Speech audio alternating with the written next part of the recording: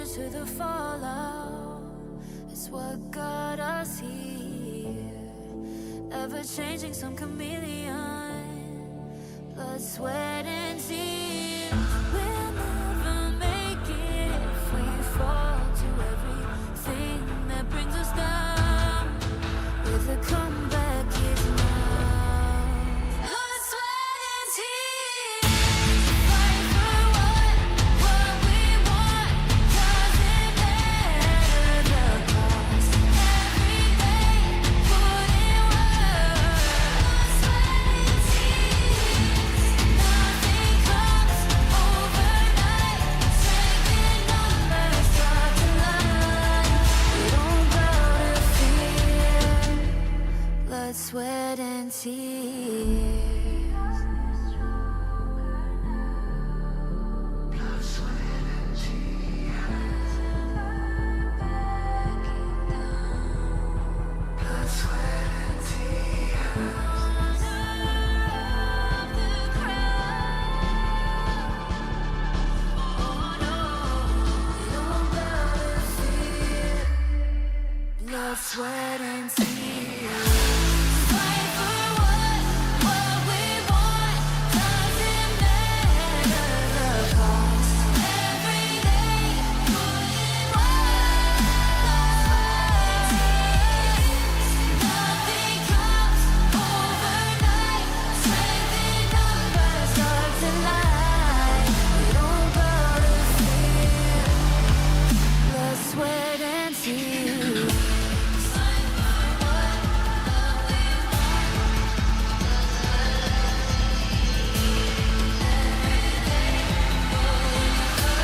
Fight for what we want. Nothing comes overnight.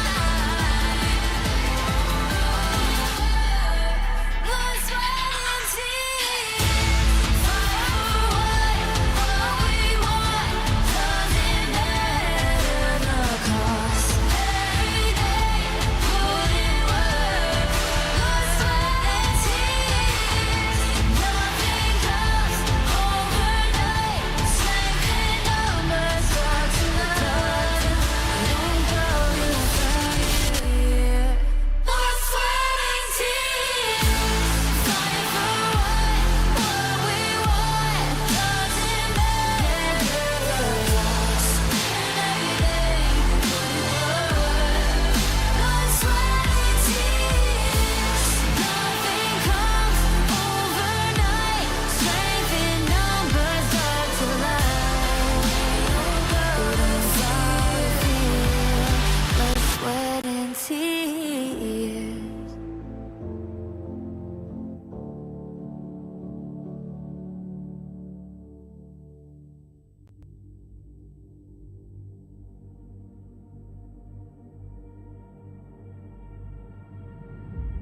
I feel it deep flowing through my blood. Rising up to become someone. And taking it all on my own. What a sweet victory. And taking all of my control. Awaken something deep in me. Like flames, feel it burning inside. Take a hold in pursuit of the prize. I've been told ain't no way to survive, keeping all of this fire that's locked up inside. When this is the time, enter the ring. All those mental chemicals doing their thing. I got flashes of battles inside of my dreams. I was made for this moment. At least now it seems like it's time to come face to face with your fear. Been battling reasons for all of the years, and I learned how to fight them with style and grace no one's ever encountered. You say it's amazing, I'ma come out swinging when they open the gate. Go ahead, call passion, I'm calling it rage. I'm taking what's mine like I already own it. Watch but don't blink, going here to the moment. The sky rained down. Here's to the madness that's all around. Go on, tell 'em who you are, you are, you are. Go on, tell 'em who you are, you are, you are, you are. Here's to the moment. The sky rained down. Here's to the madness that's all around. Go on, tell 'em who you are, you are, you are. Go on, tell 'em who you are, you are.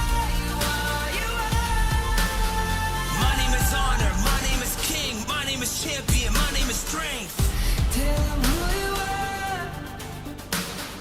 My name is Pentakill, you think it's strange? My name keep ringing inside of your brain. I hear it every night. Here's to the moment the sky rained down. Here's to the madness that's all around. So tell them who you are, you are, you are. Go and tell them who you are, you are, you are. Here's to the moment the sky rained down. Here's to the madness that's all around. Go on, tell them who you are, you are, you are. Go on, tell them who you are, you are, you are, you are. Here's to the moment the sky rained down. Here's to the madness that's all around. Go on, tell them who you are, you are, you are. Go on, tell them who you are, you are, you are. Go and tell them who you are, you are, you are.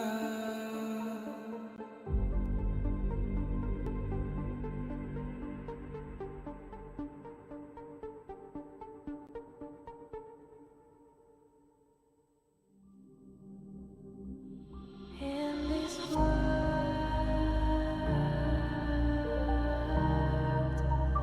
only ones in this world,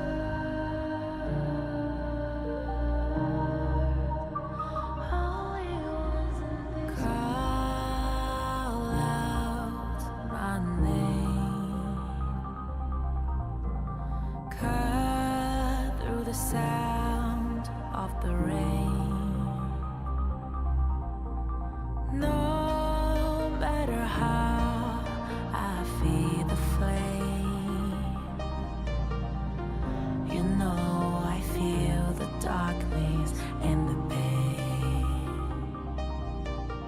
All of the ways we tried to break free from the night. You know we made it out, we found the light. I fly so high, light up the skyline. Let's do it this time, like it's a whole new vibrant world.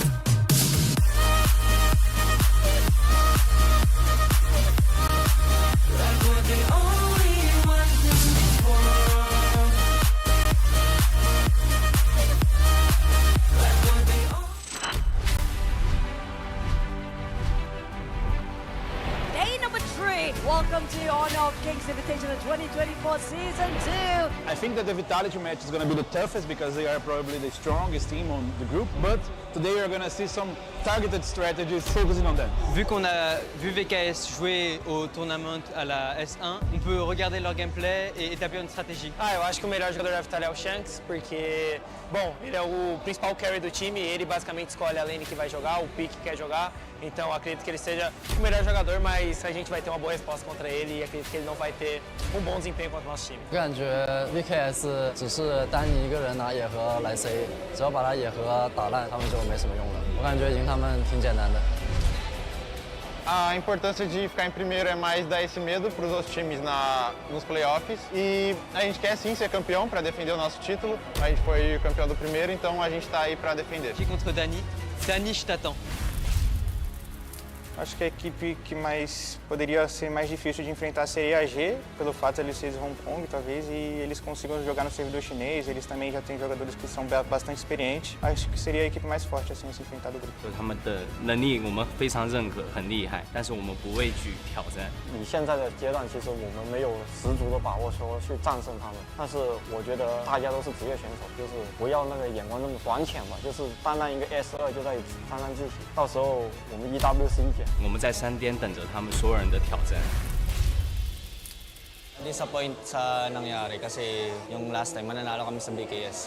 Expected namin magta-top 1 kami sa group pero For the last game, we will give our best to game our last game. 从小组抽签到比赛也有一段时间，然后我们也不断的努力去做调整，然后进步，但是还是没打过，然后输比赛。电子竞技不就是这么残忍？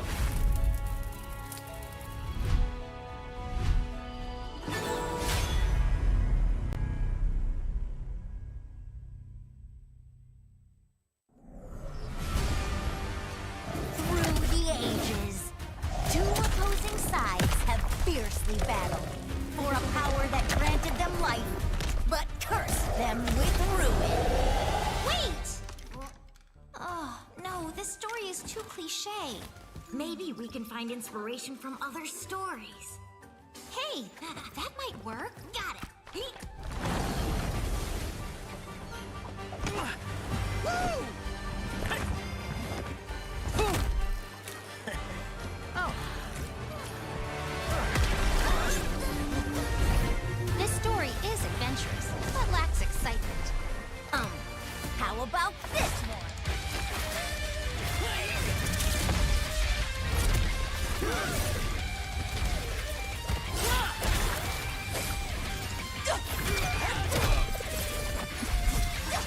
This is too much. It needs more fun. How about this?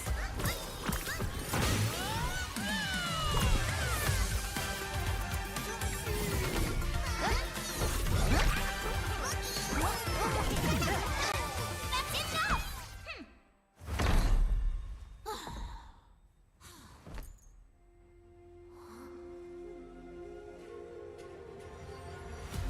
Like the thrust of a spear in battle. No one can tell my story but me! I'm born this way, ayy. It's in my chest and my bonus play. Can't be late, won't hesitate. What do you say? Grace to find my face, scars to find my skin.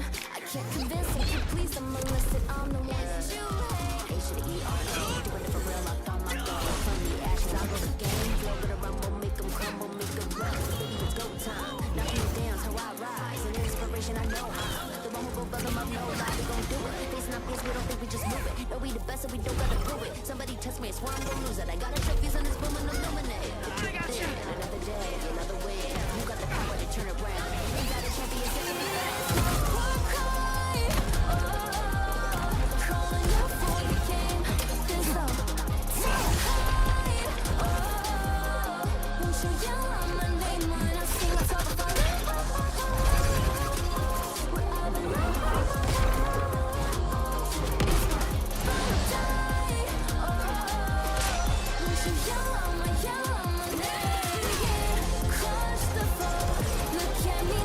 This is my story.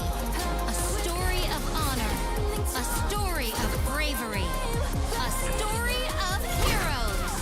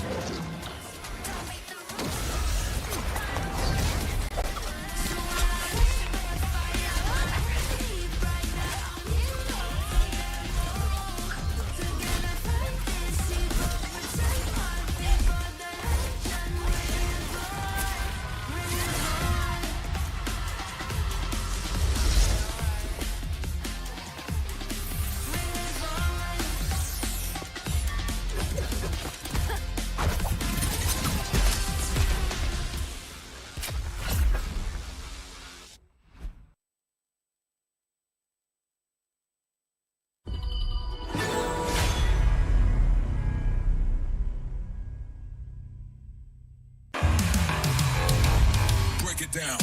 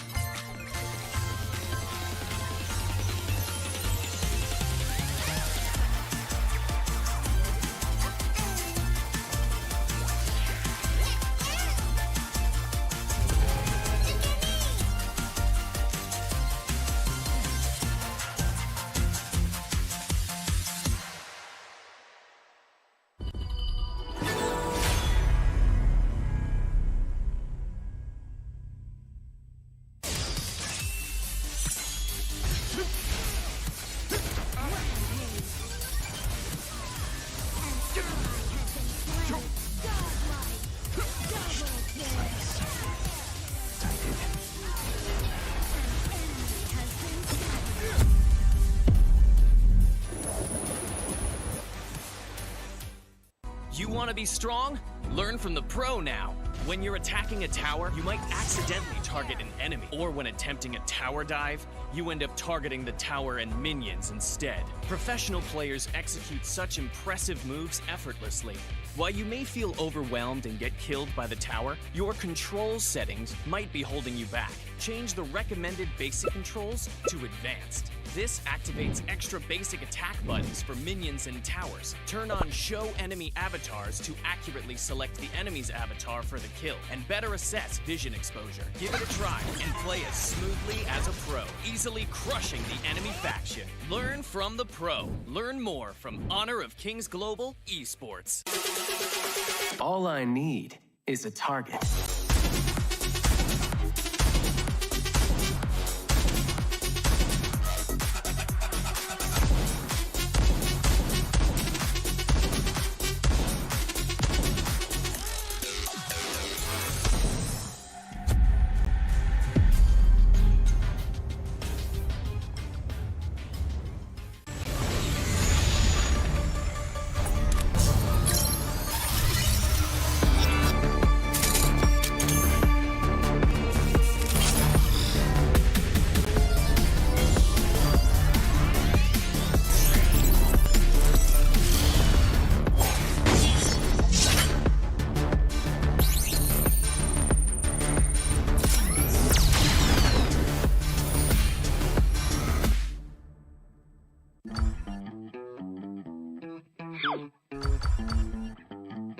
Lane stealers only bring frustration to a team. The team will be at a disadvantage and players will not enjoy the match. We are also players, and we know the problem doesn't lie with the good players. Therefore, based on feedback, we created the lane pre-pick system. Players will choose the lanes they want to play before looking for a match. The system will take these preferences into account and find suitable matches so that everyone can enjoy the game. To combat lane stealers, everyone has a chance to create a better gaming environment by reporting them and making the Gorge a better place.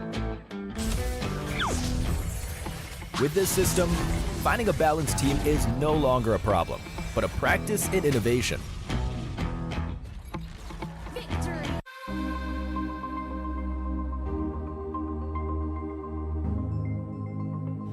Honor of Kings is the world's most played mobile MOBA, featuring intense and fair team-based battles, high-end graphics, a deep roster of diverse heroes, and a variety of gameplay modes, all combining to offer players an innovative mobile gaming experience.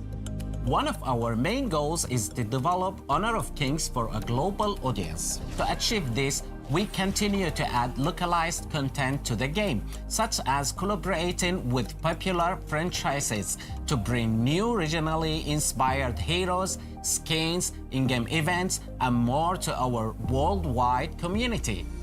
While we are members of the development team, we are also gamers. meaning we want games that foster fair, competitive environment and reward players based on their skill. This is also our North Star when it comes to developing Honor of Kings, ensuring that the game's mechanics, heroes, equipment, and more are well balanced. The game has been designed from the ground up with a mindset that all elements that affect gameplay can be earned through effort and time spent, such as hero unlock and the Kena system. This core tenet ensures that Honor of Kings remains fair, competitive, and most of all, fun. In addition to accessibility, we believe that a good PvP game needs to maintain friendly and fair matchmaking for players of all skill levels. This is why our team focuses on both game balance and matchmaking optimization. In fact, we review the community's gameplay data every 2 weeks to help us determine how best to balance the hero roster's skills and stats. It's like adjusting a precision clock to make sure everyone experiences the competitive fun of each match. Maintaining a safe, competitive environment makes for a healthier Honor of Kings community, where players can meet friendly teammates and respectful opponents in every session. Our team is passionate about ensuring that players can cooperate effectively in each battle. With a feature like map lane pre-selection, a reward system for positive play, the ability to report bad actor mid-match, and an easy-to-use Conwheel interface, all designed to foster safe, cooperative matches based on good sportsmanship. We also want Honor of Kings to be a platform where players from all over the world can realize their dreams of high-level competitive gameplay. Alliances, leaderboards, and other social features allow our challengers to meet like-minded friends and show off their skills. Meanwhile, our partner program and its incentives allow content creators to stand out and become rising stars in Honor of Kings. The esports ecosystem provides a global stage for all professional esports players to compete. These systems combine to form the game's ecosystem, building a stage for players from all over the world to shine. This is what Honor of Kings means to us. We look forward to meeting you in Heroes Jart as we come together as one strong, competitive, and awesome community.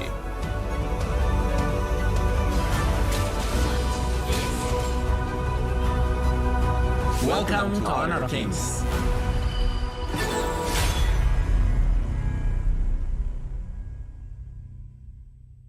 You want to be strong? Learn from the pro now.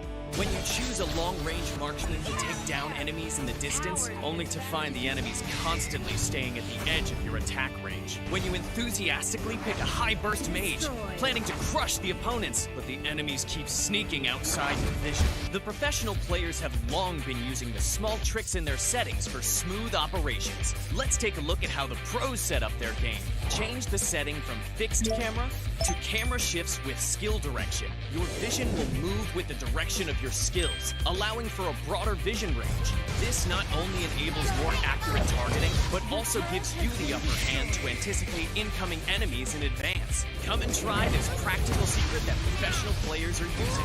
Play like a pro to dominate the enemy team effortlessly. Learn from the pro. Learn more from Honor of Kings Global Esports.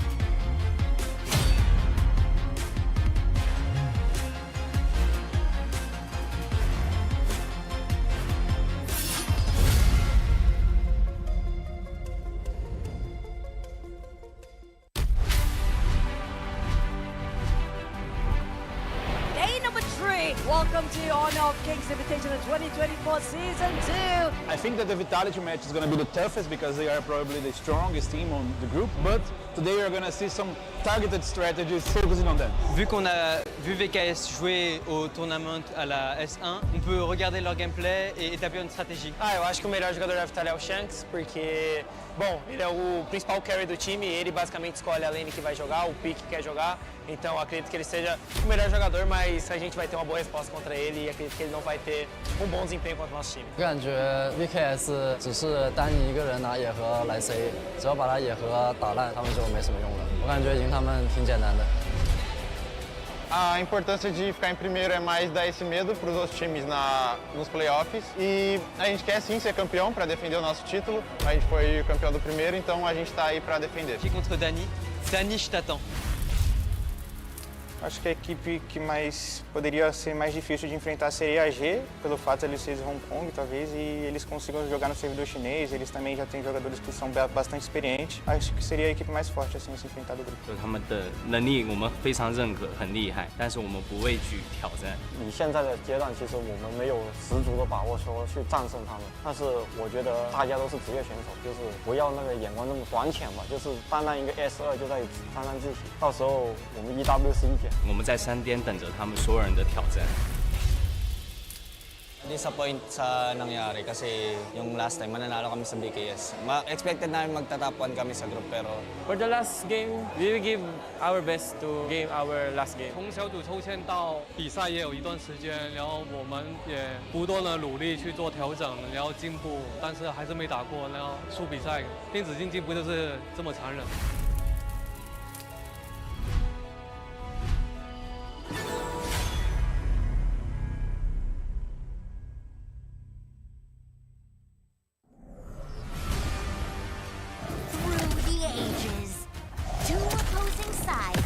Fiercely battled for a power that granted them life, but cursed them with ruin.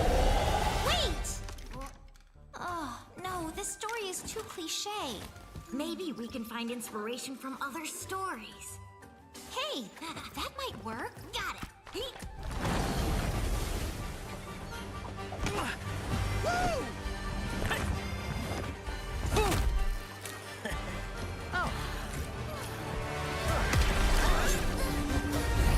This story is adventurous, but lacks excitement.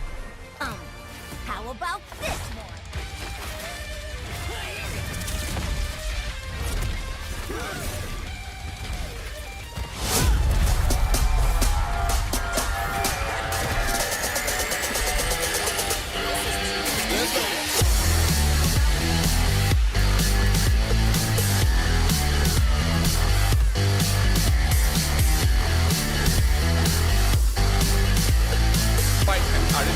Fight right now.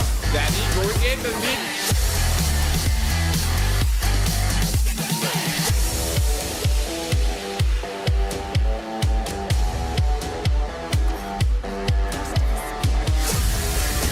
Well, confident by Bang. Bang doing the open. Time damage from Danny as well. Taking up the win sheet as well. Niap is looking.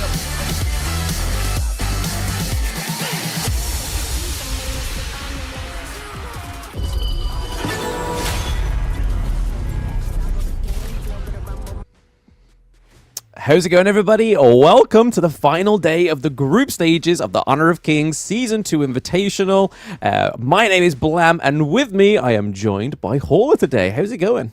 Good, good. I'm super excited. It's the first time casting with you, Blam. I'm super excited about that as well as these 3 matches. There's going to be a lot of good games because we got to figure out who's going to be the top seed going into the playoffs.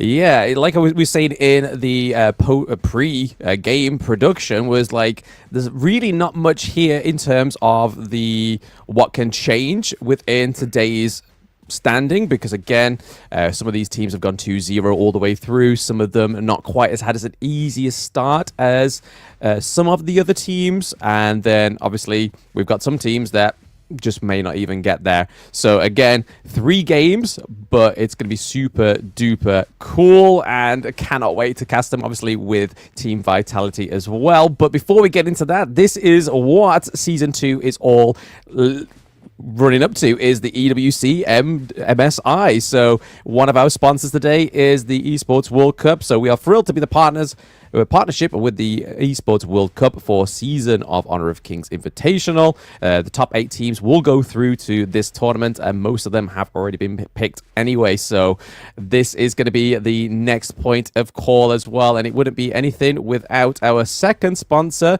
Infinix. Yeah, and this is going to be Infinix. Experience esports level gaming with the Infinix GT20 Pro, like all the professional players here at the HOK Season 2 Invitationals. If you'd like to find out more, you can check out the Infinix official website. Check out those phones. They're quite good, and all the players on stage are playing with it, and you know that they're doing some pretty sick plays with it. So definitely check them out, and you'll really like the phone.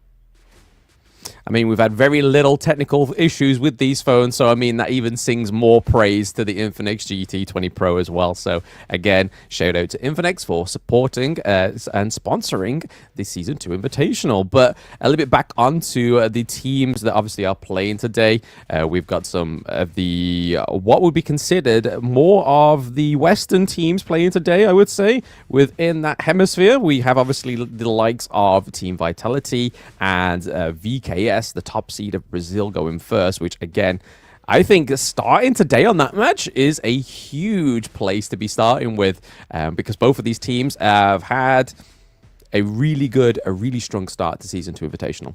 Definitely. And, you know, I mean, what better way than to make sure that you make it to the knockout stage, of course, guaranteeing your spot into the EWC. But this one is more than just bragging rights, because, of course, the top seed is going to be super important going into the knockout stage, because it's one of those things where if you're a 1 seed in the group, you don't have to face the other 1 seeds in the other groups. And there are some killers like LGD and Secret, and you don't want to be facing them, especially early. Give yourself the best chance possible by making sure that you do get that top seed.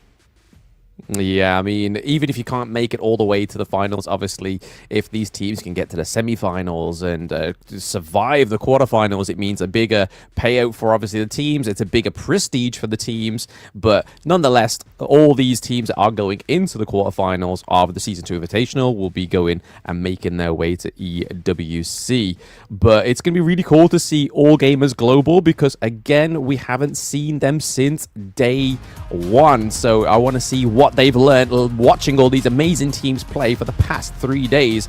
But here are the standings for Group A and Group B. So Team Vitality, EU represent, is at the top with the game-winning difference of 4, and then Vivo Keystars at 3, Boom at 4th, and then Foot Esports at 4th. And then over to the side of Group B, we have Loops at 2.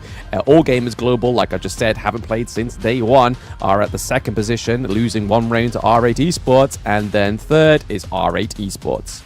Yeah, and if we're looking at the other side in terms of the other 2 groups, Group C, Team Secret came out firing. They were 2-0. They're going to be the tops of this. Kagendra had a great matchup against Osiris. They are going to be in 2nd place. Kagendra do make it in, and so they're guaranteed that 2nd slot. Group D, on the other hand, they had LGD. Again, another just dominating performance by them. They had the shortest game in like 7 minutes and like 40 seconds. They came out on top, but Impunity Sports fought back. They ensured that they got the win. They had some unconventional drafts in yesterday's day 3, and they ended up beating RRQ, so they guarantee their spot into the knockout stage. Yep, I'm still trying to recover from that loss for RRQ there, Hauler. It was definitely a sore spot for me to be witnessing whilst I'm on my 9 to 5, and then seeing RRQ lose. I was like, come on, no. That just completely decimated my day yesterday. But less about yesterday, more about today. So we've already been alluding to the first game of the day. Vivo Keystars against Team Vitality. Team EU against the Brazilian tried and tested Seed 1 is going to be super interesting. I expect nothing less than a full best of 3 between these 2 teams. I'll be very surprised if we get a quick 2-0. And then 2nd game, Loops, again, having a promising start to the tournament. All Gamers Global, not the strongest start we've seen, but we get to see them again. And then Boom against Foot Esports for the 3rd place of the Group A. But here are Vivo Keystars lineup. We do have VKS Niap, we have Danny in the jungle, 1 in the mid lane, Caesar in the farm lane, and then Maynard in the support role. This has been a tried and tested roster. Danny has said said this is the best roster they've had since VKS. So it really shows you the gravity of this team. But their opponents are going to be... Yeah, but let's talk about the others team. It's going to be Team Vitality. We're going to see Nighty, Shanks, Highland, City Boy, and of course, Benji. This is a team that is actually quite strong, and then we've seen some tremendous growth throughout the league itself. But going up against the #1 squad from Brazil, Vivo Kid Stars, how are they going to fare? We're going to have to find out in this first matchup of the day.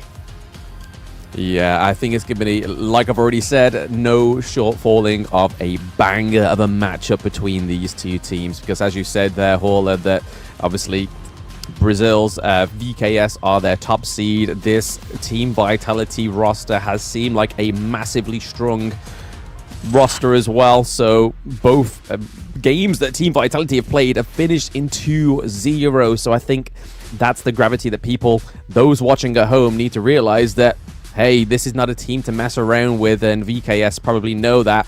But like we were saying in the introduction, this is all about trying to get that first seed, because if you are able to secure the first seed, you aren't going to be meeting either Team Secret, LGD Gaming, or whoever becomes the first seed of Group B after today. And again, you don't want to be dropping that quarterfinals match to see you. That's where your journey ends in Season 2. But we are now onto the picks and bans of Game 1.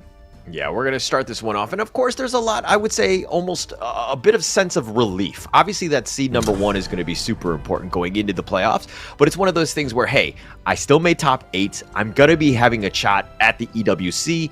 They're having the opportunity to even go to the big stage and the big tournament, the big dance, whatever you want to call it, is going to be super important for them. So what they want to do, obviously, they want to show up. They want to get that 1 seed. But at the same time, I think this is not the do or die, where your back's to the wall, where you might get eliminated. You're not going to get to that level. But we're going to go into the draft, of course. This is, of course, Game 1. The Dahlia pick is going to be first pick from them for VKS. Team Vitality, counter with a Byron and Pay. Any thoughts on that one, Blam?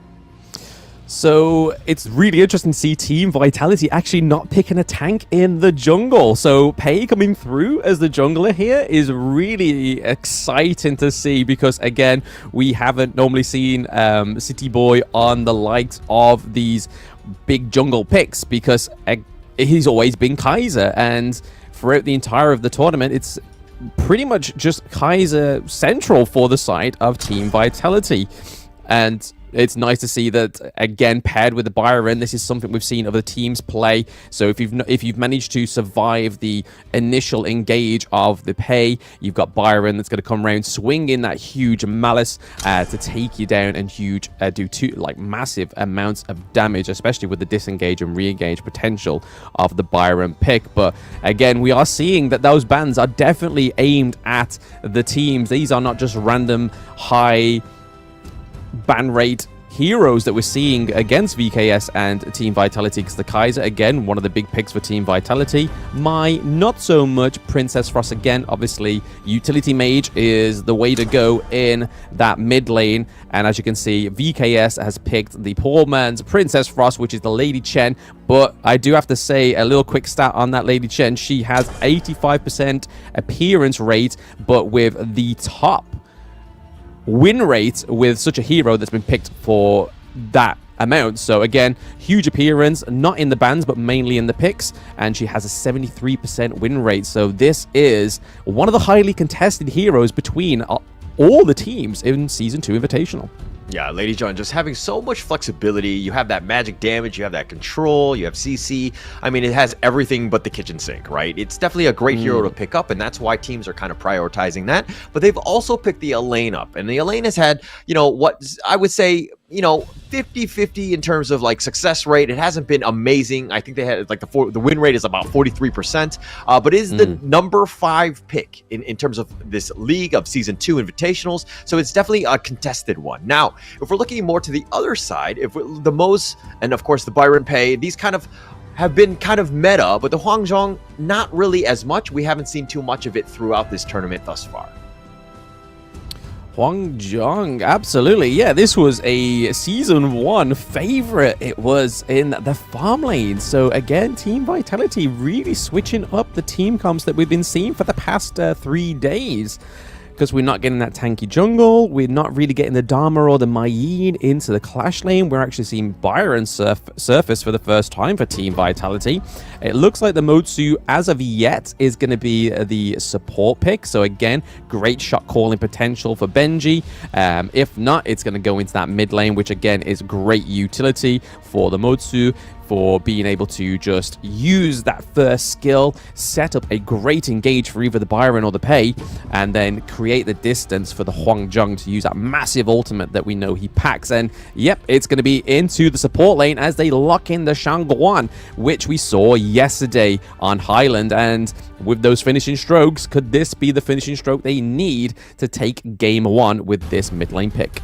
Yeah, and Team Vitality kind of doing a little bit more, I would say, unconventional draft. I mean, this is something that we haven't seen. The Huangjong is the first pick for them, actually in the entire tournament itself. So this is one of those things where they're trying to be a little bit more creative, maybe testing things out. This is, of course, the first game, and of course, this is the match one, game one. We're going to be going into Team Vitality, Keyed Stars, going into this, but who knows? Maybe they're testing the waters, trying new things. We're going to have to find out. But Blam, knowing the draft, seeing the players, who do you give the edge to? I honestly can't call it. I mean, we are meant to be super unbiased in this one, but again, because the weight that these players have within these teams and showed throughout the Season 2 Invitational, it's honestly 50-50.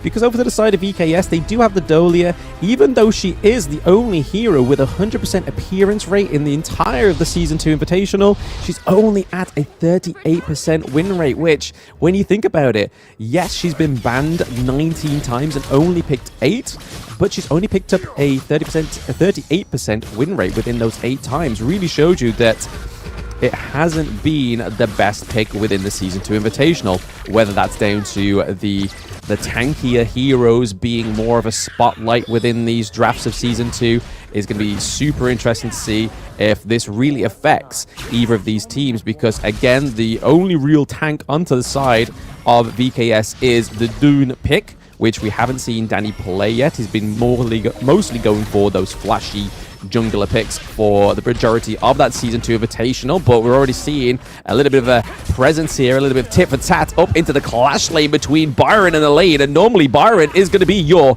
early game hero when it comes to going for those 1v1s, and Niap looking pretty low. The CC immunity does save him, but for how long? How long's that dash going to be? 90 coming in with the first blood onto VKS. Niap in the clash lane.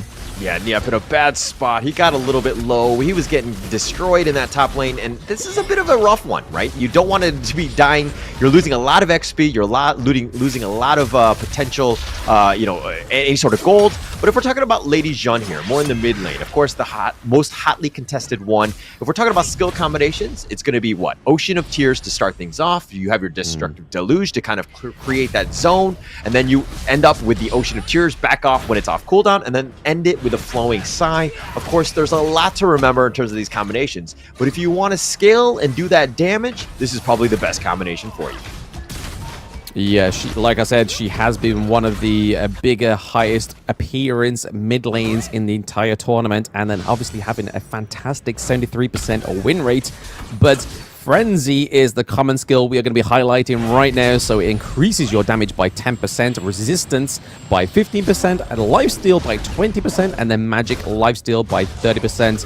As you can see, this common skill is more available onto the likes of your assassin-like heroes, like we see on the Shangguan in the mid lane, but we normally see on the Ali as well, which unfortunately we're not going to see Saucer or City Boy on the Ali this time around. We are going to be seeing the Huangjong and the Hou Yi, but paired with that Dolia, that could come through in multiple avenues here. You don't know where that second ultimate's going to come from and where that focus is coming from right now, but with her being paired in that bot lane, we're more than likely going to see on the Hou Yi, so 2 of those Burning Sun arrows coming through, and again, the distance traveled means that longer stun duration is definitely something you want to be dodging out on. And onto the side of Team Vitality, there's not really anything that can counter it, because their go-to, or within the Season 2 Invitational, the go-to counter of that one is the Ali, with obviously the Maple Dance being able to cancel those longer range abilities coming through to you. But again, onto the side of Vitality, I don't see anything being able to dodge that unless you have the dashes in your potential, and you know you have the right intelligence that blazing arrow is coming directly for you. Yeah, and if we're looking at Team Vitality, they've already got a 1k net worth lead. They've been doing a good job in terms of prioritizing the bottom lane. The Cannon Blast, that's going to start this one. Sacer getting destroyed there with a finishing stroke, and he takes out 2 with it, and he's styling already. Highland making his way from the mid lane to the bottom lane to ensure he gets those 2 kills. Highland so sick with the flow. The double kill coming through literally for 4 minutes, setting up that Tyrant camp very beautifully for the side of Team Vitality. And I think this game 1, oh, there we go. There's a blazing arrow coming through from the Ho Yi, landing straight onto Shanks. And that's what I was saying before, Hauler, is that you don't want to get hit from all the way in the enemy base. Landing that arrow on you is some crazy, insane CC duration, and you don't want to be witnessing that. Okay, I kind of blame Highland for that because Highland got the kill onto Sacer, and then he had just spawned, and right as he spawned, he threw out the Burning Sun arrow, and he ended up getting, he capitalized, and he hit Shanks with that one. So it's one of those things where, yeah, the respawn timer, he didn't expect it, but the arrow, the angle of the attack coming directly down the mid lane was something that he completely caught him off guard. Yeah, no, that was beautifully placed there, and I feel like Shanks is probably like, okay, I'll take that one on the chin. I will definitely be looking at that one. I will be changing my whole plays now because of that. You don't want to get caught out more than once because, again, you just saw how fast they're able to run down Shanks because Pabe not being the most tanky hero. But speaking of tanky heroes, Dune with the engage, but then Ho Yi being able to get the kill onto Motsu, and then Huang Zhang's being able to sit safely into the back of that turret there, trying to do as much damage as we see that Highland comes through with Shangguan. But we know the ultimate counter for Shangguan is making sure that everybody groups up so that damage is shared by that finishing stroke. So no strokes will be finishing off VKS within that little clash in the mid lane. Yeah, and he tried to make a play, tried to kind of avenge his team, trying to get that counter kill, but there were just too many of them. VKS sticking together, understanding. Oh, it looks like Mena, he's going to be launched up, and it looks like he's going to back off. He's going to just recover for now. Throws out the flowing side for good measure. Yeah. We see onto the side of Team Vitality, they're actually doing very well in terms of the turret and lane priority because they have 2 turrets to Neil Pua onto the side of VKS because they're just doing fantastic macro plays here. But speaking of macro plays, we are seeing the lane come through. Niap wants that revenge onto the Byron, but no, Highland is denying that revenge. He's like, hey, eye for an eye makes the whole world blind, so you're not taking my teammate. I will definitely take you down in that little interaction within the jungle of Team Vitality, and they are not letting them stop that tempo. It is still maintaining. We're seeing Pei pick up his red buff, and we have the Overlord Vanguards pushing these lanes as well, and already the side lanes are looking at a very shaky position going into the 7th minute. Yeah, let me go back to... Okay, it looks like they're going to go for 1, and Highland makes another play, finishing strokes his way back on out of there. But let me talk a little bit more about the Niap dive into that jungle. He went for the Death at Sunset. He tried to land right on top of Highland. Highland actually outplayed him. He used the finishing stroke, making him untargetable, so Niap just landed without doing any sort of damage, and then he was in a bad position. And so Highland was able to just kind of outplay him in their own jungle. Yes, definitely an outplay, and who else to perform that other than Team Vitality as they've had such an amazing start to Season 2 Invitational, and they're not going to slow down here. This is day 4. They don't care if they're top seed already. They want to claim it, but Dune going in, soaking it, but a lot of damage. Pei going down thanks to the Ho Yi. We see the Highlands into the back of the queue, but he has to be careful. He is going to be focused, but Ho Yi goes down as well. That is a 1-for-1 trade onto the side of Team Vitality. 1 taking down Highland as well, so that is a 2-1 trade for VKS. And they hold their mid lane turret close to their chest as it is not taken down in that brawl. Okay, one thing we've seen from Team Vitality is that Highland is the type of player where if one of his teammates is killed, he doesn't care. He's going to look to go for the counter kill. He's going to try to dive in, but as I say this, Benji gets a little bit low. Peacebringers back to safety, and it looks like Team VKS are going to take the T1 mid and ensure that they get this, looking to convert into a Tyrant here. That tier 1 falling in the mid lane is a little bit of a red flag for me, Hauler, because again, that jungle is now going to open up wider for VKS Danny. And this Dune pick is showing it's a tried and tested pick. Yes, I used to give it a lot of slack in the Season 1 Invitational and the beginning of this Season 2, but it's really showing that if you need that tank, if you need that anchor on your team, this is the hero you want to be picking, because the amount of damage this hero can soak up, especially going with it such tanky items as well. We see the likes of the crowd control boots coming through. We have the burning cape as well. So not only does Dune go in, soaks up damage, he's able to do some damage over time thanks to the burning cape as well, if he's not already hitting you with those basic attacks. But you can see onto the side of Team Vitality, they've gone for all crowd control boots because there's so much CC on the side of VKS. Yeah, and Dude has just so much potential for outplay. He has pretty much, he's like a jack of all trades, right? He can do almost anything. He can get in there with Unruly Blade. He can actually use that to escape as well. He's got the Gale's Benediction to kind of just shield himself up, as well as just kind of creating that AoE type of whirlwind type of attack. Plus he has the Wind Slash that just kind of has an AoE stun, which just kind of combos onto everything. So he's got the tools. It just comes back to the player of ensuring that you take the right initiations. You're able to kind of, you know, get into the heart of the enemy team, so to speak, and then you'll really see the power of the Duke. Absolutely.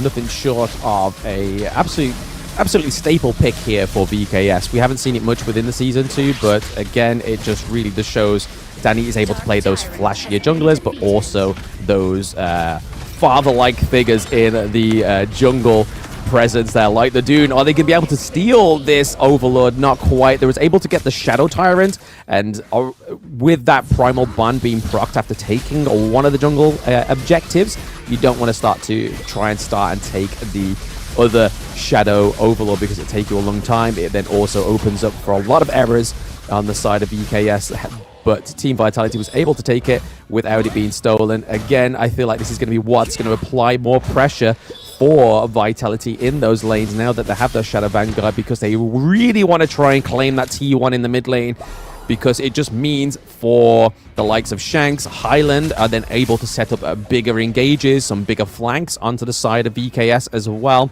But if we're looking at that goal difference, it's definitely coming smaller and smaller as the game goes on. We were seeing a very strong start from Team Vitality, but VKS was like, no. There's a reason why we're the Season 1 Invitational champions, and we're about to show you in this best of 3. But it seems so close, and like I said, this was going to be nothing short than a 50-50 matchup. Yeah, and if we're looking at that, I mean, the net worth, the biggest one is the biggest gap between the two roles, the CT Boy and Sacer, right? There's about a 1K difference here. Nighty on the run. He's going to be chased out, but it looks like it's going to be, you know, all for naught, so to speak, for VKS. They're going to back off here, but CT Boy getting that farm is a bit of a concern. He's going to do all that damage. He's the farm laner, of course. You kind of want to limit him as much as possible. VKS have not done a good job of shutting him down. No.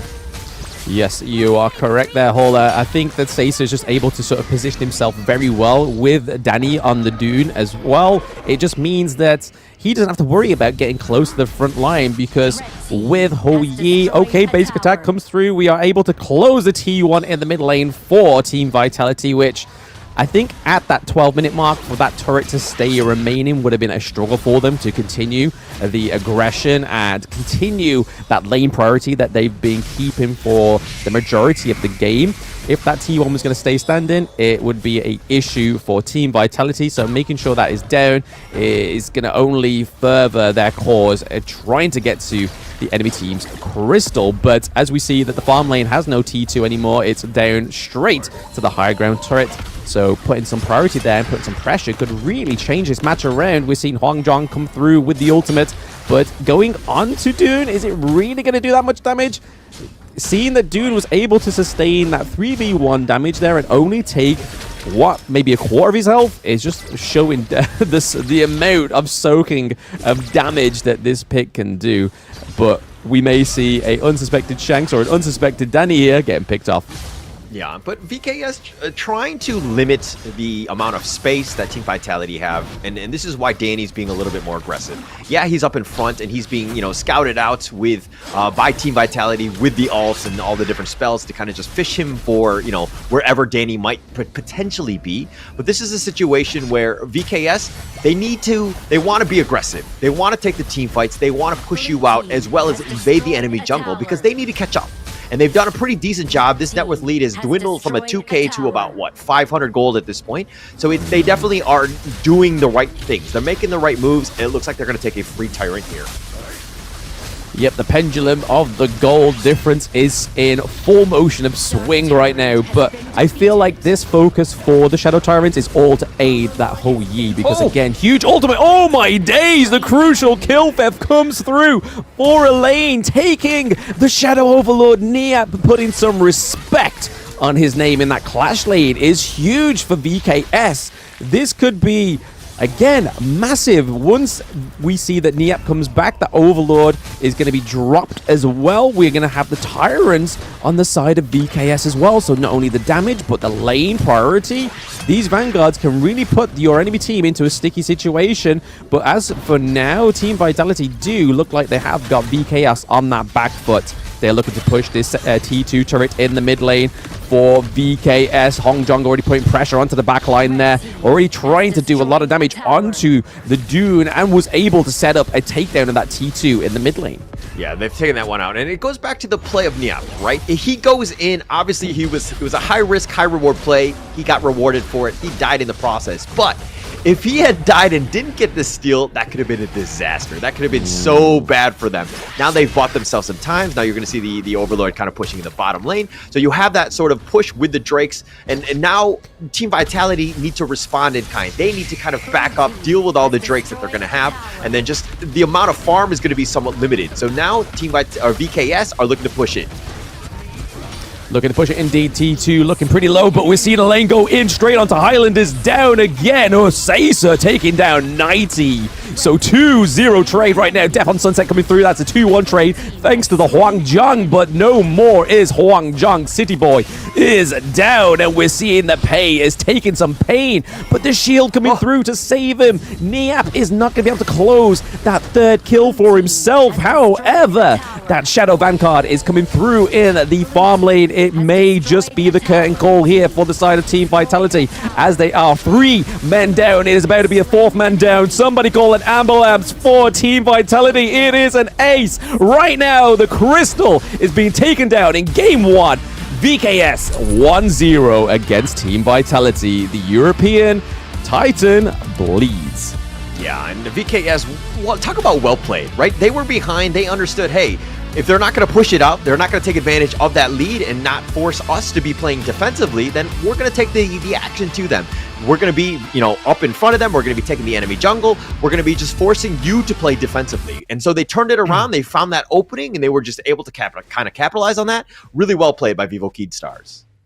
Let me just wipe away my tears, man. I mean, Europe taking an L. That's just hard to even try and process. But what a fantastic Game 1 from VKS. And we were speaking about this pre-production as well, Hall, about VKS being the champions. They always say in their little intros, you're about to find out who the best Western team is. And so far, they have rarely got a blemish on their name, really showed any faults within the Season 2 Invitational. So for Team Vitality to finally meet them in Day 4, and this is the only time they've taken a round away from Team Vitality, really shows you just the pure potential of VKS and the reason why they won Season 1 Invitational. Yes, we have to admit that the teams probably weren't up to scratch compared to what it is in Season 2. Season 2 is definitely a harder challenge than Season 1, but VKS still rising to the challenge, still keeping their name, still trying to maintain that championship of Season 1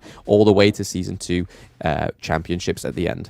Yeah, and it's one of those moments where Team Vitality, yeah, you've taken this loss, but you're not out of this one. It's like, how do you bounce back? How do you get yourself into this one? If we're looking at some of the net worth, I mean, if we're looking at it straight up across, I nothing really sticks out to me too much from Team Vitality. I think that it was more of not an itemization issue, but just more of like a play style thing. I think VKS really took the fight to them, and Team Vitality, again, just on the defensive, didn't really know how to deal with the pressure that VKS was putting on them. Yeah, because we saw that the Pei and the Byron was drafted very, very early on the side of Team Vitality. I think maybe they were suspecting that Danny may have not gone for a tank jungle pick. Maybe they would have put something more so a tanky clash lane. But however, Danny did surprise, and Danny's KDA really shows how effective that this Dune pick was against the likes of the Shangguan, the Pei, but also Byron. The amount of damage that come through these three heroes, and he was able to soak it all and not take a single death in game one, really shows how well the Dune pick is in the Season 2 Invitational. But like you said, it feels like it's just because Team Vitality are trying something different here. We haven't seen them on a tank jungle before. Pei coming through is for the first time for Shanks, so again, it may just be a unfamiliar scene for them. We may see a little bit of an adaptation in game 2, whether they'll try a tank within their roster this time around, because we can't really call Motsu a tank. Even though we started to see some tanky items being built on the Motsu, he definitely cannot sustain the amount of damage that Dune can. Yeah, and I mean, look how much damage he did. He took 90k, obviously very tanky. He played Danny played the Dune to the limits, right? That's exactly what you want. If you're looking at one, and again, this is why Lady Jeanne is like one of the most hotly contested one. The fact that you're able to do all this damage, and you take somewhat limited damage because your positioning is on par. One has done a great job with that. And why Caesar, of course, Caesar with the 100% team fight rate, always there when you needed him, making sure that he gets those kills while doing as much damage as possible, especially throwing out those burning sun arrows, which was setting up a lot of kills across the map. Yeah, I think the pairing of the Hou Yi and the Doom was just perfect, and you can kind of see the strat that VKS was going for. The fact that these two heroes alone have 100% team fight participation is that Seisu was just like, yo, you take the lead, I will stay by you. I know I can get the positioning if you're there. And then the fact that they have Niap as well, that's able to kind of scare away the Shangguan, which we saw multiple times within those interactions with, especially in the enemy jungle as well. But looking at that gold graph, you could honestly think how hectic that match was and how great of an early game we saw from Team Vitality. The graph shows it all, and then you can kind of see the decline where the side of VKS was able to focus the Shadow Tyrant, and again that just gives more damage over to Hou Yi. And a hero that attacks so fast, you don't want to be giving that damage an extra chain lightning effect over to, because he can just reach you even further.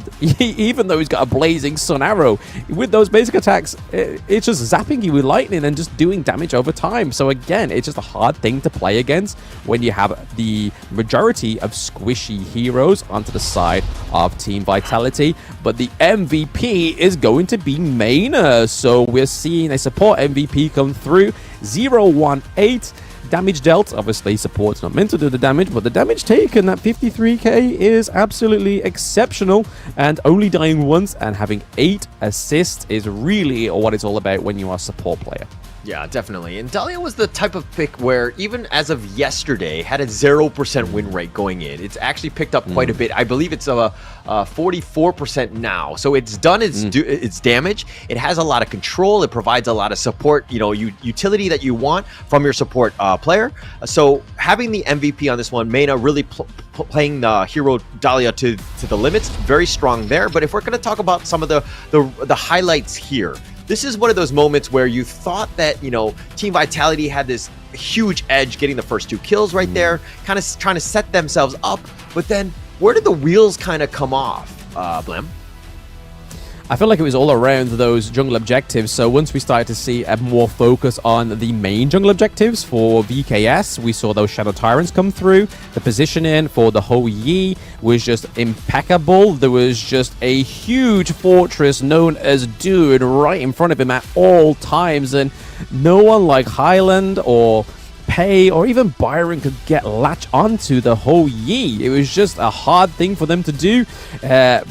Again, like I said, I feel like it's just an unfamiliar scene here for Team Vitality because they don't have that jungle tank. Seems to be their MO through the entire of the Season 2 Invitational. And then that beautiful steal from Niap was really the huge high-risk, high-reward play that you were speaking about, Hauler. It really played dividends in this Game 1, if anything, was where the wheels physically and evidently fell off.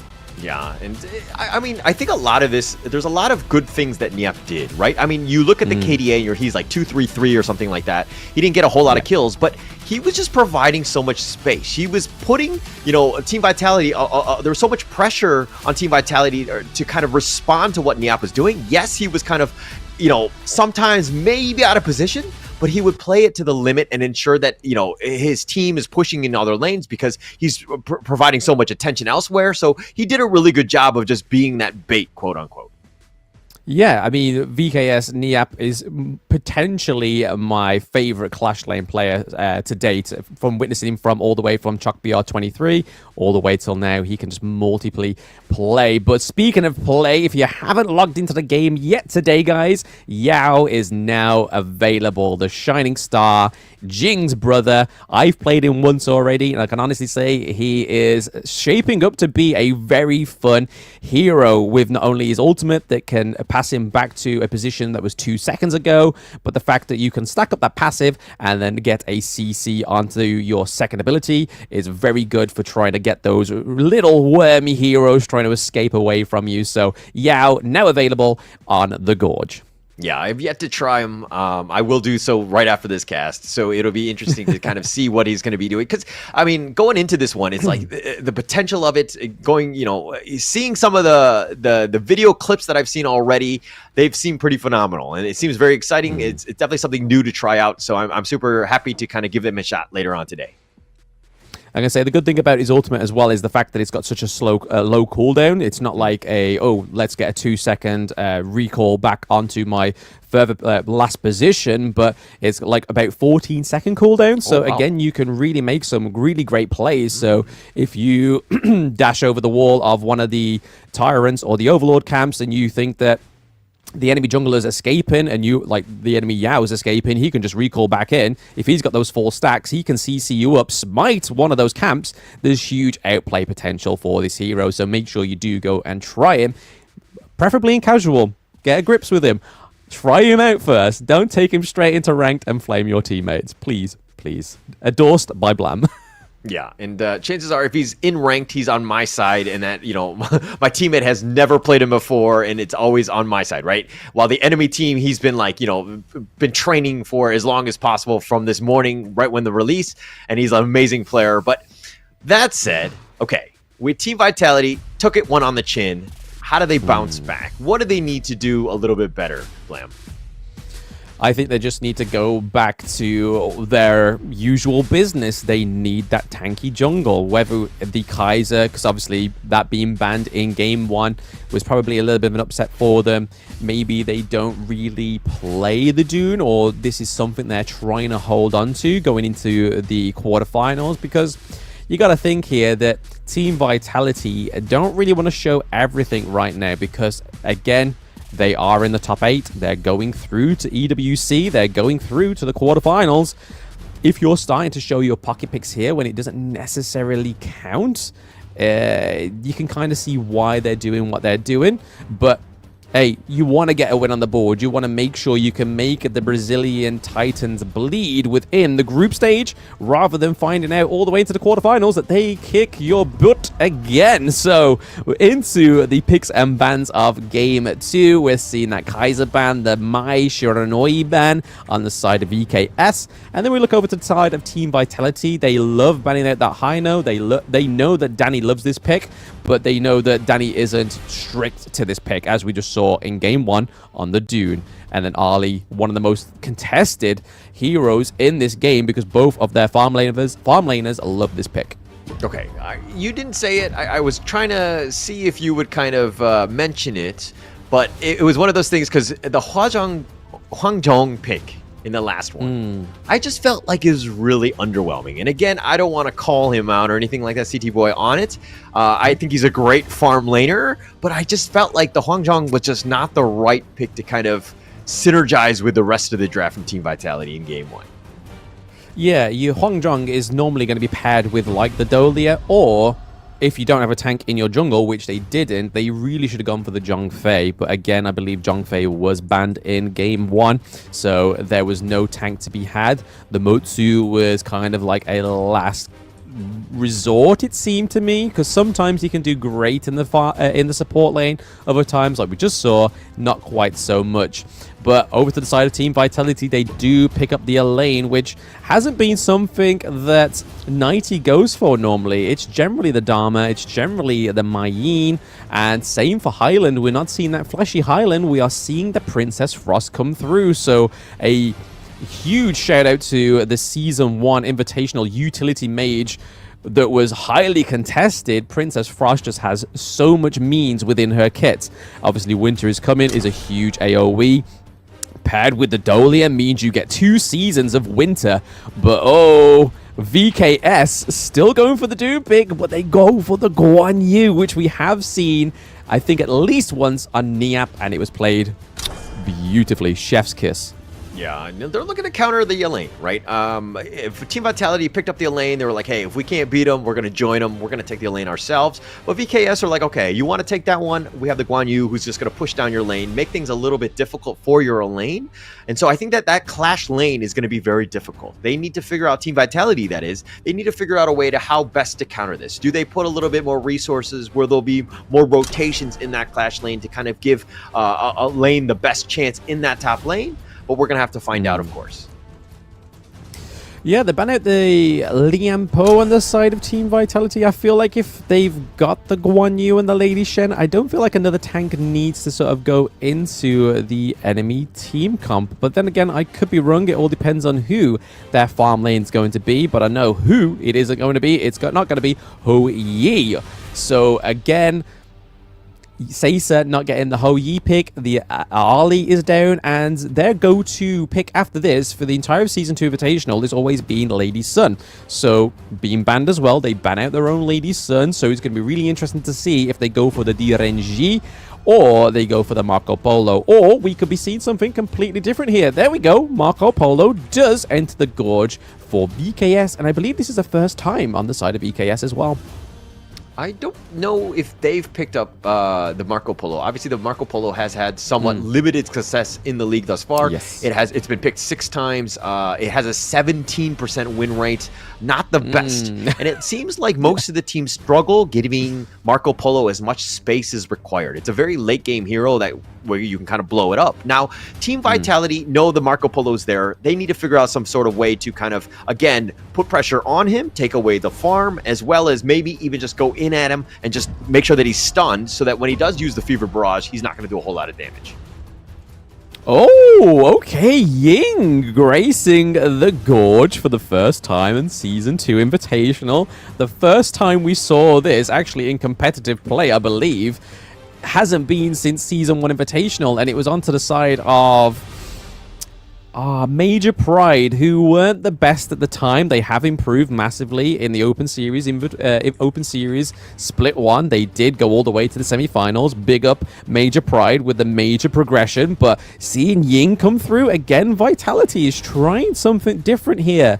They don't have a tank once again. They are just trying. I think they're just going for different things here. They seem to be having a little bit of an experimental phase in the group stage of day 4. Yeah, and I like it, right? Might as well try things out here. That was the first time in Game 1 where we saw the Hwangjeong in the actual league. This is the first time, I believe it's also for Ying as well. So this is the time to experiment, right?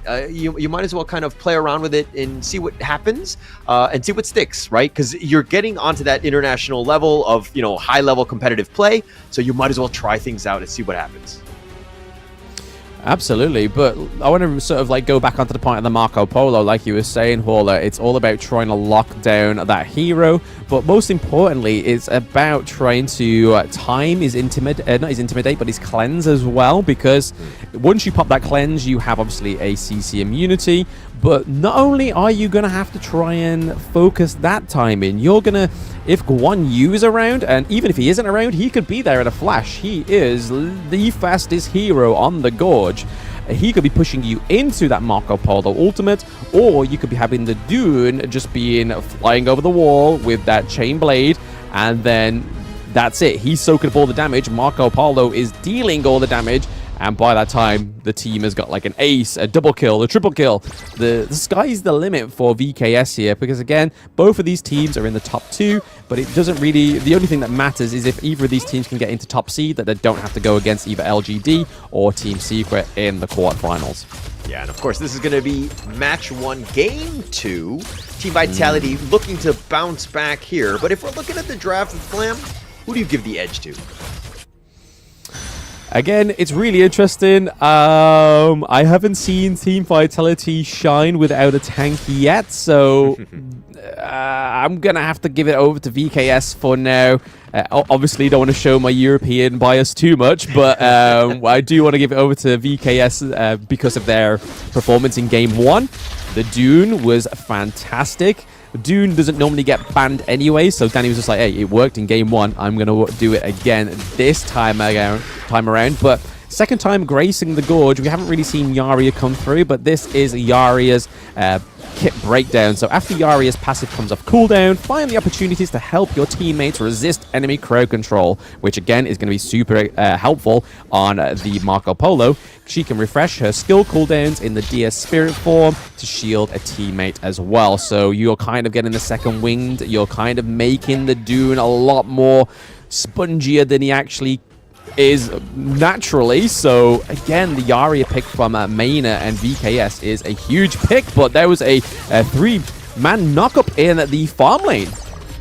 Yeah, and I mean, there's going to be a lot of, I would say, stuns potentially from Team Vitality, right? There's the option that they might have. They might get you the meteor kill. There's some potential ways to just kind of lock you down. And Caesar on the Marco Polo, again, the biggest thing for him is that, yeah, he does a ton of damage, but you stun him, he's going to have a bad time. So that's why he's picked up the Purify. The Purify will just kind of cleanse it or make him immune for about 1.5 seconds, which is pretty much all you need to do all that damage that you need to do. But if we're going to look into this one, it looks like they're going to kind of prioritize the bottom lane. Team Vitality pushing it out, while VKS is just kind of very, very defensive, trying to give Caesar as much space as possible. Yeah, they're definitely having a heavier roam game here. And I mean, a hero like Guan Yu, if you restrict his movement, it's kind of like trapping a bird in a cage. You're just kind of stifling its lifestyle, and you don't want to put the stifle onto a hero like Guan Yu because he's all about that momentum, baby. It really helps those skills come through and gives them an extra bit of an edge and a kick. But like you were saying, Hauler, they are definitely focusing that farm lane once again on the side of Team Vitality. They like to focus the side lanes because once again, if they're able to take that side lane a little bit sooner, it means that the Marco Polo and the Yaria are a little bit more susceptible to ganks from the Ying as well. So you can kind of see the picture that they are painting for us in Game 2, Match 1 between Team Vitality and VKS. Yeah, and look at this one. It's 3 minutes and 30 seconds in, and it's going to use the Fever Barrage, and he does some work, and CT Boy is going to go down, give it up first blood. Caesar, though, is getting so low, he's going to get sniped out. Highland will ensure he gets that kill, but VKS, I mean, if you're looking at that tower T1, Team Vitality have done a great job of putting that pressure down, and with Caesar down, that's a big win, although they did trade with CT Boy. Yeah, even trades there. It was the marksman for marksman, so again we could say that is definitely an even trade overall for both of these teams. None of the junglers have gone down whilst these jungle objectives have now spawned. So first Tyrant and Overlord coming through in Game 2 here. Dune already looking for a rotation down to the Tyrant potentially here. Again would complement the Marco Polo pick beautifully. As we can see, Marco Polo is able to pick up that red buff, giving him extra damage going into these next team fights, and also the Tyrant fight potentially. Ying is definitely still on that side of the map as well. Dolia scouting out there. Benji just doing what supports are meant to do. Can we get a crucial kill? Oh, no! Danny gets the first Tyrant. I thought that Shanks had it in him, that he was going to be there to steal and repay back what happened in game 1 against them in that Shadow Overlord, but not quite. They may have to try and settle for an Overlord in the first phase of the jungle. Danny wins the Smite War. He ensures he gets it, secures that one. Absolute win for them. They were making a huge rotation, and CT Boy in the bottom lane was almost free farming, and so they had to kind of slow things down just because of the fact that they had to deal with a Tyrant. They tried to go for the steal, not able to do so, and it looks like Vivo Kid Stars coming out on top, at least with the net worth. Yes, it's very small at this point, but putting themselves up any sort of advantage right now for Vivo Kid Stars is a huge win for them because, again, they really know how to play with the lead. Yeah, their roam is impeccable right now. It's just seeming to be that the Guan Yu and Dune are always very much close by, and that's kind of what you want to be looking out for, because those two can set up a great engage, especially when you've got the Lady Chen as well as the Marco Polo looking to rock around those lanes as well. But Ying is looking for a rotation, as there may be a little bit of a fight prompting here in the mid lane with Lady Shen. You got Yaria there. Dune is there as well. We've got both Caesar and Nighty trading blows, but unfortunately it wasn't quite going to go through there. Nighty's having to recall, which could be at the detriment to Team Vitality in this mid fight. Still hasn't managed to recall yet. He is still trying to delay his go back to base so that he can try and support and keep a hold of that farm lane T1. But look how much damage Team Vitality's Clash Lane T1 has. That's just a whistle or a blow away from falling.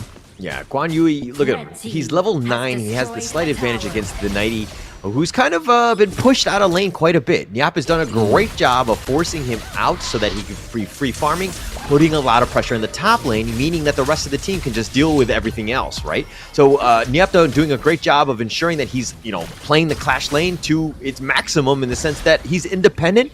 He's able to kind of put pressure without, any other sort of support. So he's done a great job, and VKS have taken advantage of that as they're looking to kind of push and invade in the enemy jungle and actually push in that bottom T1. Yeah, Niap on the Guan Yu just really shows how well he can sort of macro and micro, because again, he's making sure that his lane's always cleared. He's now rotating back up because Ying's getting a little bit too close to comfort in that Clash lane T1, so he's going to go back, he's going to go nurse his lane, and then you'll more likely see him rotate back around to the Overlord or even back down to the mid lane, because he is just there to support his teammates, to set up, push those squishy heroes on the side of Team Vitality out of the turrets, the safety of the turret anyway, because we know there's plenty of squishy heroes on the side of Team Vitality, and huddling under those turrets is not going to be a safe option for them. We have Caesar doing a lot of damage onto City Boy as well, with the help of Yari getting that 1 second knock-up onto the DRNG is also going to make sure, or at least try and get that cleanse off that second skill on cooldown, so the next time an engage comes through, he's not going to have it. He's going to be a sitting duck nonetheless. Yeah, and if we're looking at what Vivo Kid Stars are doing, is that they're not really taking a whole lot of team fights. They're not forcing the issue. They're not looking for ambushes. What they're trying to do is playing objective-based Honor of Kings, right? They're taking what the enemy's giving them. All that space, look at the top T1, bottom T1, both of them had taken, and they've used that to kind of push things along, and they've taken the bigger ones, the Overlord, the Tyrants. They've been able to invade the enemy jungle, and they have a lead because of this. It's grown quite considerably because they understand the flow of the game. Where the minions are pushing, Nyap is going to clear this one out. The enemy jungle is open in other areas, so they're taking advantage of all that space that's been provided by the lack of T1s that they have. Yep, and this is VKS real estate going on right now in the jungle and across the lanes, like you were saying, Hauler. Just Guan Yu, Niap on the Guan Yu is just beautifully being played here, macro-wise, always putting the attention into the lanes. Not quite seen him pick up a kill yet or try and sort of like secure a team fight to go into VKS's favor. He is just all about nursing those lanes and making sure that VKS's lanes are looking healthy, looking strong, and making sure that priority stays there. But they are able to close out the Shadow Tyrant this time around as well, so again, Tyrant focus for the side of VKS is seeming to be the MO in this match 1, game 2 for VKS against Team Vitality. It's definitely a less scrappier game.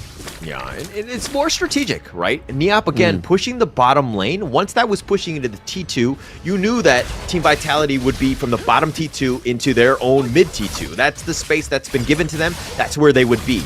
And with that space that was provided, Neop was then able to kind of hide in that bush right behind the Tyrant to be just a forward scout to see if Team Vitality were going to make any sort of contest to that Tyrant. So Vivo Key Stars, while it looks like they got a free Tyrant, it was because of the space that was provided by Neop and the rest of the team, understanding how to be in the right position at the right time. Yep, we have the Shadow Tyrant back up again with the Shadow Overlord as they have a bit of pressure in the Clash lane on the side of Team Vitality. It's already gone down to half health, which is crazy, but we are getting a bit of a gauge here from Team Vitality and VKS. Guan Yu into the back line. The lane trying to skip all that from the set. Death on Sunset. 90 makes Neop bleed, but they do lose the Shadow Tyrant, which, again, is a not equal trade. Yes, you get a second kill on the board, but you lose the Shadow Tyrant, especially when they have such a Soaky, spongy Danny on the Dune, and they're all looking pretty low. Team Vitality on the run. Highland takes a kill down again, and then we have Seiza getting a double kill onto 90. Also, they are not stopping. The barrage of attacks is in the mid lane. They're looking to clean up their minions, getting that T1 hopefully in the mid lane. The only thing stopping them is Dolia and Direnji, but they are making sure work of that, pushing them away from that T1 turret in the mid lane. All right, Vivo Key Stars, they lost Neop early, but they were like, actually, we have a net worth advantage. We can take this fight 4 versus 5. For the record, if you're in your ranked games, I do not recommend this play. Vivo Key Stars are pros, and there's a reason why they're able to take that fight and come out with the victors. They did get two kills onto Nighty and Highland. Things to take note of is that understanding the limits, and we'll see the replay here of how things started here, right? This is the more... Neop had already been killed. Seiser's like, actually, I still have my, my ult. We can go. We have the damage. We have it, and we were able to get 2 kills because of that. And Vivo Key Stars, again, really nice play. Those 2 kills have kind of expanded on this net worth lead, which has kind of grown to about 4.5k. Yep, it's definitely working beautiful here for VKS. They are looking pretty strong going into the 12-minute mark. Team Vitality still struggling to get a second turret onto this game 2, which right now is looking very, very shaky for them. I feel like the wheels have potentially already fallen off for this team comp onto the side of Team Vitality. The Ying has not really shined through because even though she has the knock-up, she has the huge damage as well. She's just not been able to sort of encapsulate that onto the side of Team VKS because Danny being able to soak up and sponge so much damage. We have the shield coming from Yaria as well. There's just too much to try and calculate and deal with on the side of Team Vitality. They are just not knowing where to put that focus, but the focus is currently going onto that T2 turret in the Clash lane. Are they going to be able to wipe out those minions? No. Danny is into the back of the team fight there to keep them off of those minions. The Winter is coming through just to try and stop them and stop Danny going down as well. Shanks is a little bit too close for comfort against Team VKS, and down goes Highland once again. The Princess Frost is not looking very Princess-y. She is definitely taking a lot of L's within these team fights. A major focus for the side of VKS. Okay, you're talking about the wheels coming off from Team Vitality, but this is not something where they're making so many mistakes that, the car is falling apart at the end of the day. This is one of those things where Vivo Key Stars have played this game to the T. They've been very strategic, very calculated with their risks. Meteor kill going in for this one, not even getting any kills, but it's one of those moments where Vivo Key Stars have played so well that you don't see the car deteriorating before your own eyes. Yeah, no, it's definitely, I feel like it, like you say, it's falling apart, but it's not diminishing straight away. It is just wobbling. It's wobbling along the road still. There is potential for that wobble to turn into a momentum, right? I mean, the 44k to the 38k now goal difference by VKS as they go to secure another Shadow Tyrant. Team Vitality struggling to get onto the board with these jungle objectives. So again, that is another string in their bow that seems to have snapped in game 2 of match 1, and VKS looking as strong as ever. Like I said before they went for the Overlord fight, this game has been very more of a strategic game, like you were saying, Horla. There isn't been as many kills across the board. It's just all about being Danny, Niap setting up those lanes and making sure there is big priority, too much pressure for Team Vitality to focus in these team fights and try and focus where the best place is to put those. Princess Frost Winter is coming, because even though she has the privilege of having 2 seasons in 1, the Dolia doesn't seem to be doing as much of an effect in this game 2 for Team Vitality. It seemed like a bigger play for VKS and a bigger pick for them in game 1. We see that the higher ground turret's fallen in the farm lane for Team Vitality. They are struggling and holding on to that mid lane high ground turret. There is no minion wave for the side of VKS to try and approach that one just yet, but it is steadily rocking down the road, and I feel like Team Vitality are just trying to hold on here. Niap is looking like a predator in the wild, just waiting for somebody to overstep on the side of Team Vitality, and he is looking still for his victim. We see that Vitality trying to go in. Shanks goes down early in the team fight. It is looking like almost a 2. Oh no, it's a 1-1 trade, 2-1 trade for the side of Team VKS. They take another kill. Niap is not happy with just a singular kill. He needs that double. There's only 1 minion at the crystal. Is that going to be enough for Team VKS to try and take the victory here? Dolia is able to keep them with a lifeline, but here comes the boys. They are back in town, both in all lanes, so they are not going to be able to do it. It's 2v3 right now, and the crystal is going to be taken down to a 2-0 for Team VKS. We honestly thought that this was going to be a best of 3, Hauler. What's going on? No, the Vivo King Stars are the type where you give them the advantage, any sort of lead, they're just going to take over, right? And you see this, just how calculated, how surgical they were. They were like, okay, we don't care about kills. We're going to play this one objectively. We're going to beat you just with straight up strategy. I don't care if you kill, you know, one of our players here and there, because at the end of the day, I'm going to kill, like, I'm going to win. I'm going to make sure that we get the objectives. We're going to go for the crystals. We're going to take really smart fights, giving ourselves the best opportunity to win, because at the end of the day, all that matters is the crystal, not, of course, the kills of the KDA. Yeah, you can kind of feel that what was going on there, like I said, with those not quite conventional jungle picks by Team Vitality, but I'm sure we'll get a little bit more invite in this Thank winning you so much. interview What an with exhilarating Chuchu. match just now coming out from the side of VKS. Vivo K-Stars, you guys used to be the Season 1 champions. You hold on to that title, but man, that second match that Marco Polo says, that was amazing, man. Now, we do know when it comes to playing a carry, it's going to be difficult. But at the same time, how was the communication between you and your Yaria, who's been supporting you, Mana, who's been supporting you? How was the communication to make sure everything in sync between you two?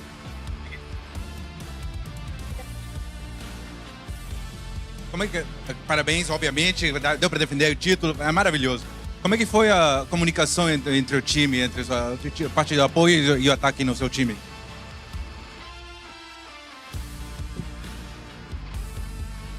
Eu acho que a gente tinha uma boa situação de draft. Eles se colocaram em algumas situações ruins e a gente viu a oportunidade de pegar uma comp que escala muito, a composição que ia crescer muito no decorrer do jogo, e eles não tinham tantas formas de abusar da gente no começo do jogo. A gente viu a oportunidade mesmo, sem estar muito treinado, a gente foi lá e executou.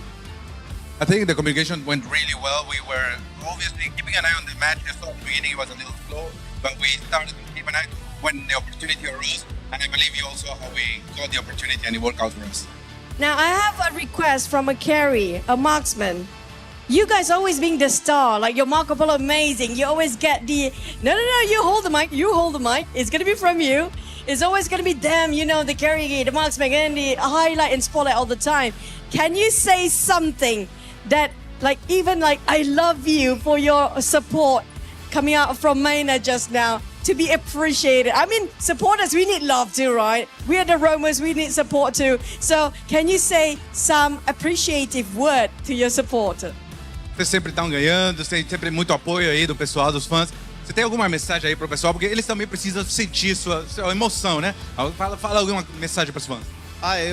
Eu e todo o nosso time só queria agradecer por todo o suporte que tem dado a gente. A gente vem aí representando o Brasil, a gente sabe como a torcida brasileira e todo mundo que está aqui também tem muito carinho. Quando um brasileiro vai para fora, ele é sempre muito bem recepcionado, muito bem acolhido. E então eu só queria agradecer a todos os brasileiros que estão acompanhando a gente, que é madrugada lá e eles fazendo esse esforço, e todo mundo que está acompanhando a gente e esse carinho que o mundo todo, quando a gente sai do Brasil, tem pelo Brasil. Isso é muito gratificante e é muito emocionante pra gente. Every time we travel around the world, we feel the warmth of the location. Wherever we are, we feel the love. And we wanted to thank not just everybody here, but always our fans from Brazil, which right now they're watching us, even though it's dawn over there. So we always want to convey how at home we feel everywhere, and to thank everyone for their support. I think that I was really thankful for that speech coming out for your supporters. Definitely they'll be supporting you as well. But if you have to give one word for Maina, who helped you so much in the game just now, what would it be? Se você tivesse uma mensagem aí pro Maynard, que apoiou tanto nessa partida, o que você falaria para ele? Eu falaria que ele manter a tranquilidade, que mesmo nas adversidades aí você consegue crescer, só manter o foco, o treinamento, que o resultado vem. Sempre deixaria essa mensagem para ele. I'd say just keep level-headed, because whatever the situation, even when we're down, we're gonna get back up again. So keep focused and we'll always get there. Hug Maina for me.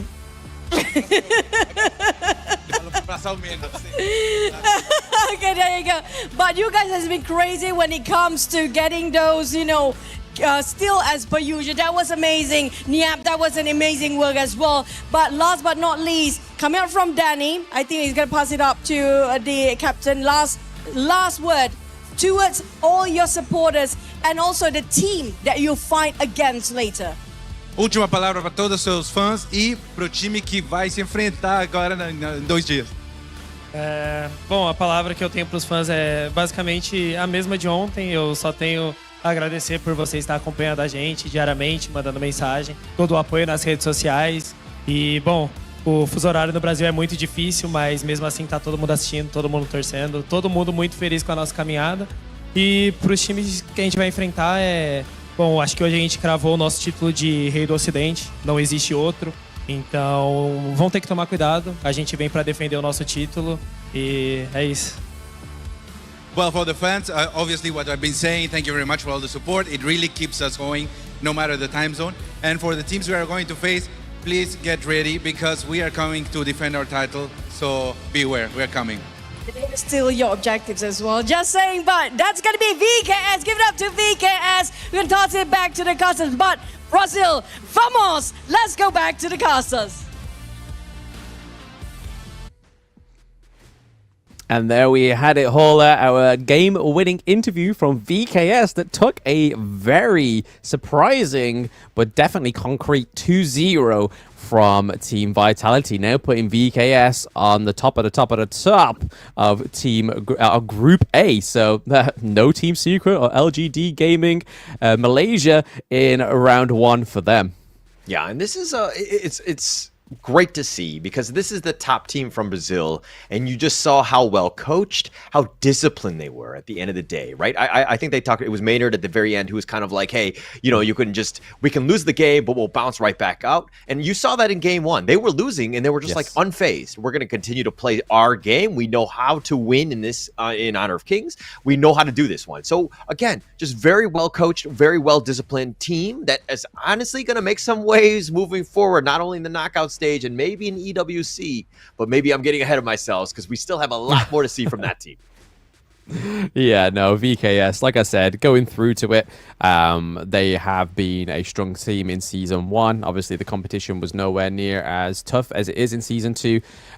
Season 1 had a lot of new teams, new players from different games, stuff like that. Whereas Season 2, everyone's developed, everyone's came into their own, and especially with the introduction of Southeast Asian teams as well, definitely didn't make it an easy feat within Season 2, which, again, VKS is still going to have to sort of try and see what they can do against the stronger C teams going through to the quarterfinals. But lucky for them, they won't meet them until potentially the semifinals. But here we are looking at the post-game analytics. And again, Danny not dropping a single death in 2 games. That's 2 games, Hauler. No deaths for VKS Danny on the Dune. Yeah, and he's playing it to the limits, and this is why Dune is just so strong. I mean, he's so tanky. He got in and out, made a lot of plays. He caught them with the unruly blades. He would just be in your face almost the entire time. I mean, he's 105. He didn't die, and which is the biggest thing, but I'm pretty sure his damage received in that game was going to be quite high. We'll probably see that in the next one. But I also want to give a shout out to Cesar. On this Marco Polo, we had seen time and time again where the Marco Polos, again, have had somewhat limited success. They really came out strong on this one, ensure that he was kind of covered by Mena with the Verdant Protectors from the Yaria. So they just had so much going for them. But if we're looking at damage taken, right? Look at this, Danny. 81,000, the second highest in this game. Yeah, not quite the 90k from game 1, but hey, it was shared between Danny, it was shared between Niap as well. Niap we saw take a few L's this time around, but again, the teamfight participation, from Niap was 50% because, like we were saying in game 2, that he was there to nurse those lanes. He was there to give them the pushes that they needed, to push back the minions that were approaching their turrets, and then just see what happened from there. But Mena, again, with the 100% team fight participation, really showing that this Yaria was giving extra sponginess to the likes of the Dune, but it was also helping the Marco Polo, helping the Lady Chen as well with those single 1-second knockups, was able in Lady Chen to just drop her ults or even her first skill or second skill, landing them more perfectly. And you can really show how perfectly that was landed because 109k damage from the mid lane of VKS is nothing to frown down.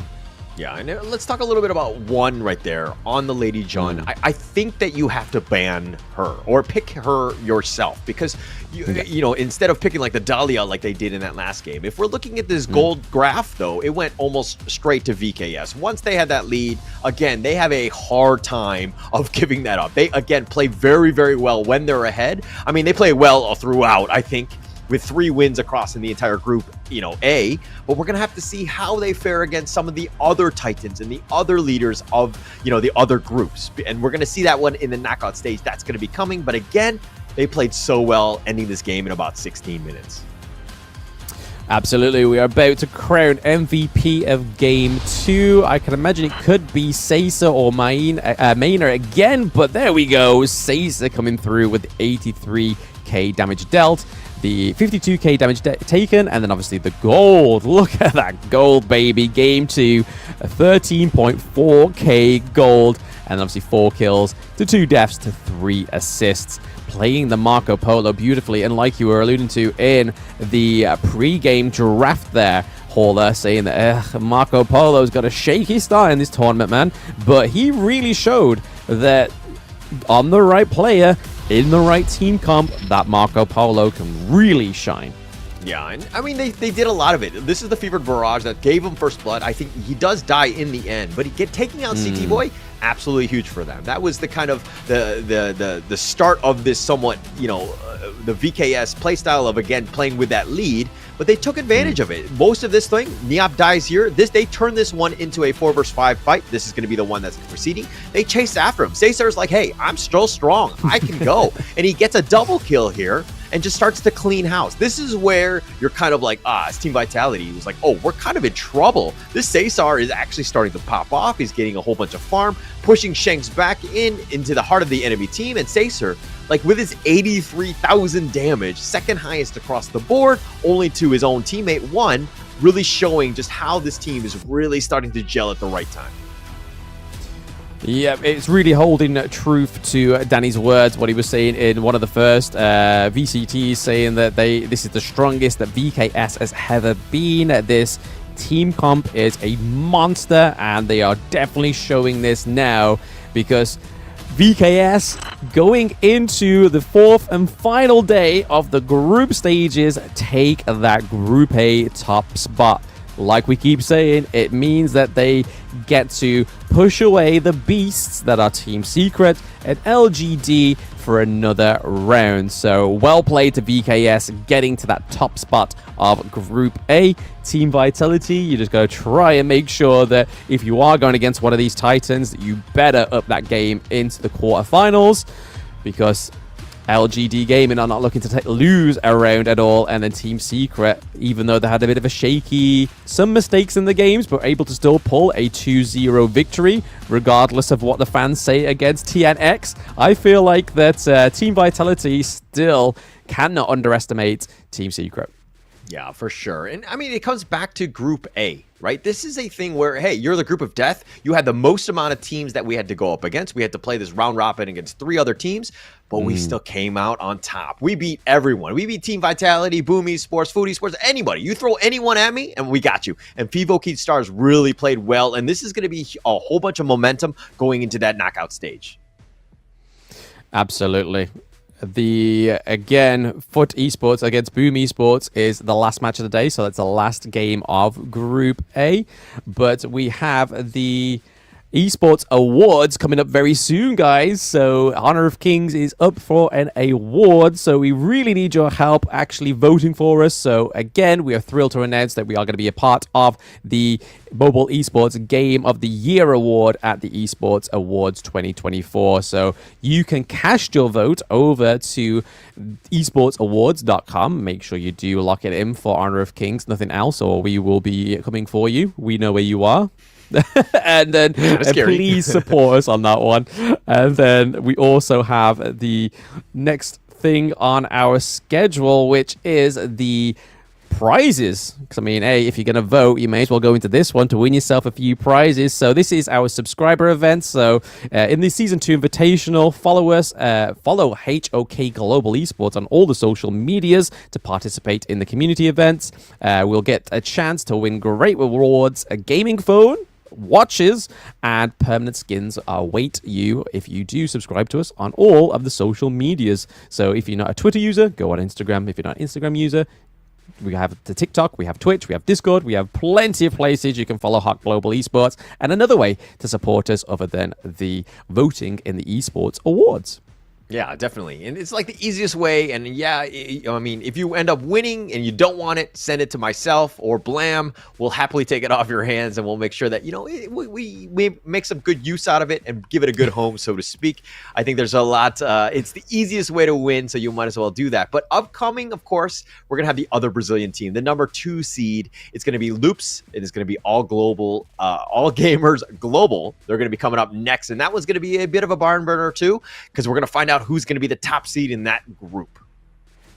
Yeah, I'm really interested to see this one, Hauler, because again, we haven't seen All Gamers Global since day one. And in the Open Series EMEA Split 1 finals, they were the top team. They didn't drop a round, whereas this is a different story. They dropped a round against R8 Esports, and Looped Esports was able to take them down 2-0. So it's not going to be too long now, guys. We are going to go straight into the game after a very short break. So make sure you don't go anywhere, guys.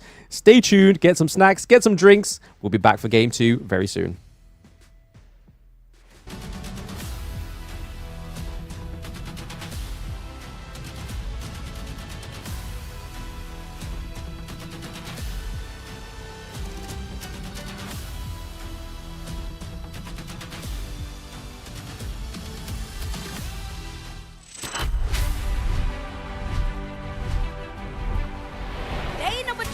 Welcome to Honor of Kings Invitational 2024 Season 2. I think that the Vitality match is going to be the toughest because they are probably the strongest team on the group, but today we are going to see some targeted strategies focusing on them. Vu qu'on a vu VKS jouer au tournament à la S1, on peut regarder leur gameplay et établir une stratégie. Eu acho que o melhor jogador da Vitality é o Shanks, porque, bom, ele é o principal carry do time, ele basicamente escolhe a lane que vai jogar, o pick que quer jogar, então acredito que ele seja o melhor jogador, mas a gente vai ter uma boa resposta contra ele e acredito que ele não vai ter bom desempenho contra o nosso time. 我感觉 VKS 只是单一个人拿野盒来 C， 只要把他野盒打烂，他们就没什么用了。我感觉赢他们挺简单的。A importância de ficar em primeiro é mais dar esse medo para os outros times nos playoffs. E a gente quer sim ser campeão para defender o nosso título. A gente foi campeão do primeiro, então a gente está aí para defender. Aqui contra Dani. Dani, je t'attends. Acho que a equipe que mais poderia ser mais difícil de enfrentar seria a G, pelo fato de eles serem de Hong Kong, talvez, e eles consigam jogar no servidor chinês. Eles também já têm jogadores que são bastante experientes. Acho que seria a equipe mais forte assim a se enfrentar do grupo. 就是他们的能力我们非常认可，很厉害，但是我们不畏惧挑战。以现在的阶段，其实我们没有十足的把握说去战胜他们，但是我觉得大家都是职业选手，就是不要那个眼光那么短浅吧，就是单单一个 S2就在沾沾自喜，到时候我们1W 是一姐。我们在山巅等着他们所有人的挑战。 Disappoint sa nangyari kasi yung last time mananalo kami sa BKS. Expected namin magta-top 1 kami sa group pero For the last game, we will give our best to game our last game. 从小组抽签到比赛也有一段时间，然后我们也不断的努力去做调整，然后进步，但是还是没打过，然后输比赛。电子竞技不就是这么残忍？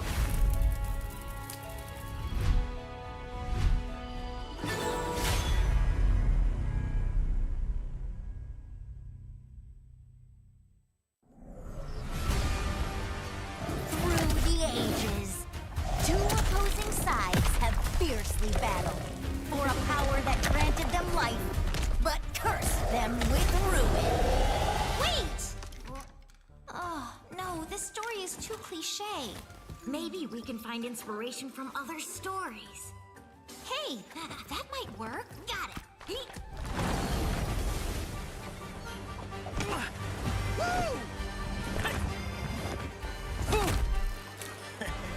Oh. This story is adventurous, but lacks excitement. How about this one?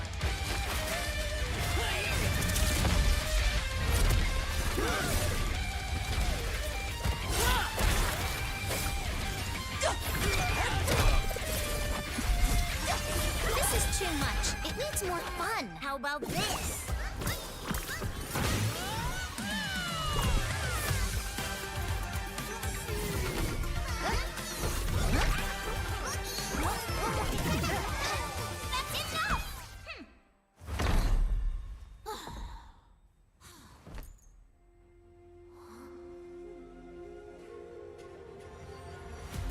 Like the thrust of a spear in battle. No one can tell my story but me! I'm born this way, ayy. This is my chest and my bonus play. Can't be late, won't hesitate. What do you say? Grace to find my face, scars to find my skin.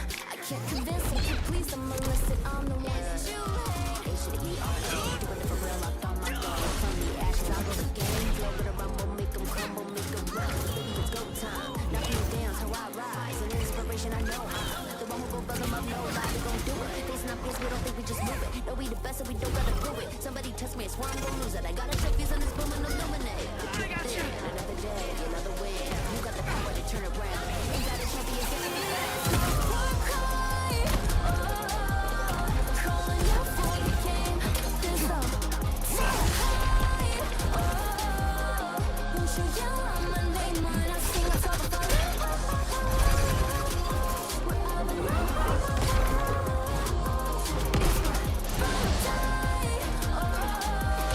Won't you yell out my name?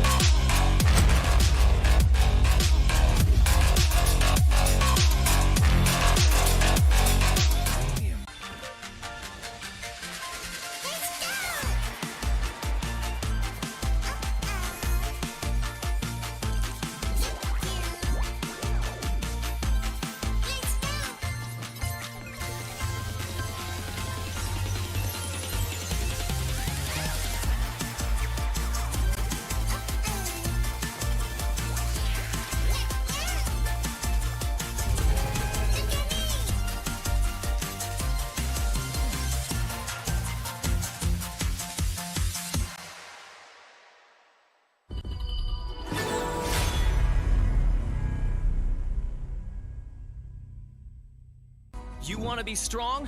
Learn from the pro now. When you're attacking a tower, you might accidentally target an enemy. Or when attempting a tower dive, you end up targeting the tower and minions instead. Professional players execute such impressive moves effortlessly. While you may feel overwhelmed and get killed by the tower, your controls settings might be holding you back. Change the recommended basic controls to advanced. This activates extra basic attack buttons for minions and towers. Turn on show enemy avatars to accurately select the enemy's avatar for the kill and better assess vision exposure. Give it a try and play as smoothly as a pro, easily crushing the enemy faction. Learn from the pro. Learn more from Honor of Kings Global Esports.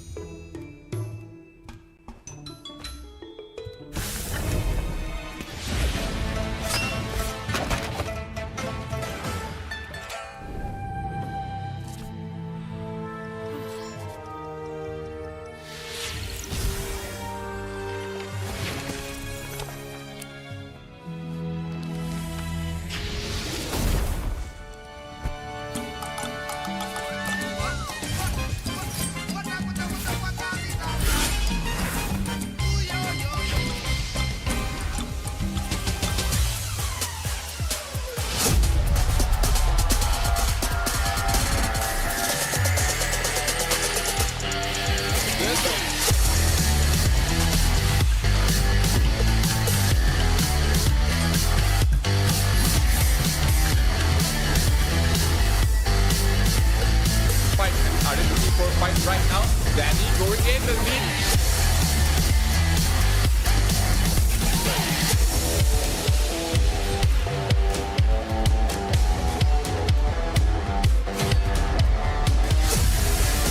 Well, opened by Fang. Fang doing the open. Time damage from Danny as well. Taking up when she as well. Niap is looking.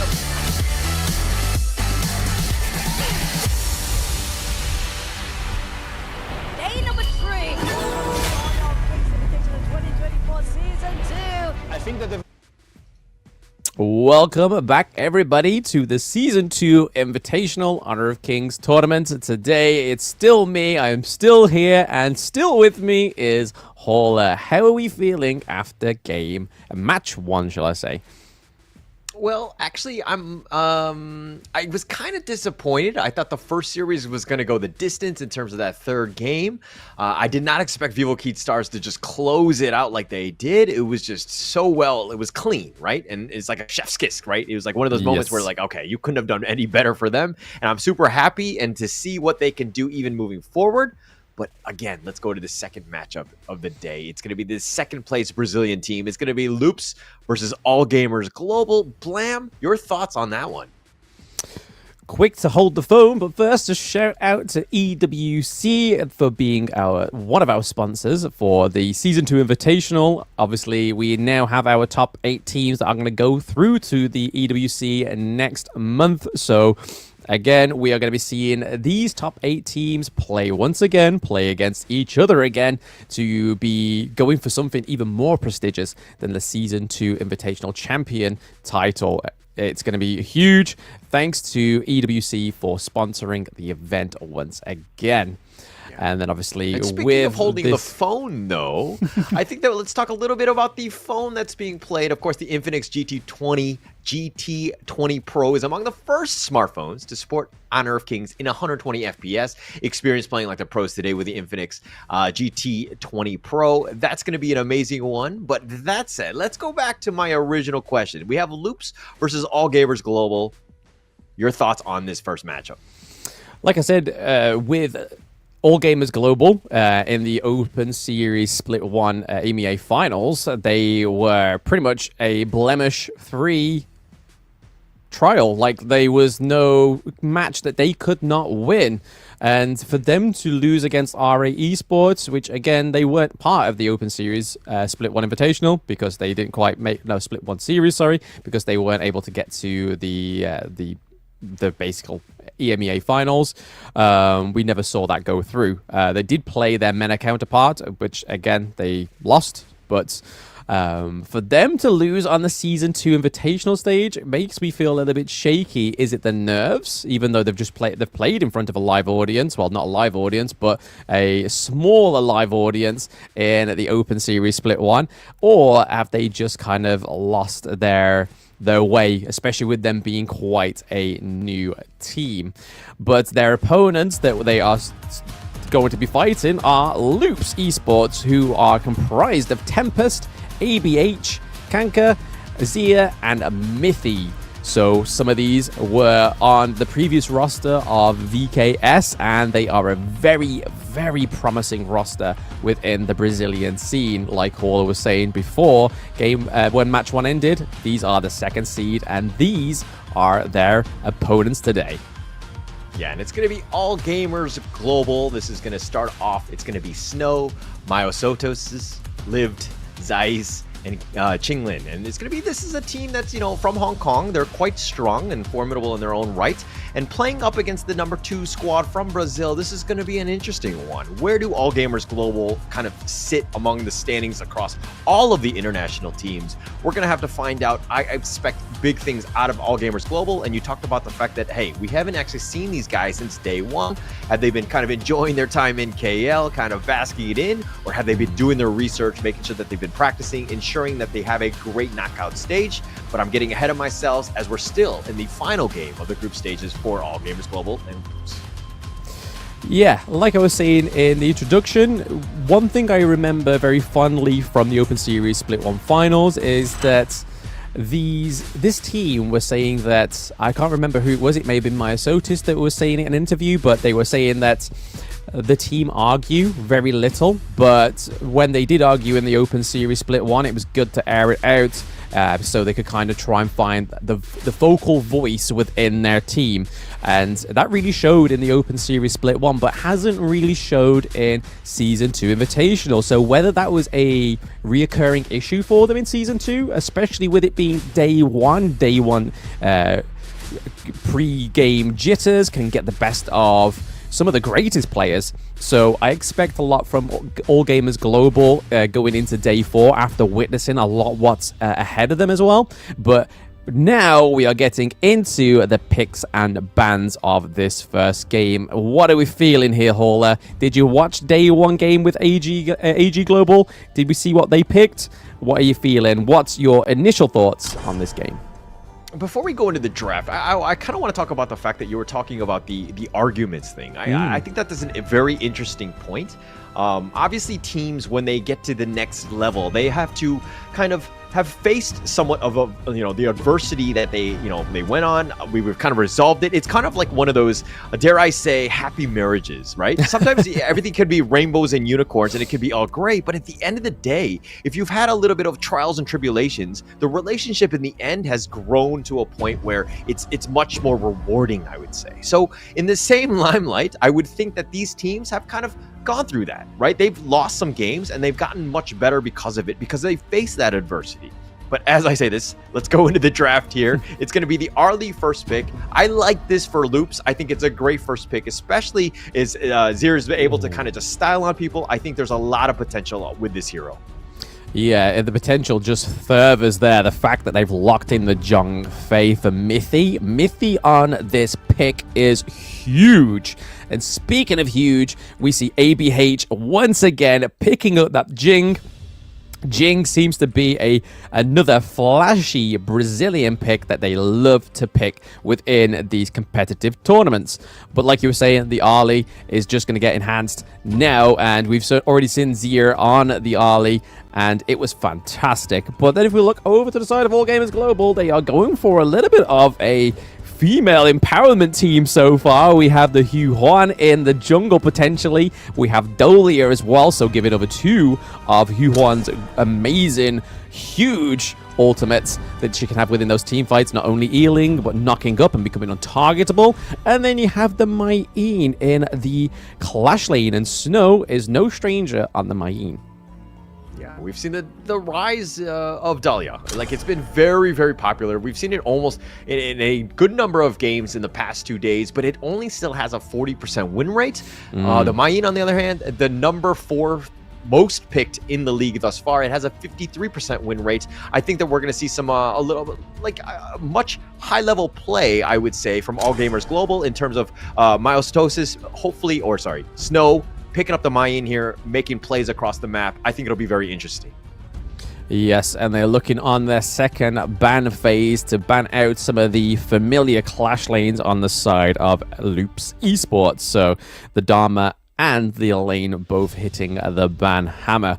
However, onto the side of Loop Esports, we are looking at a bit of a shot, a little bit of a pew-pew at the farm lane heroes getting taken down there. So, oh, okay, a little bit of an off-sketch one there. The Athena, they think or thought that the distractive methods of Athena was going to come through in game 1 for All Gamers Global, but they ban it out just in case they are sure that it stays undestructive against Loop Esports. But the DRNG as well gets banned out, which is again another huge farm lane pick within the Season 2 Invitational. Princess Frost getting locked in, still following that female suit. It's looking for like a very not conventional team comp, because we don't really have the tank in there with it. The Mayeen obviously being used as can be used as a human ward, gaining that intelligence for her teammates. But then you got the likes of the Hu Huan and also the Princess Frost to kind of deny these team fights, to separate them, having that huge area effects on both of their ultimates. Yeah, and Yuan was actually played yesterday in the Group D final, Impunity versus RRQ. Impunity were able to take a somewhat unconventional draft. It was very squishy. They actually had the Yuan on the farm laner. We'll still see if that's going to be played here with this game by All Gamers Global, but it is definitely an option for them. But it looks like Loops have kind of picked the Gan and Mo and this Hansu here.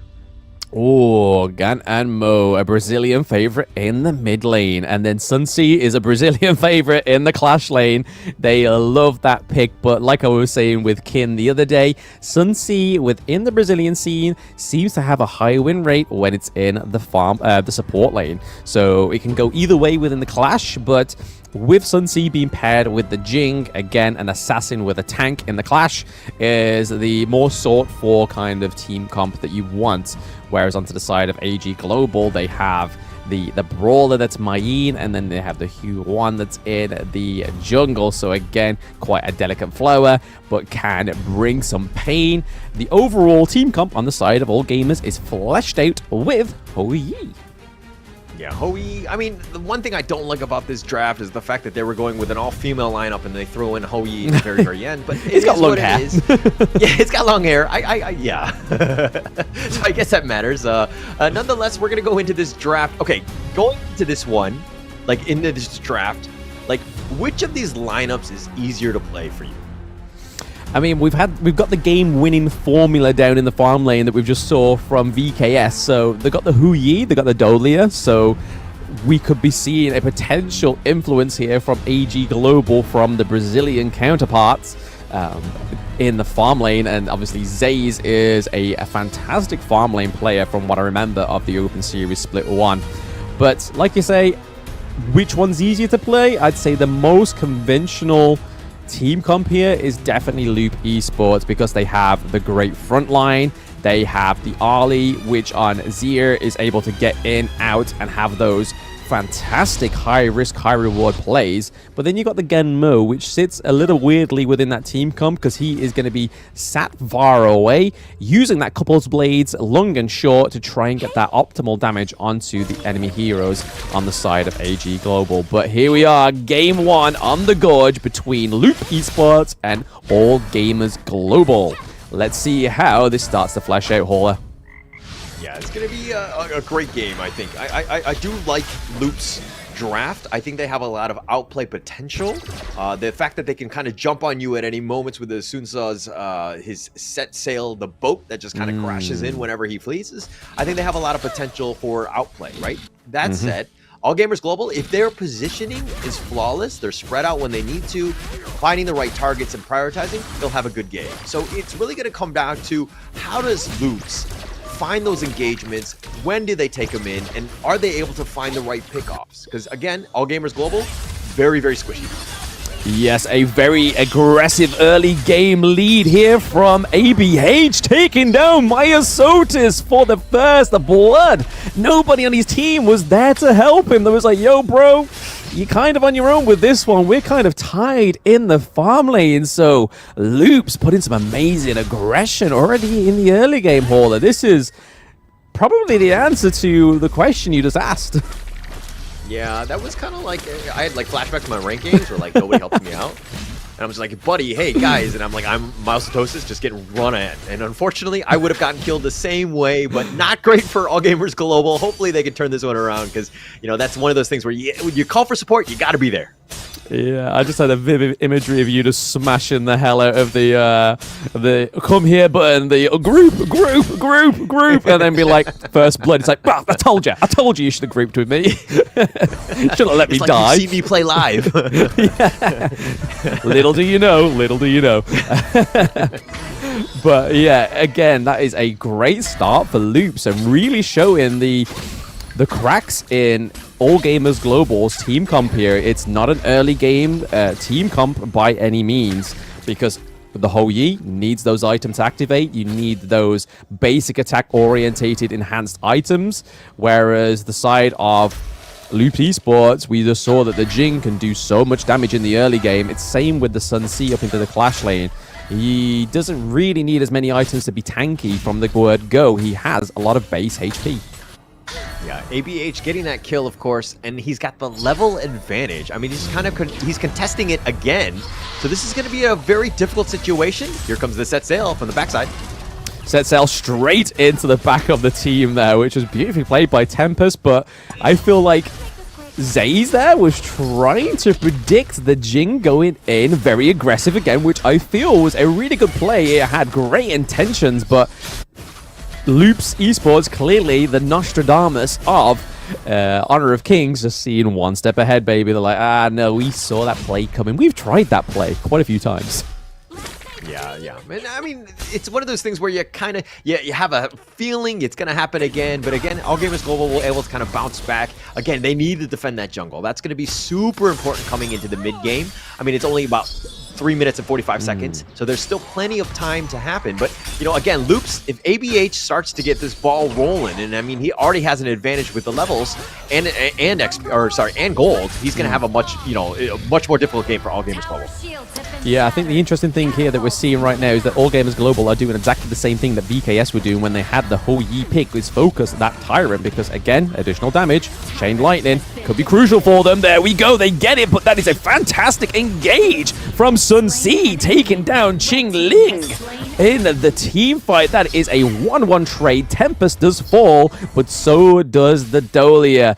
Overall, I feel like that trade, I don't know how you feel, Hauler, was definitely in the favor of AG Global, depending on what happens here. Yeah, definitely. I mean, I'll take that any day of the week. I mean, it sucks, unfortunately, for the Rome players to be like, hey, you're expendable, but in a way you are, especially if you can get a trade, you'll take that one, whatever at this point to get yourself back in it. But again, they're still a little bit behind, and this is where things are a little bit difficult, because Loops are invading the enemy jungle. They're putting pressure on you, and you're not getting as much farm as you really want. And Myosotis is falling a little bit behind. He's going to struggle. And so now ABH even able to take some of the mid lane here, and they're trying to prioritize him on this Jing to make sure that he can kind of carry this game throughout. Yeah, we just saw one of the core items being built on Jing there, so the Axe of Torment come through, so armor penetration for those squishier heroes on the side of AG Global is going to be troublesome going into the next few team fights. Mithy was just there to get a little bit of insight there, potentially baiting the Dolia, but Gan and Mo getting the kill onto Lived in the mid lane, and it doesn't look like they're done just yet. There is a little bit of hesitance. Sun C with a preemptive boat. Is that going to land?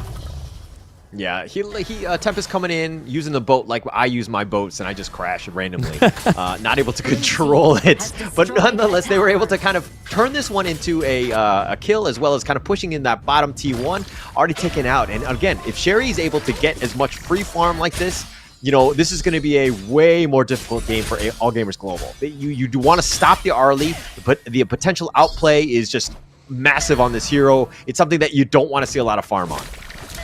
No, yeah, the Arlie, you do not want her to run away with all those resources and plenty of them. Mithy trying to give a little bit of intelligence to his team, dashing out of there so he doesn't get caught out in that 4v1 because it was looking brutal. Is Jing going to get hit by that Blazing Sun Harrow? No, it misses. ABH lives to see another day because if that was set up correctly, we had Snow literally on her tail. That would have been the punishment for the side of Loops Esports.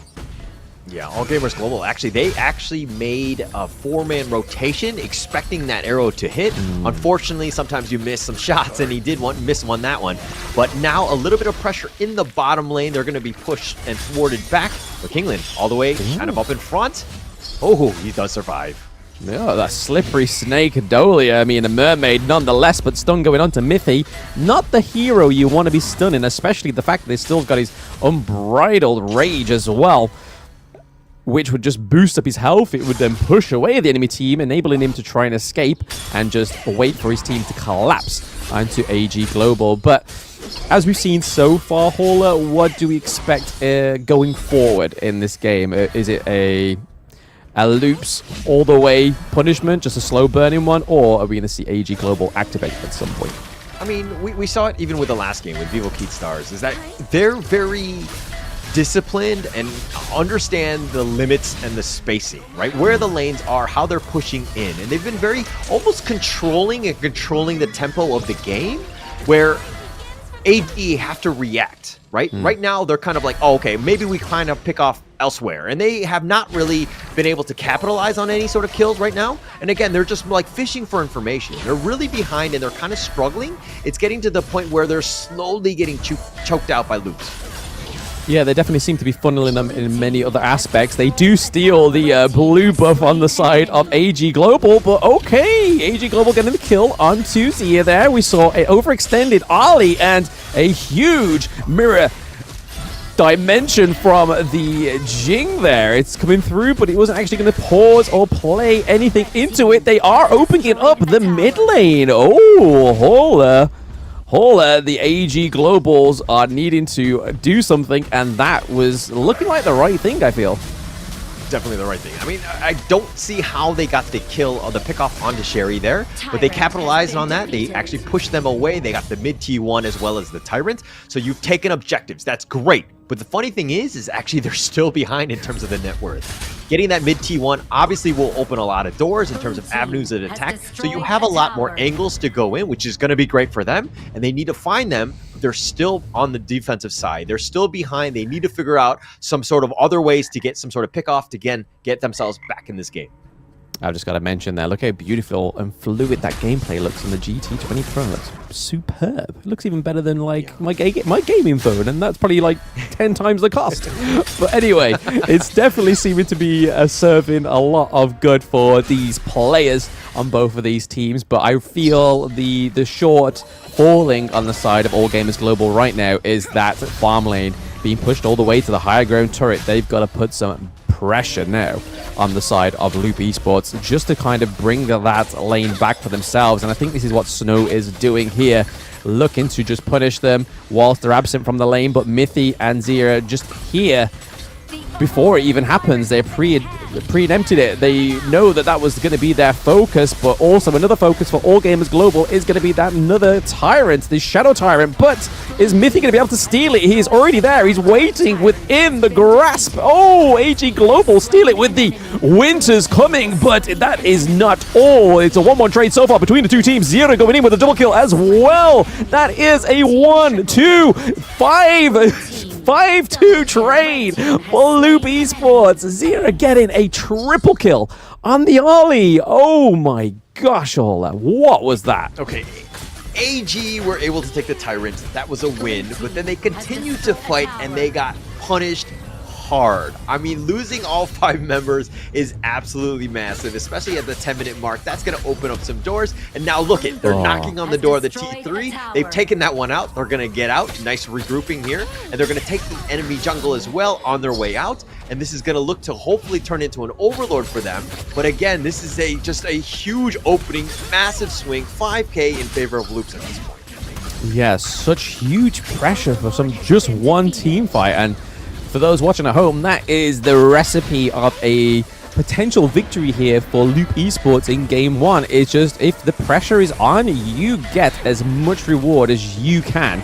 Because as we saw in the draft, we knew that AG Global's team comp was not going to be the one that's going to be able to sustain a team fight, especially when they have the likes of Zhongfei and Sun Si both on the side of Loop Esports. 2 fantastic front lines.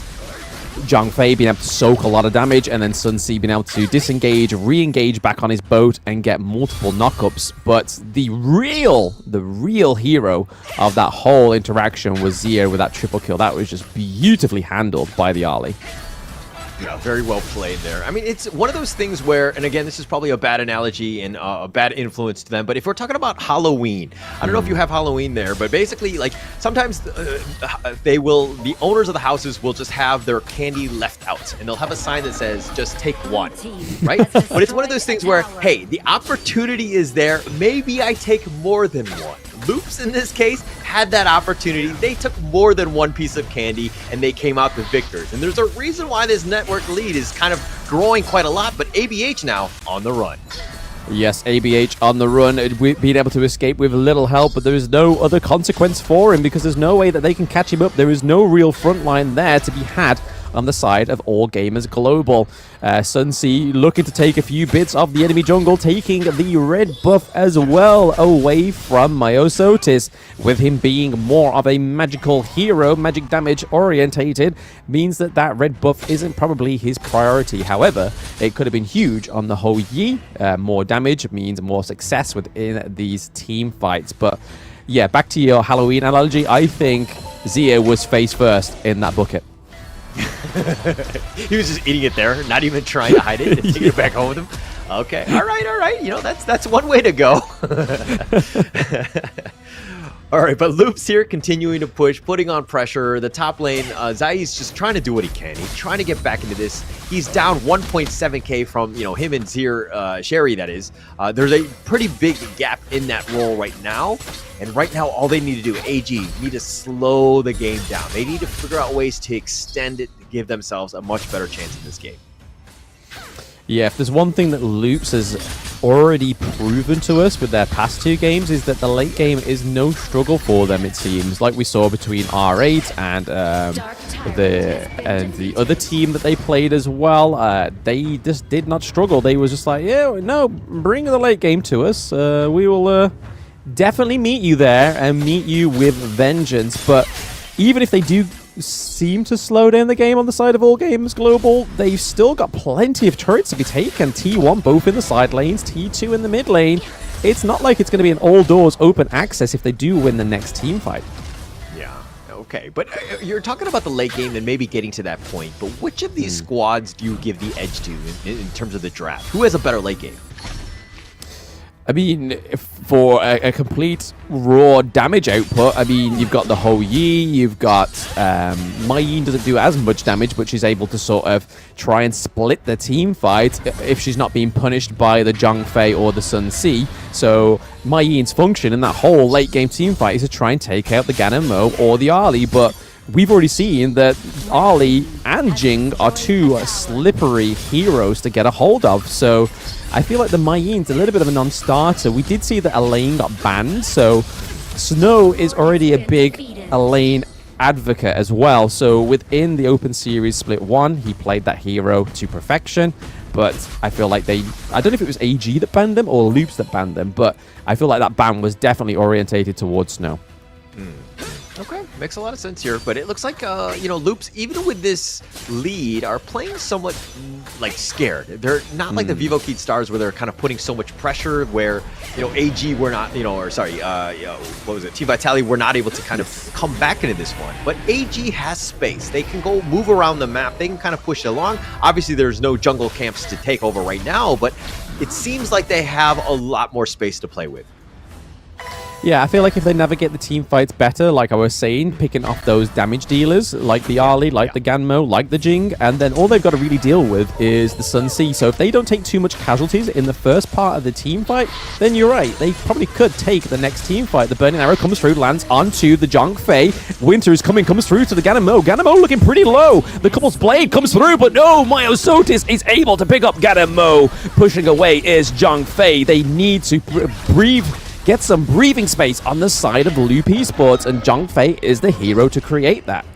Okay, so they got the pick off. That's a nice one. But again, with this opening in the top lane, I mean, just kind of crashing in, AG have to kind of deal with this. They can't actually proceed further and take advantage of the fact that Kank is down for another 20 seconds.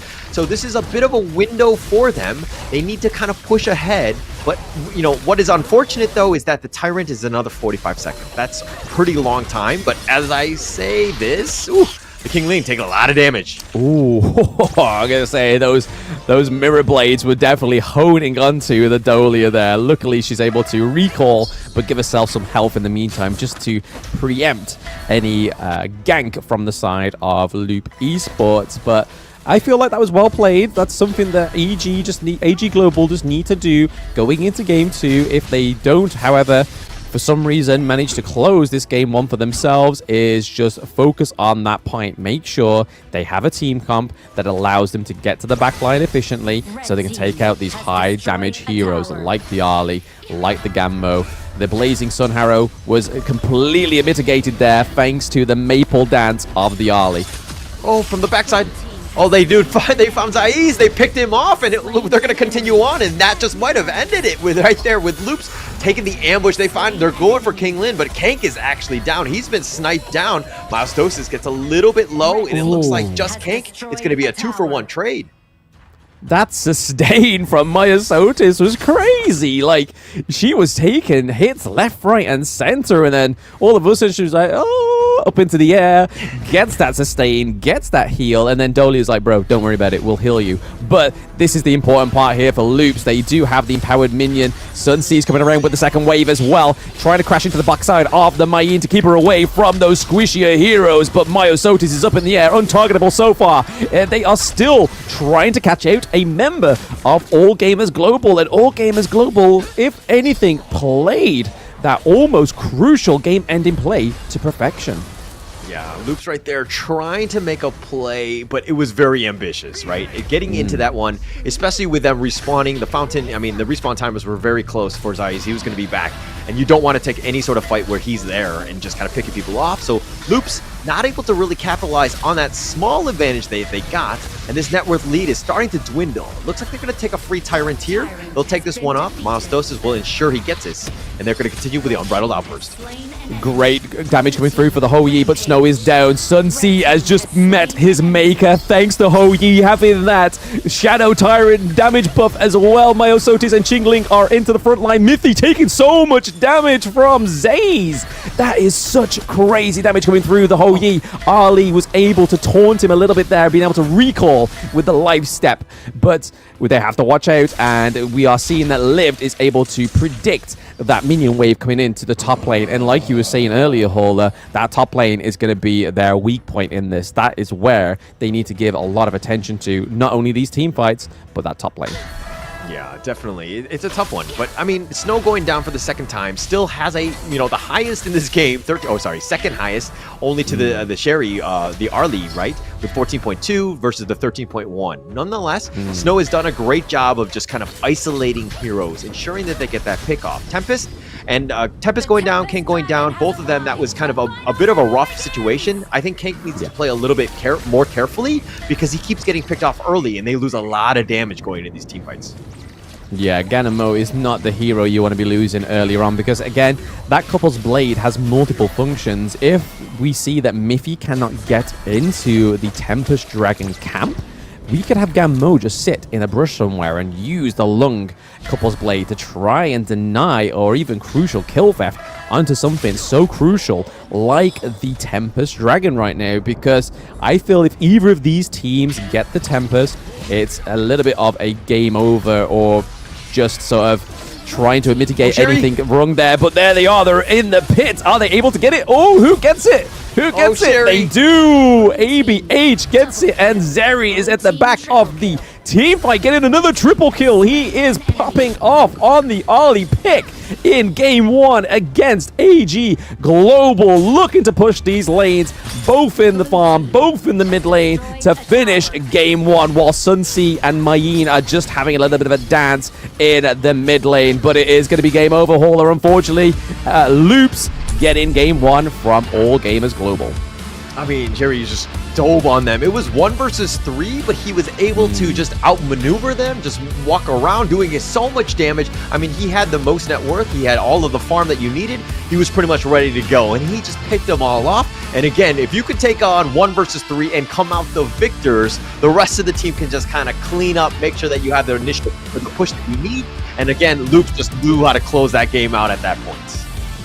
Yeah, I mean, we speak about closing the game out, but I feel like that's the weakest part of Loop Esports, is the game closing. They always seem to struggle, and I'm pretty sure with all of the games that Tempest Dragon has come out, I think at least 75% of them have been Loops Esports games, which is a little bit worrying when you think of the 7 minutes and 39 seconds finisher of LGD Gaming or Team Secret being so aggressive. I think that's where they need to focus, is their late game, because early game they got first blood onto the enemy jungle, Myosotis, but at the same time that late game was looking a bit that could have gone either way, I think, Hauler. Yeah, definitely. It's one of those things where, you know, we got to make a couple better moves, I think. I think that there was a lot of space that they were conceding to the enemy unnecessarily. They could have pushed it out, maybe gotten some more pickoffs in that way. But again, Loops were in control. They probably could have done a little bit more cleaner in the sense of maybe ending the game much sooner. But unfortunately, this is one of those things where you kind of just, you want to play it safe. You want to make sure that you get that game 1. If you take a little bit less risk, you probably eventually win, assuming that you stick to your guns in terms of strategy, in terms of farming elsewhere. I think you'll be all right. So it's going to be interesting seeing how they play out into game 2. But let's go into the post game here. Yeah, the Hugh Huan was definitely a much better late game hero than that early game. I mean, anything's better than being picked off by Jing in the first 4 minutes, right? But we saw a little bit more utility from the Hugh Huan, I believe, Hauler. Is there anything that you feel that AG Global's team comp was not really feeling, or what they lacked, for a much better word, basically lacking in their team comp?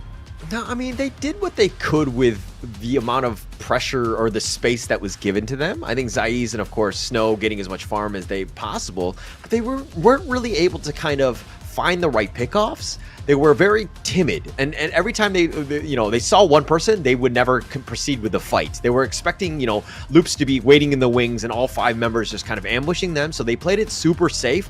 I think all gamers global need to play a little bit more aggressively. Maybe you get that pick off, because again, Loops isn't everywhere. No.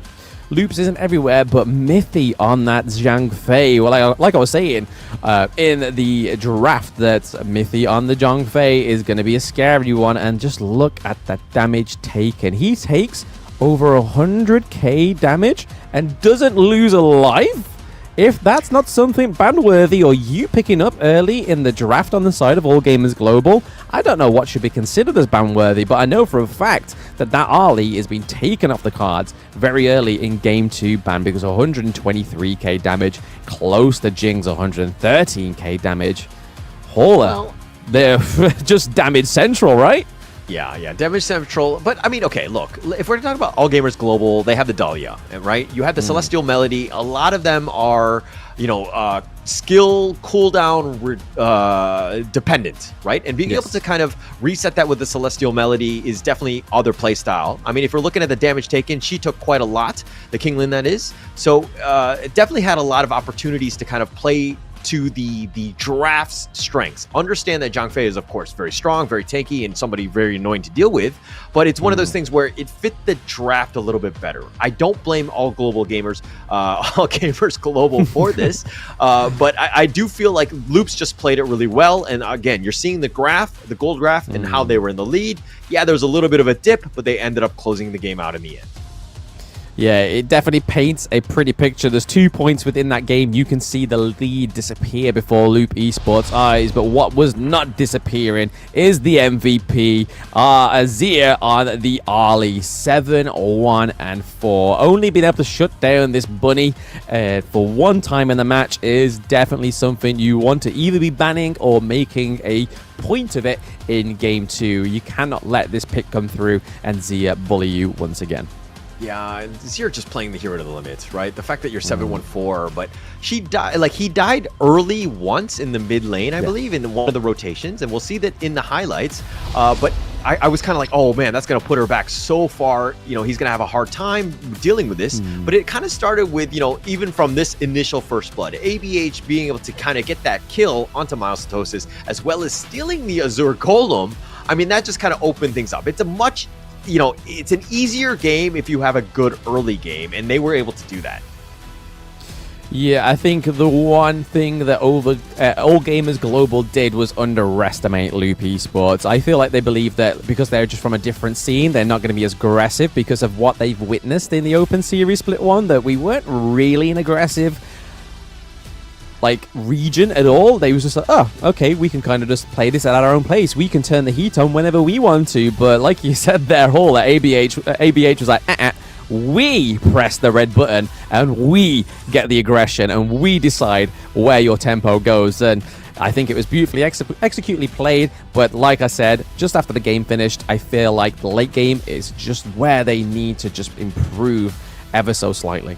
Yeah, and I think it kind of starts off with Kank working on the positioning a little bit more. The fact that he died and they had to take fights 4 versus 5 put them in a rough spot. But here's the Zir part where he's on the back line. Look at him in the top lane, kills Zaiz, Kingland, and he's just tearing them up and he's out healing everybody. Just the amount of damage he had. Zir was just on point. Definitely somebody you need to watch out for. This Arlie is very scary when she's farmed. And that late game and just kind of dancing in and out, you got really no chance. So you need to ensure that you have the lockdown or your 4 other friends with you.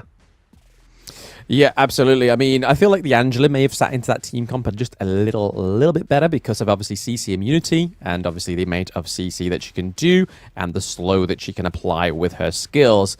But we have to give a shout out to the HOK creation. Apply to become an official Honor of Kings creator and post about Season 2 for a chance to get a reward. Search HOK Studio to the link your account and find out more information. So if you want us to, if you want Honor of Kings to support you, just make content. It's that simple. Make content, they support you. Support HOK, they'll support you more. So again, it's a love relationship between Honor of Kings. If you're a content creator, more specifically a mobile content creator, now's the time to move over and find your new game to play. Just search HOK Studio in Google or anywhere. And also, a content creator happens to be right next to me. Blam, where can they find you on social media? Ensure that they do support you as you're a content creator for HOK. Is it Blam MOBA? No, it's Kindofu. No. Don't give it any props. No, yeah, it's Blam MOBA. It's Blam MOBA. But thank you. Okay, awesome. And we're going to go into this one. It's going to be game 2. It looks like AG have kind of taken a little bit of a break. The coach is kind of like talking to them, just kind of calming them down. I mean, going into this one, obviously they're going to proceed into the knockout stage. It's not the end of the world. It's a good idea to kind of see where we stand against these Brazilian beasts, which are, again, the second best team in Brazil. But we got to play to that international level. We need to play better than we did in game 1. Yeah, I think the coach cooling them down is probably a really good shout, to be honest, because you don't want to sort of have the game 1 hype and all that all those chemicals running through your body that's getting you super hyped that you overestimate your enemy. Because again, I feel like All Gamers Global has still got something in the bag. Whether it's just because they know they're going into the knockouts, just means that they are just taking this easy and then they're going to surprise us all, because the way that they played against the Vicious, who was their top opponent, in Open Series Split 1 finals, they just decimated. And the Vicious was no team to sort of frown down upon. They had some great players on there. But getting into the picks and bans of this one, again, we are seeing the Arlie being banned by Loops. What a power play. Just like, yeah, no, we're not letting you have the Arlie. You have first pick. We know exactly what you would go for. But they do lock in the Dolia once again on the side of AG Global. They are wanting this to work, Hauler. What can it be paired with to make it work? I mean, Dahlia is, again, just very open, right? We saw what we had last time in the last game with a lot of potential with, like, the Yuan, you had the Mayan, you had a lot of, just ways that are just kind of play around that cooldown. But if we're going to go into this one, and again, we don't know if the teams are doing this. We kind of suspected in Team Vitality in match 1, we're kind of trying out new things by picking heroes that were never picked in the tournament thus far. But would you, if you were in their shoes, either of the teams, would you be like, hey, actually, let's try things out and not really worry so much about we have our meta pick, so to speak? I mean, I feel like I'd want to take every game serious if that was me, because that's just my personality. I probably am a little bit too serious, a little bit too overcritical of myself, but I feel like that would be the way I would want to do it. It's because if you don't do your best now, when will you do your best? If you think you're holding your best in the chamber, and then that best that's loaded in that chamber is not your best, you kind of feel like, oh, maybe we should have had our foot literally on the gas from the word go. But a little bit more of a better team comp coming through here. We have the late game farm lane coming through, so Lady Sun, and then we also have a lane. So like I was saying in game 1 to you, Hauler, Snow likes this lane pickup, and I feel like we could be seeing a brutal attack from the Clash laner himself with this lane pick. Yeah, and looks like Loops are going to go with the Luna, Zhang Fei, and the Mayin, just kind of a little bit of aggressiveness. You have a tank of survivability, and you have that control. So it kind of ticks a lot of boxes. I kind of like the way that they've started thus far, but again, it really comes down to this Lady Soon. Is he able to get enough farm to kind of carry the game? Is Zai's going to have, just the pop off that we expect from the Lady Soon, who's just like this late game monster that just blows you up, right? So you're going to have a lot of people, or a lot of your teammates to kind of back you up and support you with the Dahlia in a lane. You have control. But I think that they need to add a little bit more of a bruiser to kind of provide a little bit more space for this Lady Soon. Yeah, I think a Doom pick would be amazing going into this one, because again, setting up that team fight for the Lady Sun, and then also the lane that's potentially going to be able to have 2 deaths on Sunset, so that's going to be huge for outplay potential, especially dodging the likes of Lady Shen's ultimate. But the Luna is very similar to the Jing, but Luna is very blue buff dependent, so if you can cut that lifeline off of that hero, that's a hard hero to play. She basically becomes a minion at that point. But yes, the Dune comes through, and they're going for the Princess Frost. What are we feeling here, Hauler? Just a well-rounded one. I mean, the Dune is just so tanky, right? And then you have just the kind of like the damage dealers, the control. You're going to get a bunch of damage. I always look at Princess Frost as kind of like a poor man's or poor woman's Lady Jeanne. I think that she has the same sort of skill set, obviously a little bit different. I think Lady Jeanne is just a tier above, but it does have that, that same somewhat similar play style. It kind of rounds out the draft. I think it really comes down to how much Dune can kind of attract attention, be that that disruptor in the enemy lines, and then if basically can Lady Soon and the Princess Frost just kind of do damage from afar. Okay, so we're getting Kin's first love of Honor of Kings, Fang, which we questioned. I heard the commentary, Hauler, yesterday. We had to try and make sure that it was right, that it was the first love, not that he likes small furry ladies, but it was to find out that he actually really likes this hero and how it plays. So, again, Fang coming through 2 days in a row. So, he came through yesterday. He's coming through today. Very interesting to see that Fang comes through. And again, I do have to agree with Kin. It is a great hero. I love to play Fang in either the farm lane or the jungle. He's just so So he gets around. It's pretty cool. I also want to clarify, because just to ensure that this doesn't follow me, but Fang, the first love of these small furry creatures is actually by Kindofu and not by myself. So I just want to be very clear going into this second game here. Just clearing the dirt on your name. I appreciate it. I appreciate it. But yeah, again, AG Global looking a lot better with this one. I don't know why they didn't go for this in game one. Maybe they just wanted to put their feelers out to kind of see what loops was actually going to be down to and what they're actually going to be picking here. So again, I think it is probably a little bit of an R&D. You mean, do you really want to be doing some research and development in a tournament stage that determines if you're top or second seed? That's, again, a question left up to the players. But here we are. We're already seeing a big focus on the side of ABH's blue buff, trying to take it away from the Luna, and they have. Luna's already into the top side of the map, looking to get that red buff, and was already given pressure by the Elaine. I feel like that was a really great distraction play there from Snow. Yeah, a big, it's a distraction, yes, but it took 4 members of AG Global to kind of ensure that they get that blue buff and you steal it away, which is, I think, pretty smart, especially against ABH on that Luna. Needs to get that one to kind of help them farm and to kind of accelerate. So a big commitment, yes, but I think it might pay off dividends in the long run. So something that they need to keep going.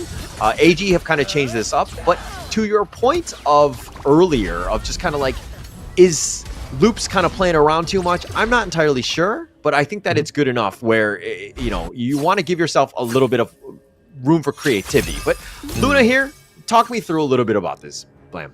Yeah, so Luna's basic combo is obviously a first ult and then second, but like I was saying in the draft, she is very reliant on that blue buff. So if you're watching at home and you think, oh, this is a really cool flashy hero in the jungle, just be careful that your enemy team know what you are drafting and know what to do against you. That's me assuming with my best intentions that your enemy team is better than your team, which is always the intention that you should have going into a ranked match. But yes, Luna, again, another flashy hero, great ultimate, being able to bring the heroes together, managing to do amazing AoE damage and have like loads of dashes as well. It is pretty much the pinnacle of Honor of Kings heroes, is just loads of dashes, super flashy. They take a second blue buff from Luna, starving this hero to the point of that she's going to become unplayable for ABH. We already saw that ABH rocked around and thought, oh, where's my blue buff gone? But yeah, has no blue buff, has to actually recall back for mana, and it's a very painful walk of shame. ABH needs to kind of take what's left, pretty much, basically the leftovers of her own jungle, just kind of pushing that along. But AG coming out with a different strategy, trying to force them out, playing the macro game by invading as much as possible, making things very difficult for ABH on this Luna. Yeah, they're definitely playing game 2 early game a lot better on the side of AG Global. I mean, the fact that they haven't died first blood yet is a definite progression within this series already. So I feel like we could maybe see a back-to-back here. We could get a 1-1 for AG Global if they keep playing with this level-headed, with the strat that they are going to starve Luna of all those blue buffs. But the later as it gets onto the game, she's going to be able to get a few more blue buffs than she did in the early game, which I feel like will be a little bit more of a detriment for her her improvement into the late game. Because if you kept starving it, I mean, I have no doubt that AG Global could keep starving it for her, but I feel like going into the late game, giving over those blue buffs is just going to be, that's where we see the Luna start to activate, when she does get that buff that she needs.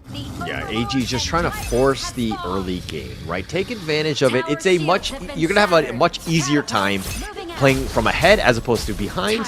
And again, AG just taking whatever sort of gap that they have, they're turning this into a much bigger lead here. They've just taken the Tyrants. They're looking to invade again. And Tempest now walks into this one and sees, hey, where did our Crimson Golem go? And again, that's been stolen as well.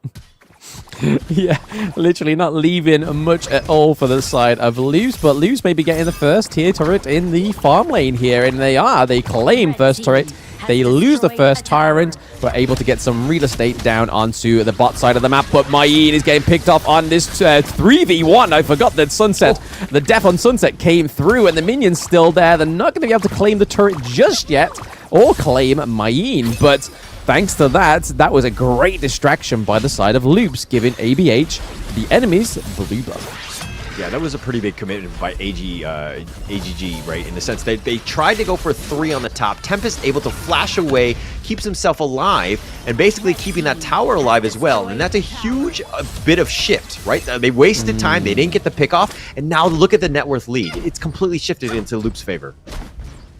Yeah, Loop's just playing a little bit more of a better macro play here because they've lost their T2 in farm lane. So I'm not too sure what AG are doing here, whether that was just a whole overall misnavigation of that first part of obviously the Tyrant and making sure they was able to claim the Tyrant, but they haven't really done anything with that Tyrant buff. There's no kills on the board. There was no huge engages to kind of make use of the Tyrant, and now the Overlord just sat there like, oh, does nobody really want to give me love? Does nobody want to take me? On the side of Loops, they don't need it. It could be beneficial for the side of AG Global. Yeah, and ABH now maybe potentially taking his blue buff, maybe, I think for the first time. Looks like they're going to get on this one. Kinglin might have gotten that. Oh no, I didn't. No, they was able to get it. He able to secure his pride and joy for the first time in the game. 6 minutes in and claiming your own first blue buff. That is a little bit of a disrespect, a little bit of a violation, we would say in the UK. But again, there's not really much showing here on the side for All Gamers Global just yet. They had a little bit of a steed in the early game. Quingling might be getting picked off here. Yes, first blood going over to Tempest. So Mayin kicking about the lady, the mermaid of the songs, just making sure work of the Dolia. They'd be like, we'll catch you out, don't worry. We'll take our sweet time, but we'll get you.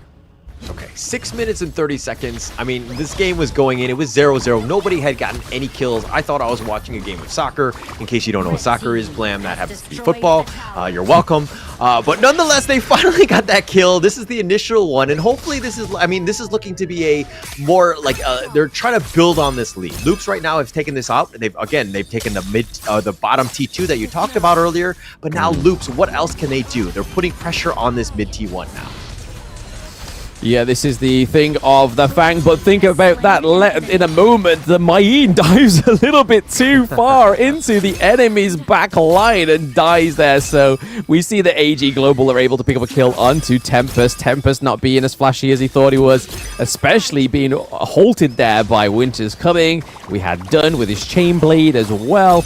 And yeah, it was just a non-starter for Tempest, unfortunately, into the enemy backline. But like you were saying, it seems like a little bit of a quiet first part of the match. We are going into the 8-minute mark. We're seeing that ABH is building those magic damage items, which Luna is one of the few magic damage heroes in the jungle. But speaking of heroes and being in the jungle, there seems to be a bit of a clash. ABH going for Zaze to make sure he doesn't get any late team fight damage, but we also have Snow to the back of the team fight, but it's a 3v1. Liv just doesn't know how to get in, but still being strangled at the back. There is Myosotis is being able to soak so much damage, but it is going to be a inevitable death for Luna onto the Dune there. So Dune falling down. It's not soaking as near as much damage as he needed to, and we have Fang pushing that clash lane. Oh, what a disaster for AG right now. Liv was the only one who literally lived up to his name and lived to see another day. He's going to be back in, just waiting for reinforcements at this point, but just really not a good fight. Zai's got caught out, was actually trying to rolling raid, I think, away. It looked like he actually went the wrong way with it. Instead of running away, he actually ran into them. So that's a bit of maybe a misclick on that one. But nonetheless, AG right now, just trying to survive, trying to get themselves back in this one, but they're down 5k. This is going to be a tough one. Yeah, no, I'd like to think Zaze was just showing his potential of the indomitable human spirit. He was just like, you know what, I'm committed to this, baby. Take me on. I will get one of you, and then realize the shortcomings within his team, being behind by 5k gold and being very far behind with these turrets. Because what I was trying to talk about before that whole thing popped up is Fang. The thing that people forget about Fang is this hero has such a great turret takedown potential, because his second ability puts a first ability puts damage over time with those little, as you can see on that skin, is rotating lollipops, and it does more damage once he procs all three. But here we are. Oh, okay. We see Dune going over the wall to stop ABH going onto Snow. So a little bit of support there from Snow's teammates to stop a takedown from the lane.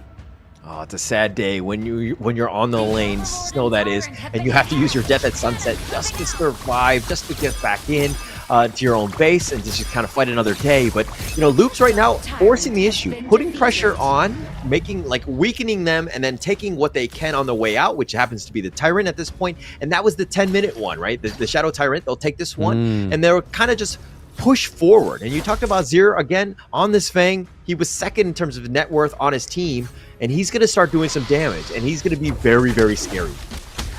Scary indeed, but even more scary is that Maying going straight into the back of your team. You think you've got a front line? She's already past you. She's done parkour over your head and is looking to take down the squishier heroes, but wasn't able to bring anything there. Tempest learned from his mistake of overextending, as that is the only kill that All Gamers Global currently have on the board, is when Tempest just flew a little bit too close to the sun. Too close to the sun, and unfortunately you're gonna sometimes it doesn't go well, but unfortunately this is going to be another Overlord going the way of Loops right now. Again, just building on that lead, understanding how to play this game strategically and objective based. It's been very difficult for AG to find anything. Look at them, they're all five of them are grouped together, holding hands, singing Kumbaya, but they're not getting any farm. It's a very difficult game for all gamers globally. Yeah, this is what the kind of slow burning game does to you, is the fact that Loops has taken all of their lifelines off of the table other than the higher ground turrets, so you have no ropes to bounce back off when you are AG Global right now. You're kind of trying to fight on that back foot, which isn't a nice position to be in, especially when you're already down 1-0 on the overall score of this match. But there we go, Luda going into the back to try and taunt the back line of AG Global. Tempest is like, no, you can take the lead, as we try and take the higher ground turret. Not able to close it, however, but doing a lot of damage to that higher ground turret as the Vanguards rock around. Yeah, it looks like they're going to actually get enough just space in that mid lane to kind of push the bottom lane, if that makes sense. Putting pressure in one place where you kind of attract attention now that they have to react to what they're doing, which is the bottom, and it looks like they're going to take the mid T3 as well. And again, Loops being very, very surgical with their attack. Yes, very precise. If I was needing some sort of surgery, I would want this team's Loop to be the surgeon right now. At least, really? Yeah, absolutely. The aggression, getting it done, the surgery would be over. I'd be literally skipping out the hospital before like 20 minutes time. I'm like, yeah, I'm bigging you guys up. You need to just do everybody's surgery from now on. But right now, yes, looking very surgical, as you were saying there. We see that the high ground turret, both in the mid lane and the farm lane, is down. This is just classical Loops esports at its finest. Yeah, and they're doing very, very well. Again, just pushing it out, making it very difficult. Look at how AG are just so scared to leave their own base. They just kind of take the minion wave, they back up, realizing that, hey, we might find just random people like Tempest being able to just blow me up. So we're going to be super careful. We're going to hold hands. We're going to use the buddy system, make sure that nobody's walking in any dark alleys at this point. Yeah, I mean, the side of AG Global's jungle is probably full of dark alleys and dark bushes, and like we just saw there with the Maying just being able to display, you don't want to venture too far because you don't know where I am. And that's the given that All Gamers Global don't have at this point, is they only have 2 points of reference of the vision, is if they procced it from that T2 turret there and put it onto their red buff, same with their blue buff, that's the only point of call they're going to have. So unless Loops Esports navigate the jungle in such fashion that they get activated by it, like we're seeing now on the Zhongfei and the Lady Shen, kind of using it as a bait mechanic here, but they do take the next Shadow Tyrant, so again, not giving over another Tyrant since the first one. So AG Global able to get the first Tyrant on the board, but since they have been stifled. Yeah, stifled, just suffocated. Just insert any other adjective that starts with the letter S at this point because they are struggling. Oh, that's another one. No, yeah. But, there you go. AG right now, I mean, they need to split push. They need to figure out a way to kind of get a little bit more breathing room. But Mithy going for the unbridled outburst all the way in the backside. And it looks like he's just going to back off more than anything else. That T3 top will still be standing. Yeah, still standing. Not doing much damage to it because of no minion waves in the clearing from AG Global. Earlier on was able to sort of mitigate the damage of the higher ground turret or the acquisition of the higher ground turret from Loops Esports, but again puts him in a very tricky situation. Mithy is low, he has to recall just so he can get that health back, it seems. Oh, he's not gone back, he's just pretending to recall. How dare you, you cheeky boy. But Miles Otis is on the run. Okay, ABH and Tempest trying to catch out the dude so that the rest of the team fight becomes super duper easy. The Death on Sunset coming through. Oh, the flash from Lady Chen keeping her alive in that whole interaction. But no, there is another Death on Sunset. There is two suns on the universe of the Gorge, but it has now been sunsetted by ABH.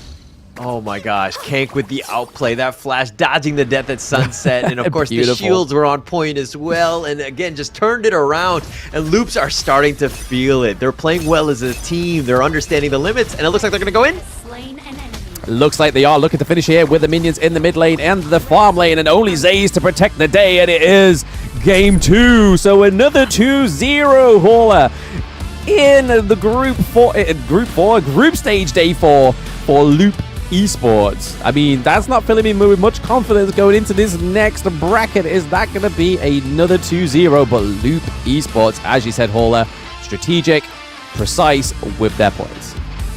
A lot of momentum going into the playoffs right here. Loops playing that one almost very clean. This is expected out of the Brazilian squads. Like, they are just so well disciplined. They understand what you need to do, and it's been like all Brazil all day today because they've been on points. They are again going to be going into another winner's interview that's going to be coming up. But again, this is a team that's just played so well. They understand what they need to do and just making sure that they're able to kind of put themselves in a position to win. But that said, let's see what Choo has to say about with Loops. Oh my, what a clean win just now coming from the side of Loops. It's going to be back-to-back Brazilian team winning over for today's series. What a game just now. Congratulations to Loop. Now, I think we definitely have to give it up first for ABH or ABH. ABH, there you go. So, the mic, yeah. Just now, we know that you're so good at Jing. You're so good at Luna as well, which Luna never been picked, rarely been picked in this tournament. Don't you think it's a bit too much of a risk? What makes you want to pick Luna? Você é muito bom com o Jang, você é muito bom com a Luna, né? E não muito pessoal utilizou a Luna. Por que você escolheu ela? Eles fizeram um draft que era muito free pra Luna jogar, então era bem suave. A gente já pegou no 3 porque deixaram muito free pra ela. Based on their bench, we just had to try to this direction because it's what we thought was going to work out. You know, that's a big risk for them to actually pick Luna. Now, I have another question. We do know you're one of the best Luna players in the world, possibly, arguably even, and also maybe even the best Jing as well. Now, between Luna and Jing, we have an argument just now at the back line. Between Luna and Jing, which one do you think you play better? Você é dos melhores jogadores do mundo com a Luna e com o Jang, né? Entre esses dois heróis, qual que você prefere? Eu tenho um histórico muito grande com a Jing, mas ultimamente estou preferindo muito mais a Luna. I really love Jang, but as of late, I really enjoying Luna. So he loves both. Okay, but next we're gonna head over for the captain, the mic. Capitão? Okay. It said, since do you want to pass it to somebody else? Você quer que outra responda? Yeah, anyone. Okay. So for the next one, since you guys won over, it's gonna be a next stage after this, and it's still gonna be undetermined who you will fight for the next one. If you get to choose, which team do you want to fight against the knockout stage? Passou para fase eliminatória agora. Se puder escolher, ainda não sabe contra quem, né? Se puder escolher contra quem vocês querem ir na próxima partida. Eu não tenho algum adversário em mente que eu quero enfrentar, sabe? Eu acho que qualquer time que vier a gente vai estar preparado para estar fazendo um bom jogo. We don't have a particular preference because whoever it is, we are going to be prepared. Confidence. All the other teams, knockout stage, you hear Loop saying, you know, we don't really care. We just want to smash you down. But last but not least, do you have anything you want to say to your fans and all your supporters out there? Mensagem para os fãs. Eu quero agradecer a todo mundo que está acompanhando, todo mundo que está vindo também aqui assistir, a galera do Brasil, né, que está acordando bem cedo para estar acompanhando a gente, a Loops também. E acho que é isso, sabe? A gente está aqui para fazer o nosso melhor, a gente não veio aqui para brincar e é isso, vamos para cima. Thanking, of course, everybody who's supporting us everywhere. Also our friends from Loops who are here, and just reiterate that your support keeps us going. Thank you very much for all of it. Yeah, definitely. I mean, like the brothers are standing right in front of them. They have to say that as well. But thank you so much and congratulations, Loops of Brazil just won again. It's going to be vamos all the way for Brazil. But we're tossing it back to the casters. Casters, take it away. There we have it, our second Brazilian win of the day. They seem to be just absolutely smashing day 4. What was our final thoughts on that match, Hola? Just clean, right? They had that advantage, and we'll see it in the gold graph coming up. I just see how well they played. They just kind of took advantage of it, put their foot down on the metaphorical necks of their opponents, and just kind of made sure that they just had a rough time of it, right? This is not a fun game for AG. This is one of those things where they need to really go back into the replay to see what sort of gaps they might have gotten in so that they can hopefully get back into a game if they're ever put into this situation again. But again, there's a lot to learn from this one. I think that Loops just was on another level today. Yeah, absolutely another level. Again, they've taken 2-0 from R8. You can, I'm going to go and say it, but R8 seemed to give much more of a matchup than AG Global did, and I'm really surprised because R8 was always the second MENA region team to Team Falcon, but they've really improved and played a lot better than against Loop Esports, and I feel like AG did, which is super crazy to say, but R8 probably deserving to be more in EWC than All Gamers Global right now, I feel. Personally, anyway. Personally, that's how I feel. Okay. Yeah. I mean, it's one of those things where, what ifs are a lot, right?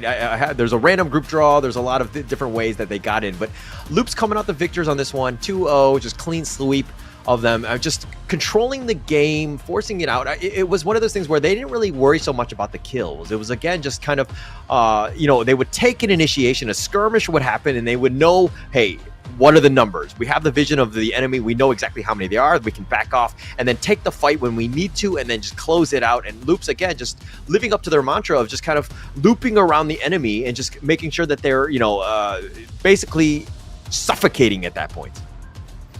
Yeah, I mean, we saw the attempt of All Gamers Global to try and cut off the lifeline of Luna, as you said, but that just was punished. It was like as if ABH was just like, I mean, bro, go ahead, try and cut off my early game. We'll cut off your mid game. We'll cut off your late game. That's going to be a lot more of a detriment to you. And the amount of Shadow Tyrants that Loops was able to pick up really reflects in the damage here. So you're 78.4k by the Luna, 79.6 by the Lady Shen as well, but even the Mai doing more damage than the Fang because Fang was just being used as a macro machine. Yeah, definitely so. And I mean, if we're looking at some other things, other stats that might have kind of stuck out to me is the fact that All Gamers Global, like Zai's, all of that damage, 67,000, but everyone else is kind of the same, right? Yeah. You needed somebody else to kind of pick up the damage. Don't get me wrong, Zai's is definitely on the Lady Soon. You want to be doing as much damage as possible. You are that late game carry, but there's a lot of pressure. Zai's died early in some of the team fights, and the team would just crumble, and they lost a lot of momentum because of that. Yeah, you can kind of see it as well because we saw that I'm pretty sure the Purify came through on the Lady Sun as well, rather than like a flash. So again, there was just so much CC for the Lady Sun to even be considering any other common skill than the Purify. But there we go. Look at that gold graph again. Shows a completely different picture compared to game 1 where we saw that AG Global kind of had a little bit of a second wind and a fight back in game 1, whereas this one was just a steady climb. It's like going up one of the Wainwrights within the UK and just you climbing it and you get to the top, and that's exactly what Loops did, finishing out probably one of their earliest games before a Tempest Dragon even spawned. 15 minutes and 48 seconds. Yeah, and Loops right there. I mean, ABH was not able to get that blue buff, like, I think for the first two, but again, the MVP is going to be Tempest, making plays, 6-1-1, 64,000 damage. Again, I feel like Loops, it could have been a multiple, it could have been a different player. I think in this case, Tempest kind of showed up. He had the stats to back him up with that 6-1-1. Definitely helps with the KDA. But, shushing all of AGG at this point. Yeah, we saw, to be fair, he's doing it in his pose and he did it in his gameplay. We saw him being pretty prevalent into the back line of the enemy team and just constantly giving vision over to the rest of Loop Esports. Was Tempest's main role. Like I said, Fang kind of took on the mantle of the Clash lane, where they are normally your macro monsters, and being able to push these multiple lanes. I mean, towards the end of the late game, we saw Fang with a lot of presence up in on the Clash lane as well. But here we are, some amazing team fights. Just having the likes of the Luna and the Mayim be able to jump onto the back of AG Global was just scary for them, because they just couldn't do anything, because Zaze, like you said, Hauler, was taken out in these early team fights. Pretty much ASAP. Yeah, and it looked like they were continuing to fight. When Zayas had gone down, I think that it should have been just like, hey, the call is just a retreat. Anyone that can survive, do so. We'll meet in the fountain. We'll figure things out. But they continue to fight 4 versus 5, and AGG, their draft is really not that damaging lineup. Again, everything runs through the Lady Soon, and if Lady Soon is down, you're going to have a rough time. And this is, that was that sick flash that Kank had. He dodges that one out, tries to go for yet again. Again, 1 versus 5. Are you going to win this one? And in this case, no way, right? No way at all. And then here we are, the game 2 takedown of the Crystal as well. And it was just a very, very well played, well executed 2-0 from Loops Esports, taking both games in their respective group 2-0 and not losing a single round to any of All Gamers Global or R8 Esports. And there we are, we have the second place that is going to be All Gamers Global. You can kind of just hope that All Gamers Global are going to have something in store for the knockout stages, because if not, they've got some serious soul searching to do. Yeah, soul searching and not allowed time to do it, right? The knockout stage starts on Thursday. Some of these teams, again, 3-0, 2-0 from Loops and Vivo Keyed Stars, respectively. Both of these guys have not really lost. I mean, they haven't really faced that adversity. They're going to be facing up against some of the teams that are undefeated, that have, done a great job. So one of these guys is going to start to bleed their blood, and it's going to be weird for them, right? It's going to be a situation where, are they able to face that adversity? Are they able to take those punches and punch back? Yeah, no, it definitely seems that way. It definitely seems that there's going to be a little bit of a contest for drawing first blood in some of these top teams going through to the semi-finals, because they won't meet in the quarterfinals. But before you forget, guys, if you haven't logged in yet and you weren't here in the early part of the cast, Yao is now available on the Gorge. You can go buy him if you've got your in-game currency, or potentially just hope that somebody's nice enough on your friends list to gift him to you. But Yao has been a fantastic player, new hero on the Gorge. I played him one game and thoroughly enjoyed him, to be honest. So again, a lot of outplay potential with this new jungle hero. Maybe your new main. We don't know. Maybe it's Hauler's new main. I don't play jungle, so probably not for me. I'm more, mainly a maybe farm he'll laner. entice you into the jungle with his shining stars, that glitz and the glam. Yeah. Actually, Kin was saying that yesterday. He was just like, yeah, if you buy this hero, you're going to win a bunch of stars. You're going to rank up. And I was just like, I'm enticed by that. I might just try it out just for that. I mean, he promised me, right? And I'll find Kin Dofu in case I do lose stars. So we're going to have to see how that one plays out. Absolutely. Maybe he just wants you to be put against him on the enemy team and be like, Hauler's on Yao. That guy took my advice. Free win, baby. But yeah, what a great 2-0 from Loops there. So 2-0 from Loops. And obviously our next game isn't really going to make a difference on who wins, other than kind of pride, really. We got Boom Esports against Foot Esports. Both of these teams have had a hard Season 2 Invitational so far. So again, it's really going to be interesting to see if they are going to pull out all the stops, or they're just going to be like, okay, let's just kind of have like a fun match. Let's try some things. Yeah, and I'm excited to see this. I mean, it's still one of those things where you saw glimpses of, brilliance, right? There were times where you're like, that was a great play, but they weren't able to capitalize and close those games out. So this is one of those things where, hey, two of the teams haven't won a single game yet. One of these teams is going to come out the victor, so we can pat ourselves on the back. We can kind of grow from this one. So I think that the teams are going to play hard. It's going to be an interesting final third match of the day. And, of course, the final match of the group stage. It's going to be an interesting one to close this one out. You definitely want to finish strong, and I think both of these teams are going to really want it in that third match. Yeah, Foot Esports not quite living up to the mantle of the Season 1 Invitational. I think they got all the way to the semi-finals and then lost, I think it was 3-0 to VKS. So when they played yesterday, I already knew what was going to happen because VKS absolutely smashed them 2-0 yesterday. But hopefully, like you said, Hauler, one of these teams get to at least get one win on the board for the Season 2 Invitational. It won't be long until this match. See you after the break.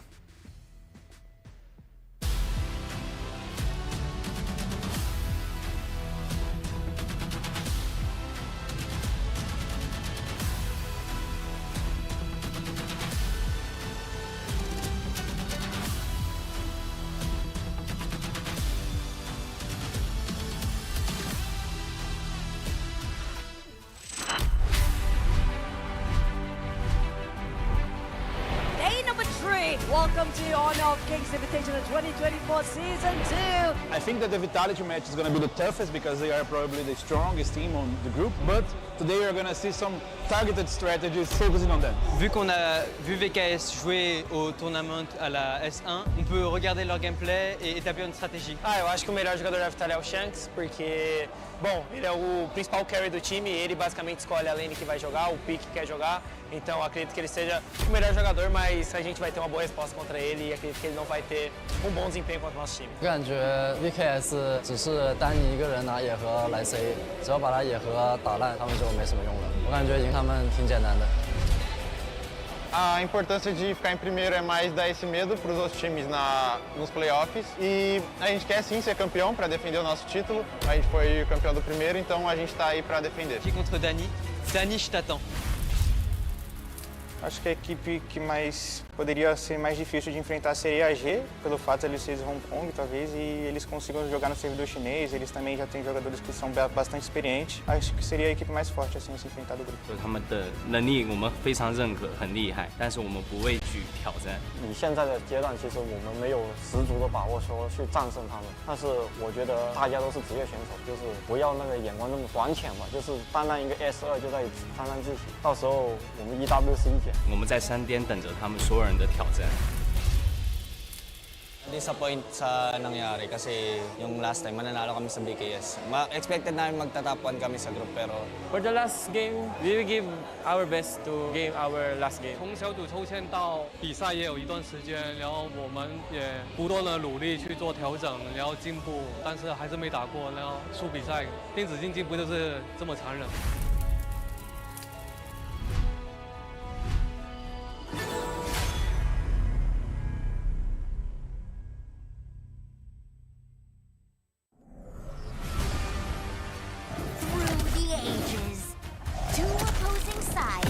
Fiercely battled for a power that granted them life, but cursed them with ruin. Wait! Oh, no, this story is too cliche. Maybe we can find inspiration from other stories. Hey, that might work. Got it. Woo! Oh. This story is adventurous, but lacks excitement. How about this one?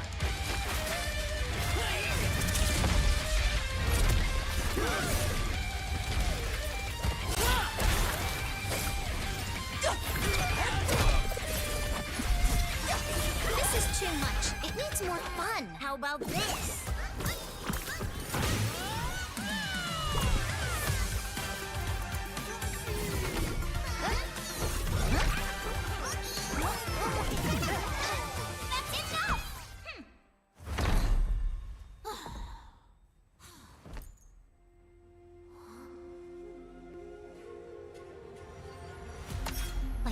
thrust of a spear in battle. No one can tell my story but I'm me. I'm born to stay, ayy. It's my chest and my bonus play. Can't be late, won't hesitate. What do you say? Race to find my face, scars to find my skin. I can't convince them, can't please them unless that I'm the one that you hate. H-E-R-O, doing it for real, I found my goal. From the ashes, I wrote a game. Flow with a rumble, make them crumble, make them run. Baby, it's go time. Knock me down, how I rise. An inspiration, I know I'm the one who gon' fill them up, nobody gon' do it. Facing our peers, we don't think we just move it. No, we the best, so we don't gotta prove it. Somebody touch me, I swear I'm gon' lose it. I got a trophies on this boom and illuminate. Another day, another way. You got the power to turn around. Ain't got a champion, so you calling out for the game. There's no high. Won't you yell out my name when I sing a song for you?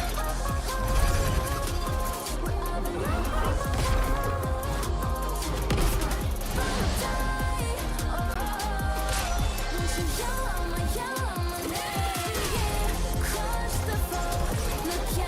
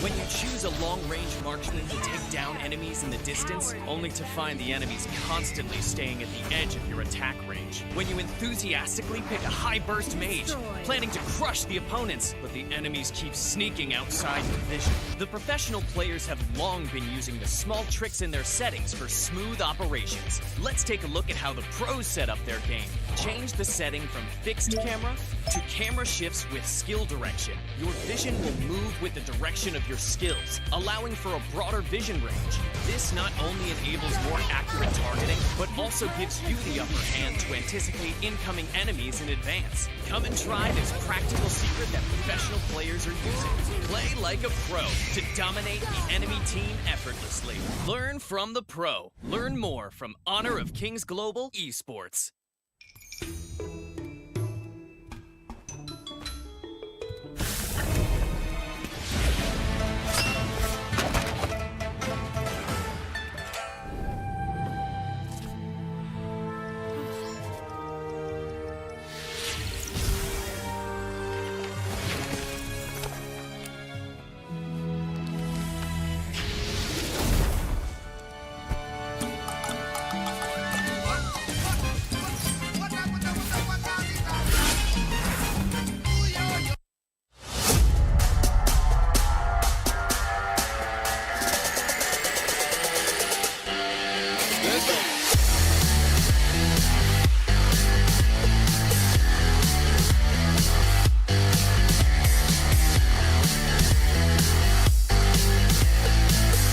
Are they looking for a fight right now?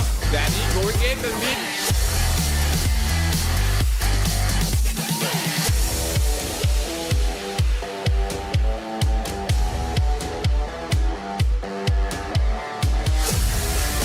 Well, opened by Fang. Fang doing the open.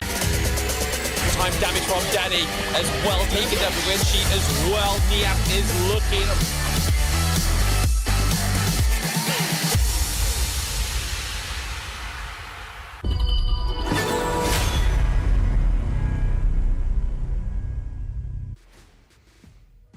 And welcome back to the Season 2 Invitational Honor of Kings tournament. Today you have myself, Blam, and with me is Hauler, and we're about to experience the last match of the day. It seems to be going very, very quick, Hauler. How are you feeling for day 4?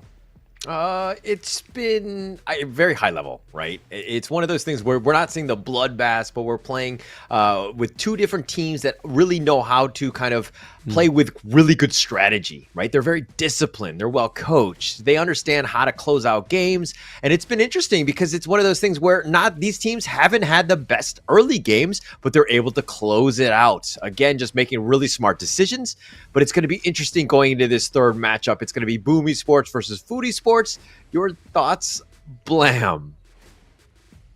Yes, and obviously all these teams now have made it to the Esports World Cup, which is one of our sponsors for the Season 2 Invitational. So every team bar these two, and then obviously the low ones, so the likes of Osiris, Kagendra as well, they haven't quite gotten through to the top 8. So all the teams who have won at the top of the standings and the seeds that you'll see towards the end of today after these matches, you will know that they are going through to the EWC. And once again, thank you for the Esports World Cup for sponsoring us, and it's about to be the biggest esports event within Honor of Kings for the year so far. Yeah, it's going to be a pretty massive one. And of course, do you want to show off your gaming skills and style? The Infinix GT20 Pro has a mecha looped LED design that lights up every time you destroy an enemy in game. It's pretty amazing, and it's fun to watch, actually, even when other people are playing with it as well. Experience a gaming performance like no other with the Infinix GT20 Pro. But again, the top 8 teams, we know what they're going to be, who they are. With the knockout stage, they're going to make their way into the EWC, so we'll see them even further down the line. More money at stake, more pressure, all of these things. And of course, it's in Saudi Arabia, so it's going to be very interesting to see how that one plays out. But of course, I'm getting ahead of myself. We're going to go into the third match. This is going to be Boom Esports, Food Esports. Who do you like in this matchup, Lamb? I mean, to be honest, for esports haven't had the best season 2 start. Boom have taken a few rounds off of teams, but not actually got a overall win. So again, these two teams have been a very shortcoming when it comes to their experience of the season 2 invitational. But if I have to give it to one of the teams, I'm going to have to go with Boom Esports, just because of how well they have played, just not played well enough, whereas Foot Esports have just kind of not quite found their, it seems to be like their personality, their image of what they want to be as a team. Like, there's no sort of surprise picks. It's all very meta. There's nothing. I think that's the thing that really holds them back, is that they may not have any pocket picks. They could prove me wrong here, with it being the last lifeline here within the Season 2 Invitational. We will see very soon, Hauler. But again, I think Boom Esports has got my vote for this one. Okay. It's funny that you say that, because I do agree with you. I do think that Boom Esports is the better of the two teams. And again, I'm hoping Foot Esports proves me wrong. But it's just that Boom Esports, when they play, there are moments of, oh, we can come back, or we can win. We can figure things out. They just kind of falter towards the end. And again, they played against some very good teams in Team Vitality and Vivo Keyd Stars. So it's tough when you're playing against that level of competition and trying to shine at this point. But again, I saw glimpses of it with Boom Esports. It's going to be interesting going into this third matchup. But hey, Blam, walk me through Boom Esports here. So we have Boom Miji in the Clash lane, we have Ajixix in the jungle, we have Dragon in the mid lane, we have Toshi in the farm, and then Impressive with his Distraction Athena in the support role. So I'm really hoping that we get to see that Distraction Athena, but here are the opponents, Hauler. Yeah, and this is going to be Foot Esports. It is, of course, it's going to be Void, Atix, Snape, Lost, and Ryuga. It's going to be 5 teams, or 5 players that we've seen. Again, the potential has been there. They've been picking the meta drafts. It's not like the drafts are so far-fetched or, you know, off what they should be playing, but it's just a matter of just kind of execution. It's been a little bit of a struggle in that sense. But we're going to see some of these players live. As well. Again, this is a live event in KL. If you happen to be nearby, please do give them a stop by. Check out the mall. It's going to be in Sunway Velocity Mall. This is happening live. And of course, this is just the group stage. We're going to have the knockout stage coming in from Thursday and throughout the weekend.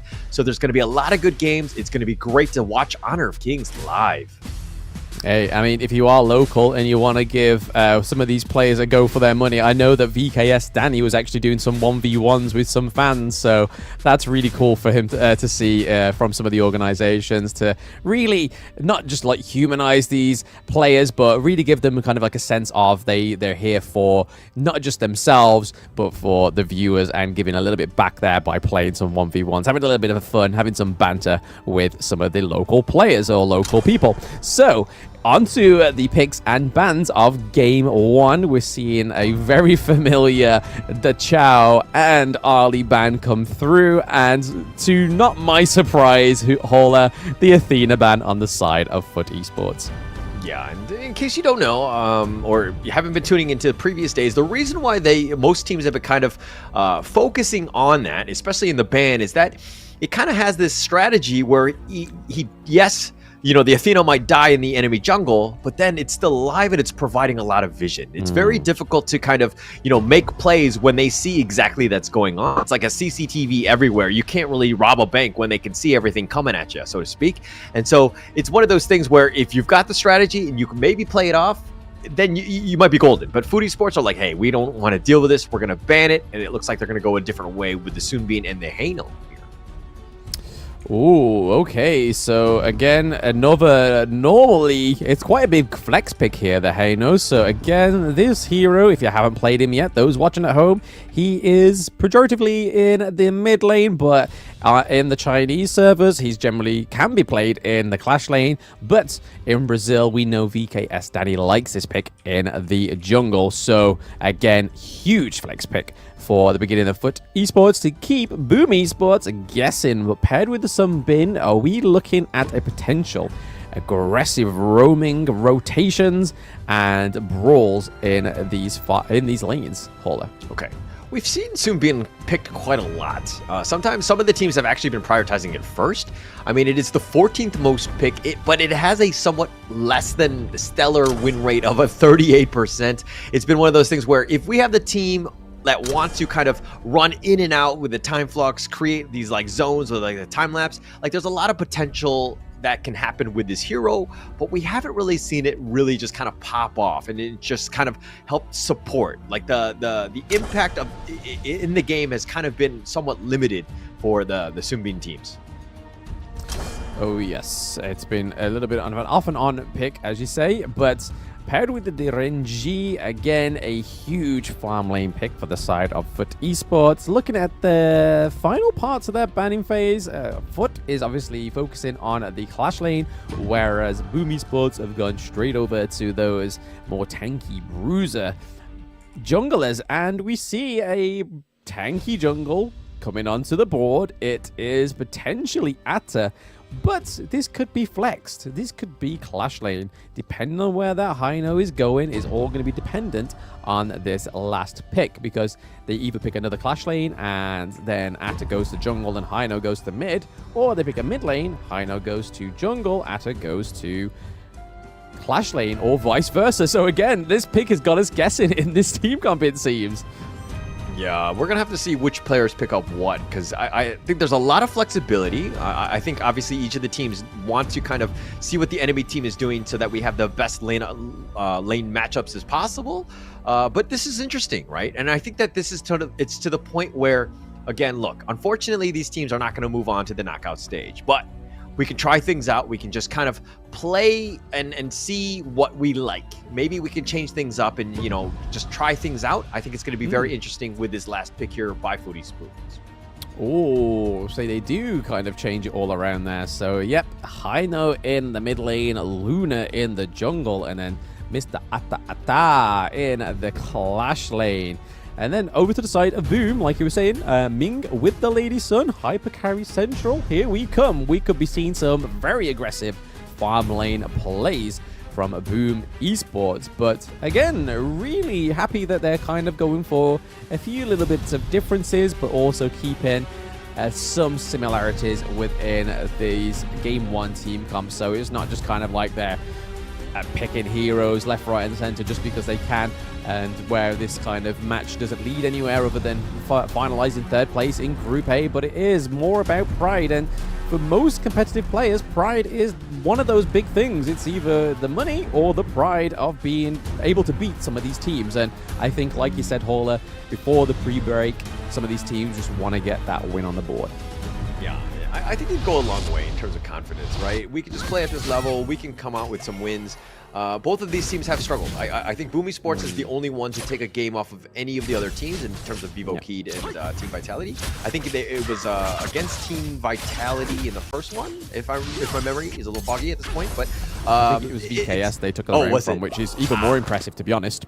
You know what I mean? Yeah, for sure. Taking that one off. But, you know, that was the first game of the entire tournament, right? It was kind of setting the stage. I think there was a lot of expectations. They're like, hey, this Boom Esports team might be legit. But unfortunately, they were not able to close things out. I think it comes with a little bit more practice, hopefully. But going into the draft and the lineups, which team do you give the edge to in this first game? I mean, if we're going off statistics alone, obviously Luna has not the highest appearance, but the highest win rate within these two junglers. But Dune, however, is definitely more capable, I feel like, into the Boom Esports team comp, because you have the Mylene as well, being able to split apart the backline, especially when your backline consists of Luna and Hino and also the DRNG as well.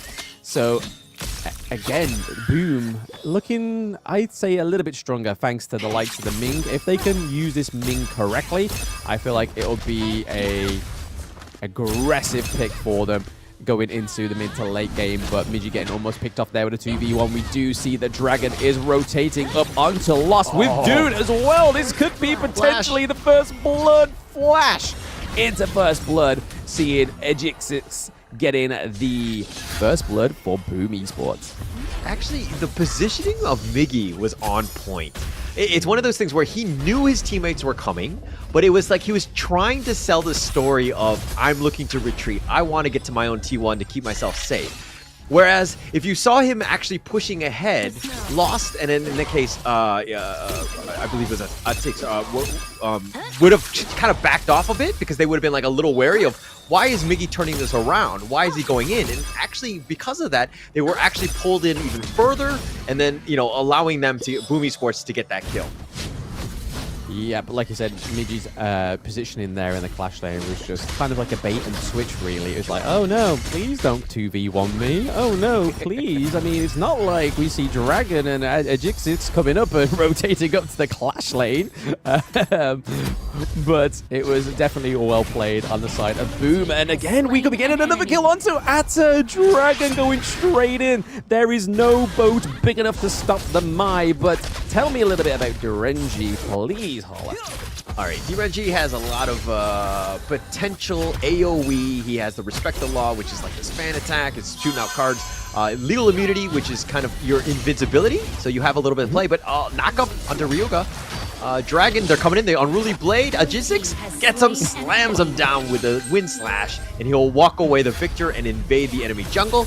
But again, DRNJ, he does have the Imperial Order, which is a stun as well. But one thing about DRNJ is that his positioning needs to be flawless, right? He's kind of like more of a static type of farm laner. So he has a little bit of an issue. Obviously, he has that legal immunity. But it's one of those things where he needs to be careful and conscious of his positioning.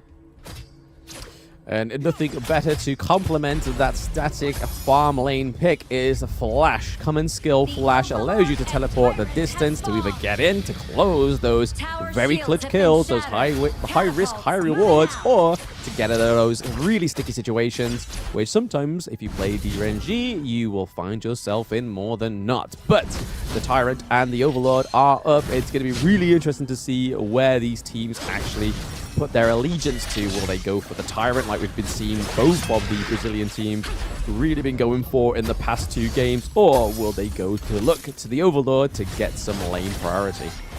Yeah, I think in terms of initial one, I think the damage, having that a little bit early just kind of scales a little bit better. I think it's something that you want to go in, but the knock up onto Ryuga, Dragon, because if he pushed back, he's going to take a lot of damage. Doesn't he be careful? But Foodie Sports will kind of force them away. Boomy Sports Logistics will secure that Tyrant. And again, I think that it is the most important objective, at least at the early game. Yeah, I feel like it would have been a better thing for Foot Esports to go for again, but I don't think they had the privilege of knowing that it was going to be a free Tyrant, because again, with the Durenji, it takes a while for those items to come through and activate on his side. So having that chain lighting, having that extra damage on the Durenji is going to be a better thing for you.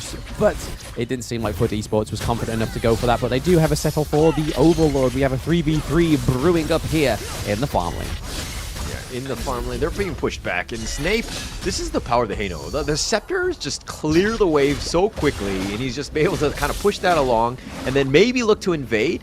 But if anything, Snape can just be this, like, tanky monster. He has the Fate Rewind. There's not enough damage thus far, not yet at least, for Boomy Sports to kind of blow him up or to stun lock him so that he can't get on out of there. As long as he plays it safe, he can be, again, be very the frontliner that you need, and the wave clear, again, that will just help you at least in the early stages. Yeah, I'd like to think that we may see some sort of tanky item come onto the side of the Foot Snape, but oh my days, Toshi with the ultimate shell through onto Sunbin. Miggy with the trade across the map as well onto Atix. It is all going boom for Boom Esports right now. Well, like you were saying, the Hano, it can be quite tanky with the recall, very well positioned, but are we going to see some tanks coming through for Hino? But it doesn't look like it just yet. The CC Muti comes through from the recall. Nobody quite lands the positioning there to try and find Hino and chase him down. Yeah, but you forced it out, all of that for basically essentially free, because the logistics on the Dune is just so tanky right now. And so Snape expending the ult means that he needs to play a little bit safer, right? And you definitely don't want to be playing safe. Look at him hiding into his own jungle, not even able to kind of push. And again, in the early game, you want to be aggressive. You want to be taking the enemy jungle or pushing the lanes and just farming as much as possible and not playing scared, hiding in a corner. which is kind of how I play in my ranked game. A little bit of insight into Horler's personal ranking experience there. So if you do go against him, make sure we don't suppose your in-game name right now on cast, so people are like, I know exactly how this guy's going to play. Yeah, I'm crying in a corner. That's the end. No, don't come under my turret, please. We all play like that sometimes. It depends how vulnerable we feel in real life. But they do manage to steal the blue buff off themselves again. So Foot taking that. Not getting a kill, though. Midgie getting the kill over to Atix, which means that the blue buff just goes back into the bank of Boom. But, oh, they are not done yet. Rugar looking pretty low. Double kill for Toshi. That is not who you want to get a double kill onto. Lady Sun looking pretty fed going into the 8-minute mark. Horler. This may be very troublesome for Foot Esports. Very troublesome. I mean, Miggy making plays, going in there, just knocking people up, pulling people around, and through it all, Boom Esports has not lost a single player.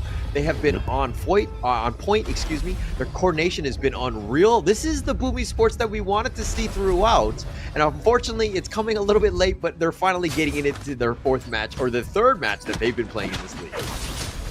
Yeah, it's a shame for them to come show their skill here, but it could just be that Foot Esports may feel a little bit underwhelmed going into this game because, like we said, and like we were talking about earlier, is that, yes, Boom Esports didn't win a whole series, but the round they did take it off was VKS, which is a prestige within itself, considering this team just went 2-0 with Team Vitality. Again, we don't know whether it's because City Boy was put into the jungle rather than Shanks. Shanks into the jungle, sorry. But again, that's something for us. Anybody else to ruminate on. But there is a lot of aggression from the side of Boom Esports. However, Foot do take the Clash Lane turret T1. Yeah, they're feeling it. They know they have a huge advantage. I mean, it's 8 kills to nothing at this point, and they're just trying to starve them out, push it out. And again, if you're watching at home, if you're winning at all, this is the way you need to be playing. You should not be in your own jungle farming. You should be up in the enemy's jungle farming their creeps. If you need to fall back, that's when you look to take your own. But at this point, it's very unsafe for Foot Esports to make any sort of movement within their own jungle. And again, they're kind of in the corner crying strategy mode, which is, again, my patented move. Fetal position on the red buff. Love it. But looking at the itemization already, we see the Sparked Forge dagger coming through on the DRNG as well as the Doomsday. So again, basic attacks are going to be hitting a little bit harder than they were in the early game, and also having that chain lightning effect is just going to mean that you don't have to take the Tyrant in order to get it. However, they do take the... it looked like that Luna was trying to go for the Sage buff there, but it didn't quite work out. Toshi takes up his own, whereas Dune was looking to take the enemies, but it wasn't on spawn yet, whereas Mayin and Dune are looking to just put pressure in these lanes. Yeah, and if we're looking at, the net worth of, Toshi right now. Oh, okay. Dragon going in, 1 versus 4. He's going to be bursted, so that's a little bit of a win for Foot Esports. That's the first on the board. First, always the hardest kill to get, am I right? Yep, first cut is the deepest, but not necessarily in this case. It's the hardest to get. That CC immunity. Oh my god, Snape almost getting completely diminished with his health there. It was just the nick of time that he needed to get out. But the Shadow Tyrant is now up, as well as the Shadow Overlord. We are seeing Foot Esports playing a little bit more on the front foot now. They are taking the tango in their whips, but are they going to be able to take the... Oh, they do! Atix gets the crucial kill theft. It's not a theft. It is a contest there, but Agizix is punishing the lost on the side of Foot Esports, whereas they get a 1-0 trade but lose the Shadow Tyrant. I don't think that's a decent trade. Decent trade at all. I mean, destroyed a tower. Realize that, hey, we're strong, even if we continue to fight. Drexley is one of the lowest on the teams in that network, so losing him isn't the worst. It looks like Miggy so much damage on that, and Dochi snipes him out, takes him with him, takes him out. Put pressure on this three. Just this tank that is so annoying to deal with. Yeah, that ultimate shell had Void's name written all over it. That went straight to the Cronium on Dorenji there. He just didn't even know what hit him. He's just like, I'm alive? I'm dead. What? What's going on here? Really, really well played by Toshi on the side of Boom Esports, but they're not settling there. They're looking to take the Shadow Overlord to make these aggressive steps on the lane. Yeah, and look at Mickey. Still up in front, realizes that he has the mobility to get on out of there. And he's providing a lot of vision for his own team. Like, again, it's just pushing him away. They can't even take the Azure Golem. And just on the run, right? All they can deal is deal with the minion waves, if anything. But Foodie Sports on the back foot, just trying to find some sort of opening, some sort of way to just prolong this game, get Void a little bit more farm. But without the mid T3, it's going to be a tough time. Yeah, you've got those empowered minions now in the mid lane, which just make it a little bit more peskier when it comes to those attacks on your Crystal. And down goes the higher ground turret in the farm lane as well. We see a lot of backline poke from Snape there on the high note, looking to just keep them away, trying to focus those minion waves. And there we are. We have Dragon bringing the Vanguard to the higher ground turret. It's going to take all of Foot Esports to try and take it out, but we have Miji in the backline as well with Doom. Doom goes down thanks to Atix, and Lost goes down as well. There is a 1-1 trade on the side of Foot Esports. Instant kill for Toshi. Toshi has very little health. He gets caught by the boat. The boat can't stop the Dragon, but it can stop the Toshi. But is this Foot Esports looking to take some dominance here? We see that Atix is still... Lost on the Atta is still just pursuing the Ming as well, but watch out, Miggy is on the flank. They've got to be careful. Rugar looking pretty low. We do see that Lost is, however, able to get impressive off of the board there, and Atta is staying into the back just to keep his squishy friends alive. Hauler, there was a lot of action there, and this is the bounce off the canvas that Foot Esports need. Yeah, and Logistics, it was like they went in, but the tower was still up. They had so many, I would say, positioning issues going in, because Logistics got killed. Once you lost your tank, then it was a matter of a full-out retreat. Doshi got caught out. It was a really nice ghost ship, but three-man stun there. They're turning this around, and Void gets blown up. Snape is there. He shows himself with the scepter. He should have just hid in the bushes and cried in the corner like I would have, but Snape gets knocked up. Doesn't matter about your fate rewind. Optics is now here. He's going to try to fight Dragon. He pulls him back. He does get one kill in terms of Dragon, but now he's being chased 1 versus 3. No real way to survive as Doshi blows him up and says, "Thank you, friend, for that free food." If you could see my face for that entire interaction, it just seemed like I was disgusted. Just as if I'd just been given some really bad food and I've just thrown up. It seemed like that. It was just a complete outplay here by Boom Esports, taking the Crystal in game 1 with 60 kills to 5. Boom Esports getting the first game on the board against Foot Esports. There was a moment where Foot Esports could have come back, but Boom was just like, hey, we are so far ahead. We can take the right fights. We can get the right pickoffs. Because again, it's one of those things where if you have all the items, you have all the damage, then the squishier lineup of Foot Esports is going to have to rough. If you weren't really able to kind of stay up and be tanky enough to kind of deal with the Boom Esports onslaught, so just a tough situation for Foot Esports. I think they needed a little bit more of a bruiser, so to speak, to kind of just soak up some of the damage that Boom Esports was dishing out. Yeah, with the Atta towards the late part of the game, once he starts getting those tanky items on him, he's harder to kill, especially if you don't start buying like anti-heal onto the team of Boom Esports. It just makes this guy thicker and thicker and thicker, and that's kind of where I feel like Foot Esports managed to get their footing, forgive me for lack of better words, but then they also had the component which was the DRNG, which was able to get those items like the Sparkforge Dagger, the Doomsday as well. This means that he's basic attacks, and as long as you've got the positioning, like you did say, Hauler, he's a threat nonetheless.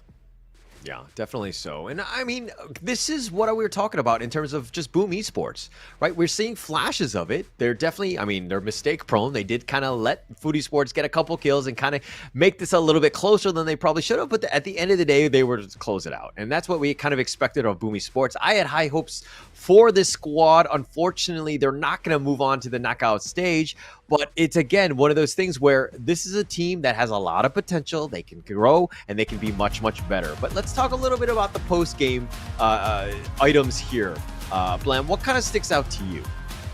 Let's have a look. I mean, the HP regen item, both on the Mayeen and the Dun, clearly served them purpose, because Mayeen not dying at all, and then Dune only dying once. So that was obviously a huge thing for them, is having that HP regen, making sure that any health on hit healing was going to be at the maximum peak. We don't see any of the anti-heal come through, other than the burning cape on the side of Dune there.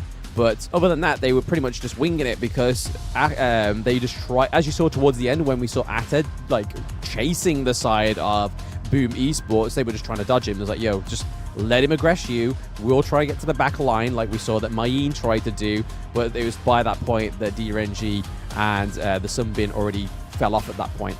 But yeah, again, just a lot of damage. We see some of the offense items come through. I mean, the defense items come through on DRNG as well. But other than that, not really much else pointed out to me. But over to you, Hall. Let's have a little dive into those damages. I mean, Doshi right here. I mean, he was my MVP of this game. He was like 7-1 in like 3 or something like that. He was just 131,000 damage, the most on the team.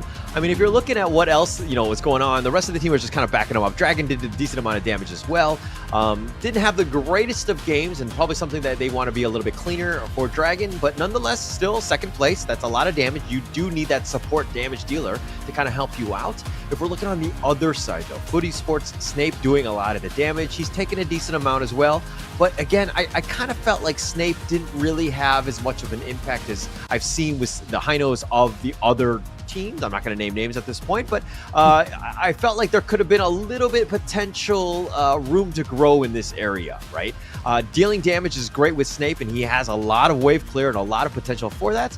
But it's one of those things where maybe it changed things up to be a little bit more tanky as they go in. But Blam, walk me through the gold graph here.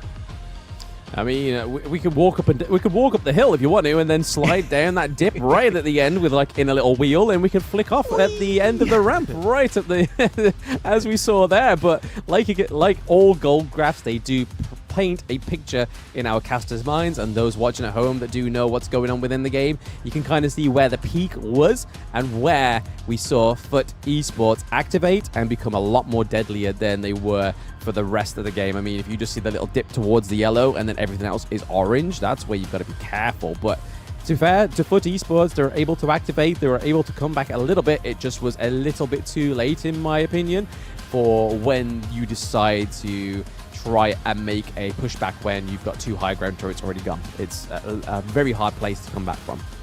Yeah, it's tough. It's tough. And I mean, you might want to split push. You might have to play a little bit riskier to kind of potentially get yourself back in the game. I didn't see a lot of that, just kind of forcing that in. But again, if we're going to talk about the MVP, at least my MVP was Doshi. I want to see what everyone else thought who deserved this MVP. And again, it looks like Doshi. We're on the same page. 7-1-5, but that 131,000 damage, that's insane. Yeah, no, I think that ultimate shell to Derenji's face towards the mid lane and that high ground turret was just what. None of these stats secured it. Everybody in the crowd saw that and was like, that's a violation. Like, literally, that was just on point. That ultimate shell just couldn't go anywhere else other than Void on the Derenji. So, it was personal. That was a very personal ultimate from Toshi, but a well-played MVP. Let's talk a little bit about the highlights here. We saw some of the decent plays here. I mean, Lost getting run up on. He got chased down. Again, they were baited out. They ended up getting that kill. But again, this is where Boom Esports, they kind of took the advantage here. Logistics, not scared, takes them out. Ryuga just forcing this issue, and they just had such an early game that was just so good that it was difficult for Footy Sports to even come back into this game. There was almost very little chance for them. I mean, this has kind of taken me a little while to actually realize, but originally, obviously before this tournament happened, Lost was actually their jungler and Atix was the support. Atix has obviously been jungler throughout the entire of the Season 2 Invitational. Lost went down to the farm lane, and then Void was their clash lane. However, Lost and Void have flipped. So we see a little bit of a difference, and Honestly, I don't know whether it was just the Atta pick in the early game, whether that was just because how weak the Clash lane was, but I feel like Void did a better job on the farm lane than Lost did in the Clash lane. So a big props to Lost to switch in position there, but Void actually doing a lot better in that roles change, I believe, overall. But yeah, just look at the replay. We only start to see a bit of a vicious FUT Esports as we get to that 14-minute mark, and the final time where they're actually able to take a turret is just a little too late because the enemy team at that point has got 2 lanes where you have those empowered minions. Yeah, had a chance there. I mean, there was such a nice knock up there. I mean, that last team fight coming from behind, even with Dragon down for the count, it was like very, very well played. They had a 3-man stun that just like knocked him up. Snape then just favor rewinds back. Probably shouldn't have shown himself later, but he ended up, going for the kill, so to speak. But very little chance of winning a fight 1 versus 3.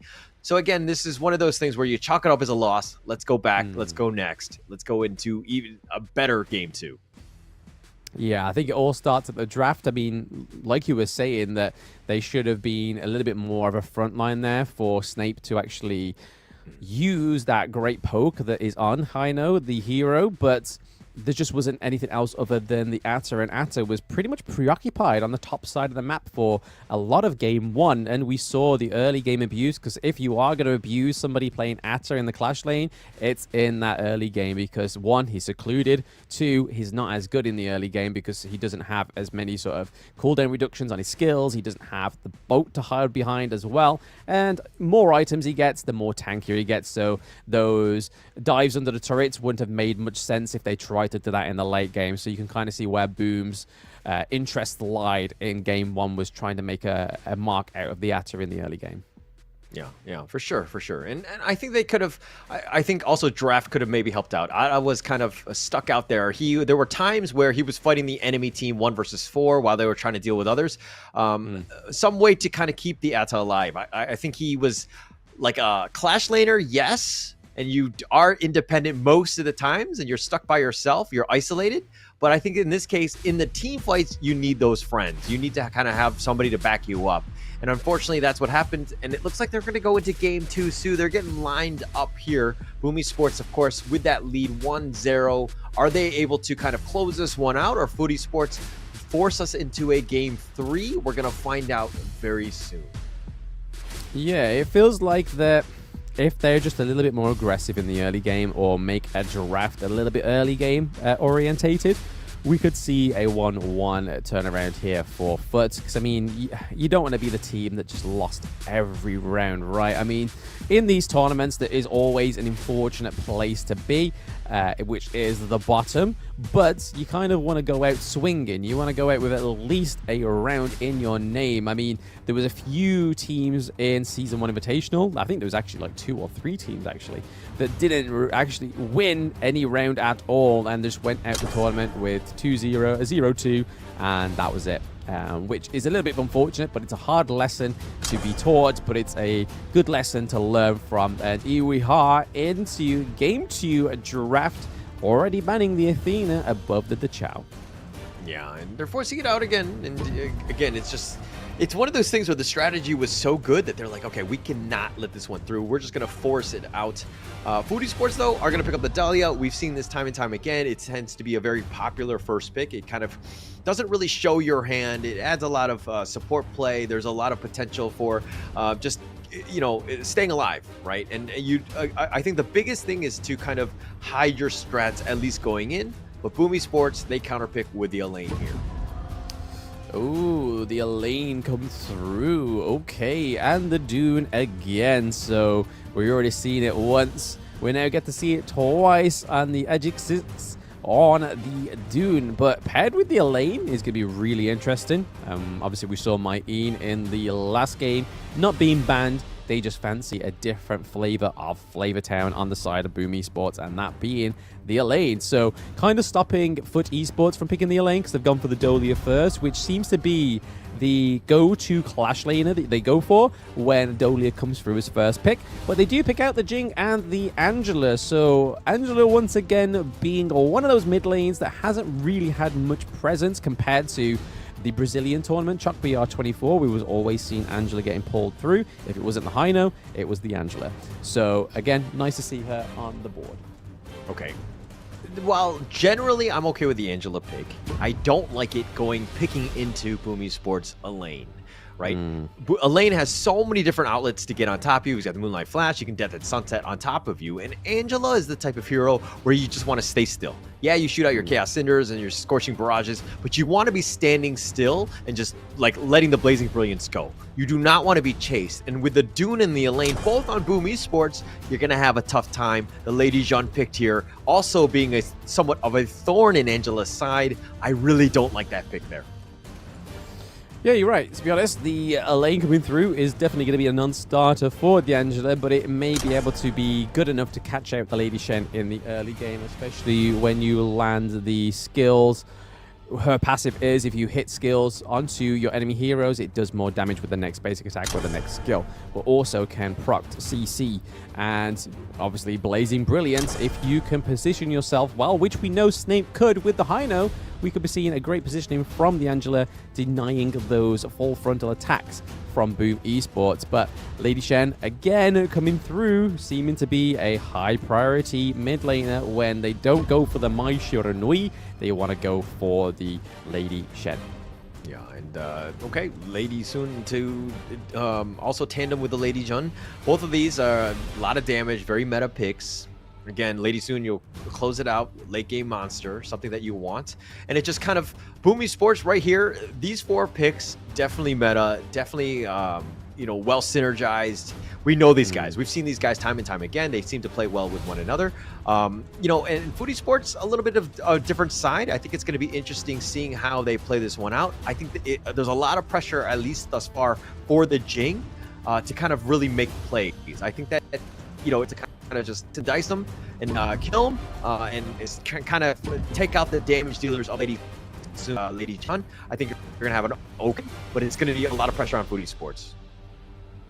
Oh, okay. So Dolia getting paired with the Lubu. That's something very interesting that they go for the Dolia rather than, not the Dolia, they go for the Lubu in the Clash lane, which hasn't been a hero that we've seen pick in the whole of Season 2 Invitational, but it is a pairing that is a very, very common.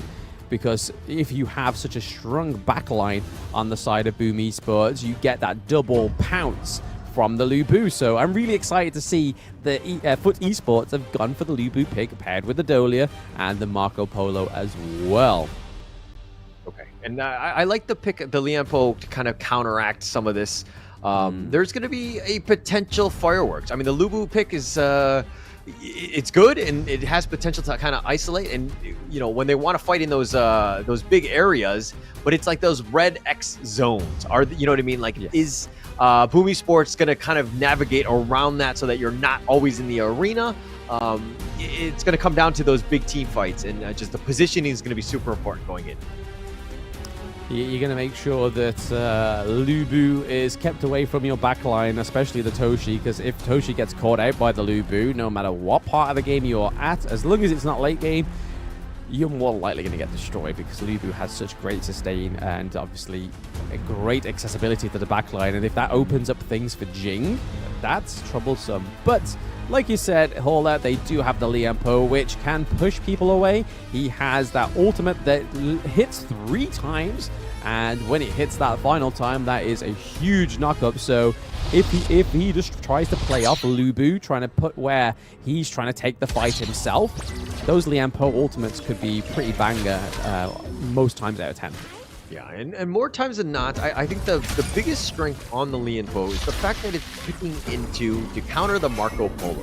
You have so many different stunts to kind of just get in his way, make it uncomfortable. Plus, he's very tanky, so Marco Polo can't really just burst him down. It's something that you've got to respect. And so you got to understand where the Lianpo is at all points, so that you don't just accidentally or, just kind of use the Fevered Barrage in a bad spot. But in the bottom lane, a little bit of a rush. A little bit of a rush, absolutely. 3v1 going on right here, whilst Lianpo's just kind of sat in the middle of the lane, just trying to start off the blue buff for Dunn. What an absolute gentleman, just starting off his camps like, you know what, bro, if we can free you up quicker, we can try and counter this 3v1 down in the bot lane. We already see that Lady Shen's going down there as well. Dolia with a knockback, really interrupting the pace of that 3v1 gank into the bot lane by Boom Esports. But Lady Shen's still not done. She gets the second ability onto the Jing, trying to stop Jing do anything with that red buff. Is able to secure it though, however, so a little bit of a non-starting tactic there from Boom, but nonetheless very aggressive. Very aggressive. They're trying to, again, just force the issue. Maybe look to go for, the enemy invade. But again, Impressive was the type where he just kind of went in with the burst ram, magma slammed, and it creates the zone of, like, really nobody wants to fight in. So it kind of disengages it. Oh, the unruly blade. Aja6 slows him down. It looks like he's going to be back. Lubu using his Tremble Mortals to keep himself alive. Yep, using that ult to jump out of there. It's one way to definitely use your Lubu ultimate is, if it's not into the backline, it's to get out of there. It's kind of like a little bit of a soft-core version of Elaine's Death on Sunset. I just think the fact that you actually don't disappear, you just jump up and land back down, and they know where you're going. Whereas Elaine just gets to hover around for a little bit, have a little bit of a slice of heaven, it seems, in the Death on Sunset, and being completely untargetable is also a blessing. But yeah, we haven't seen any first blood yet. We could have potentially got one around the red buff there on the side of Foot Esports, but just a little bit more well calculated, I feel like, Foot are going into this early game.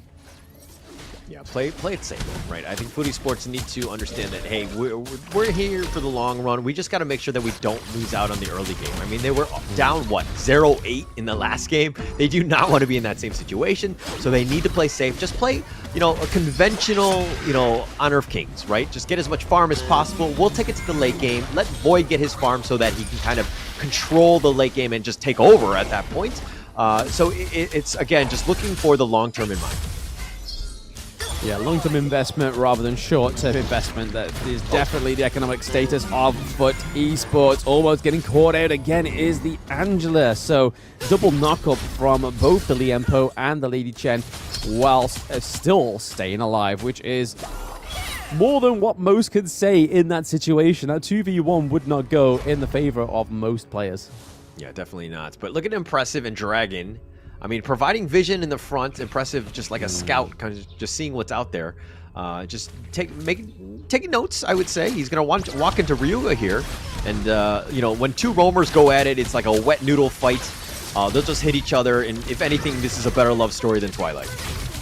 Yeah, just slap each other around and hope one of our farm lanes come through to deal enough damage. And there's a knockback from Dolia, just keeping everybody away. Rugar playing that pretty much poetically, because if that could have gone any other way, with the likes of Liempo, with a massive engage, could have been huge. And we saw that Snape had such high hopes to steal the Tyrant there, but was just not quick enough with the Blazing Brilliance, which again is another great function of that ultimate, is to steal those jungle objectives. Yeah, not able to do it. The Tyrant's going to be taken. That's going to be the first big one. Boom Esports turning this into a small lead as of now, but Foot Esports, they're just trying to play things safe. They're not doing anything unconventional. They're not invading the enemy jungle. They're just trying to get some vision and hopefully some smaller steals. Impressive thought about going in. He's going to just back off, but Toshi will take the spiked lizard here. I mean, if it's going to go over to anybody on the side of Boom, especially trying to deny it from the side of Foot Esports, it's Toshi that needs it, that late game hero. And looking at those stats so far, we see that Marco Polo is already ahead with the goal difference between Lady Sun and Marco Polo himself. Lady Sun buying the Axe of Torment. We're seeing the Burning Cape come through from the Dune as well. So plenty of boots being built, a little bit of a variety. It seems like a bit of a kick store going on right now with the boots. We got a bit of cooldown reduction. We have the slow cooldown on the CC, and then we have the physical and also the movement attack speed on the Lady Sun, but less about shoes, more about shooting. There's a lot going on in that mid lane. We could be seeing the T1 going down in mid lane. So already 5 minutes in, mid lane is gone. That means there's a lot of opening up for Boom Esports. Yeah, a lot opening up. I mean, they just kind of went for this one, and Lost has to just back off here. They've lost the Azure Golem as well. And it looks like the Tremble Mortals is going to be committed on the back line, and Lian Po is impressive. He's just going in. He's got the Tremor Smash, and he's just going in. Lost actually has to flash away. He's going to be basically scurried out of his own arena. It looks like he's been scared. Lost. Looking like he's lost. Yep, I mean, lost by name, lost by nature, question mark? Yet to see the full evidence if that is the conclusion of the reason why he's called lost. But that was a good engage there from Boom Esports, being able to claim that T1 turret in the mid lane. Just means that once again, the farm and the jungle is going to go more into the favor of Boom, and for the likes of the Elaine and the Liam Poe for gaining intelligence, he has more places to roam, so given intelligence is just going to get higher and higher for the side of Boom Esports. And the gank potential, you kind of don't want to think about it because it's scary. Yeah, it's tough. It's tough. To be honest, I wonder how the initiations are going to actually go. I mean, Lost needs to kind of set things up. He doesn't always have, I mean, it's either him or Zing just kind of to force the issue, kind of let them group up so that Lost can then kind of throw out that arena. But as I say this, it looks like the burst ram. It looks like they're going to get first blood on the snake. Yes. Wow, 7 minutes and 20 blood. seconds. Yep, it's taken a while for them. It's been a little bit of a slow burner, but I suppose it is Liam Poe taking all that burn from them. Dune having to use his ultimate to get out alive, but Jing's going in, trying to hopefully pick up the Dune. You got to be careful. You don't want that mirror domain being wasted right now. Lu Bu was trying to jump onto Toshi, but it was not clear or even successful in that whole interaction, and not really anything came of that. There was no push other than the minions doing their thing down in the farm lane. But in the clash lane, there's still a turret waiting to be taken. Rugar looking pretty low. Oh, he gets taken down. And gets taken down. Just stuck around a little too much. And Lost again. Threw off the Tremble Mortals.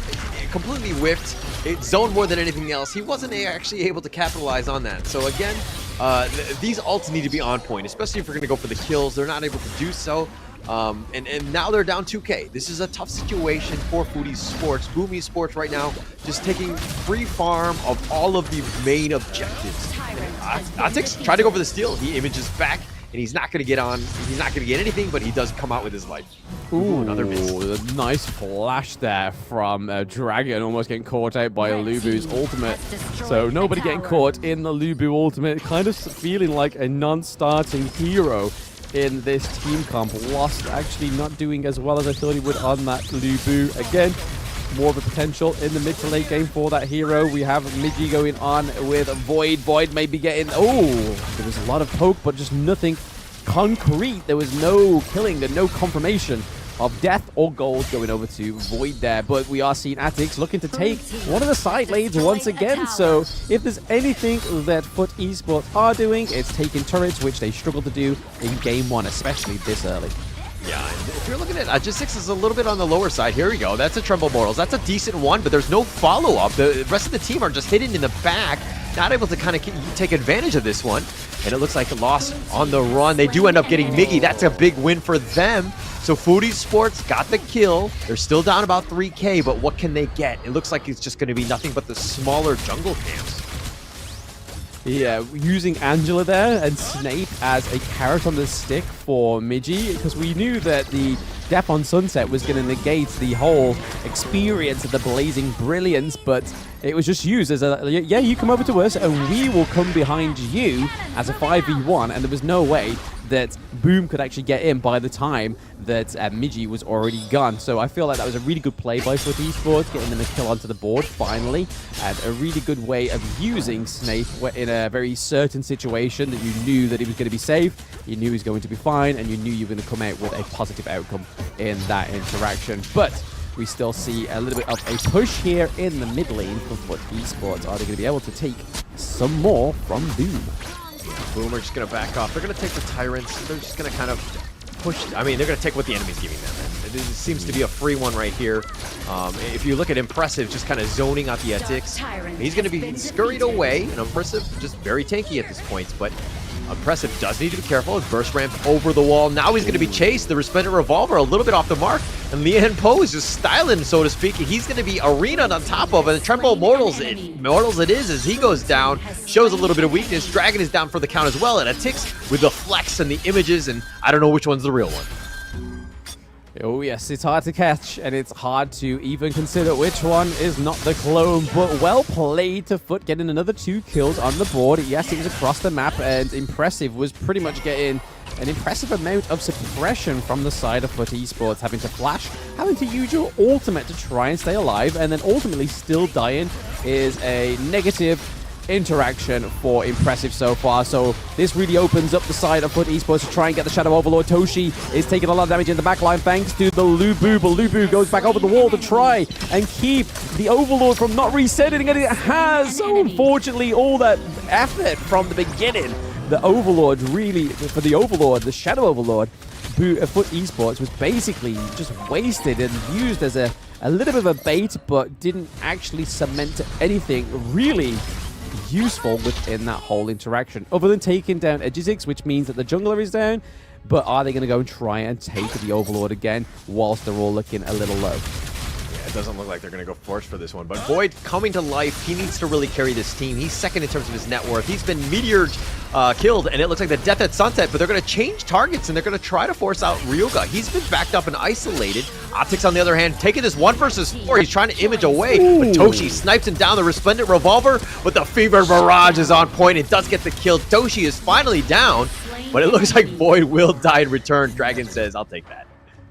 Dragon with these second abilities on the Lady Shen is on point. I mean, it's hard to tell when players are this good at this level, whether it was just pure fluke into the mirror domain, or he knew where she was going to switcheroo to, and then just in time, that second ability knocked up the Jing and took her out. And then it was the same for Void on that one, but we are going to be seeing an instant replay of that, because I want to see if that was actually the case, that was well automated. There we go.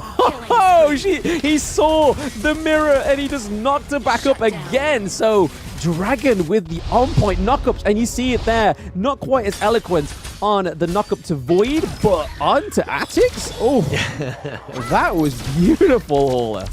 Very good, well played, and we'll definitely be seeing more of those highlights. That was the way to go, but okay, it looks like they're gonna, Boomy Sports are gonna focus on this Overlord. You pushed it forward. Agistix is now here, ensure that he hopefully will get the smite, but Agistix is around the corner. The Fever Barrage, this does connect, and they're gonna do some work, but Void trying to roaming gun back to safety. He's doing a lot of work, especially with the Tremble Mortals. It's locking in on Agistix. He's going to get on out of this one, and it looks like they're going to focus their attention on the Overlord. Dragon down for 25 seconds. That's almost an eternity at this stage. This Overlord seems cursed, because every time one of the teams go for it, the team just goes after him as well. But Agistix is able to claim the Shadow Overlord from the side of Foot Esports. So Foot Esports just giving them technically a free Overlord, because they dealt most of the damage, they did most of the footwork, but then Boom was just sort of like tick, tick, boom. Agix with the outsmiting of Foot Esports. So, hey, free real estate, baby.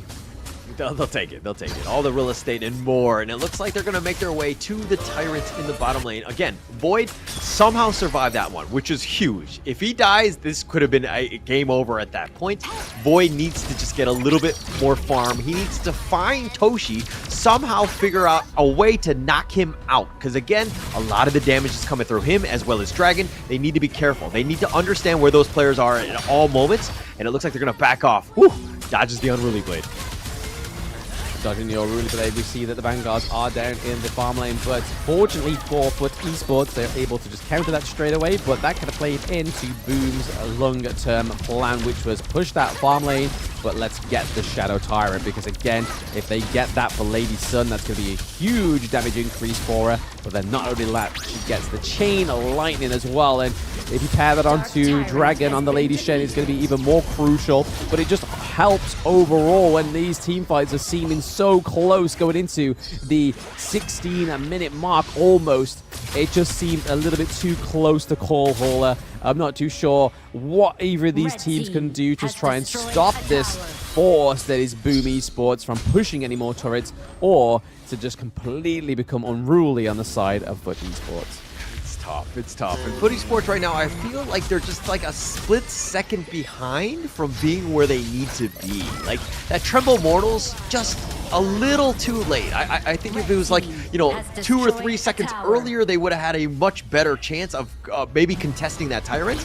But not being able to do this, it's a game of inches or centimeters or whatever you use at this point. But it's one of those things where it's so close. And I don't know if it's just luck or what, but they're just not able to find the right moments that they need to be. And having that specific position is so important in this game. In the words of Paul, whatever metrics you use, take them. It doesn't matter. Is it inches? Is it millimeters? Is it is it liters? Is it milligrams? Just take it. Whatever you can get, take it right now. Is Hauler's influence to Boom Esports, and it looks like they are kind of taking your advice there. Try to take the higher ground turret. They got it pretty low, but still there is no closing of the higher ground turret. But again, like I said, it just seems to be, I think if either of these teams give an inch, they are going to take a mile, and they are going to try and turn it around for FUT Esports. But the gold has never been this close in the 17th minute, which is crazy to think that we are almost 17 minutes in, and they are only 2k gold behind. It's very much showing and telling of what this late game could be. The late game is going to be the Toshi show. Let's be honest here, right? He was behind. He was down almost, like, I want to say maybe 1,000 gold to the Void at one point. I think we're going to have to check that one. But he's completely overtaken him right now. He's 13,800 versus the 12,000 that is Void. So, finding Toshi is going to be the #1 target of FUT Esports. If they're able to kill Toshi, they're going to have a decent time. They can take those fights 5 versus 4 without the damage that Toshi brings to the table. But again, it's going to be hard. Toshi's positioning has been great. The rolling rates to safety also been great.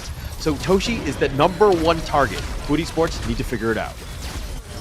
Yeah, even if they do find a footing onto the Toshi, he does now have Sage Sanctuary as well, so he gets that second wind of life. He's traded his boots for a second life, which I would say is a good trade if you saw somebody in the marketplace selling that. Hey, give me your shoes, I'll give you 2 lives. I'm like, yo, take my shoes, good sir. Give me a second life. As we see the Blazing Brilliance come through to stop the minion wave. That was beautifully played by FUT Snape in order to try and stop the higher ground turret. Unfortunately, it was a means to the end because the higher ground turret in the mid lane does fall. We're seeing the Shadow Vanguard rock around the corner as well in the farm lane. So once your higher ground turrets start taking a beating, it's going to be harder for you. But we do see that Lubu tries to go to the back of the line, trying to take out the Lady Sun, but she still has the Sage Sanctuary on top of her as well. There he goes. Lost is fallen for the Lady Sun. They have been smitten by the beauty of the hero and the late game damage that comes from Lady Sun.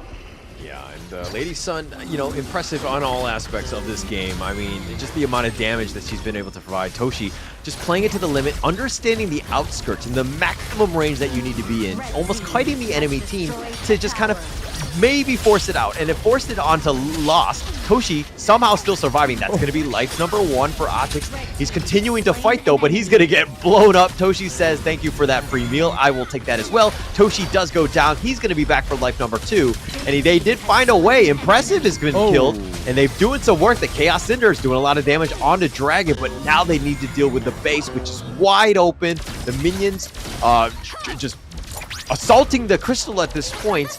And now Boom Esports back up. They're going to regroup and look to go in for that one last push. Yeah, we see that Lubu's trying to look for any sort of Stranglers on the side of Boom, but they have all got the fortunate capability and thinking that they need to go back and recall because, again, Tempest Dragon up in 4 seconds. If they were to go and take that fight at the damage that they had, they would have lost because, again, the Lady Sun has no Sage Sanctuary.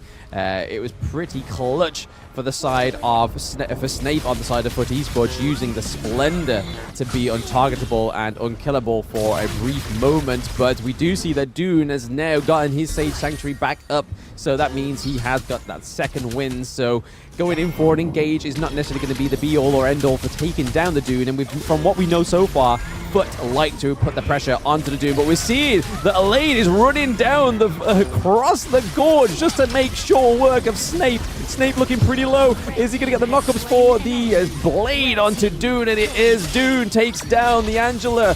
Void is down as well. Down goes 2 of your crucial damage outputs, and down goes Jing as well. It seems to just be an across the board takedown, but Lost is just trying to make some ends meet out of all of this. That is a 4-1 trade. That is the worst trade deal ever, as he gets a double kill towards the end, but he's going to lose that crystal, as it seems that they've got the minions there. They are stuck in. Toshi and Miji claiming 2-0 for Boom Esports.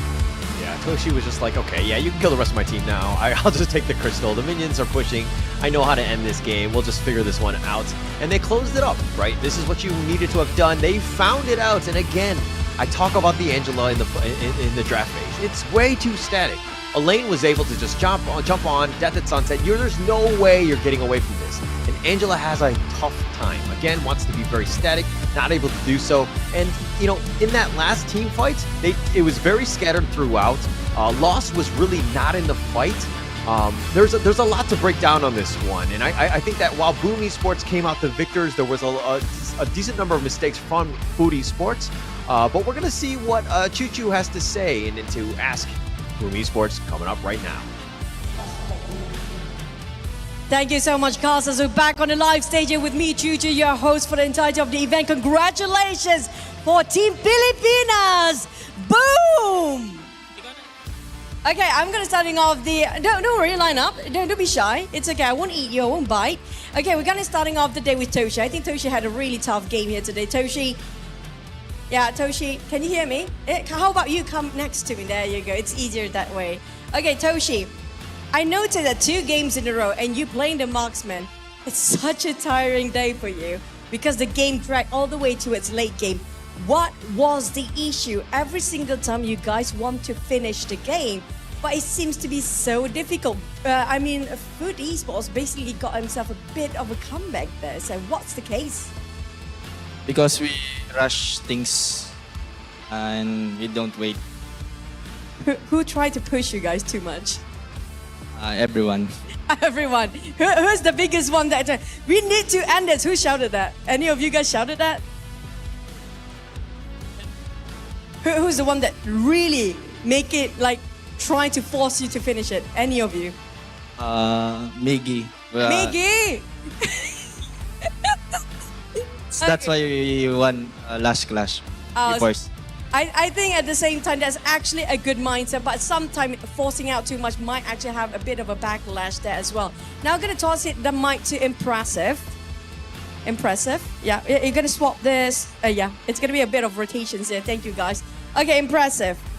We do know you're known for your annoying Athena. You're known for your annoying Athena. Yeah. Against Yes. VKS, I would be very angry to fight against your Athena. Now, the question is, did you regret playing Athena against VKS that early? No. But at the same time, that seems like your secret strat. Don't you want to save it for later? We are confident that we can win the game 2. That's why we get in game 1.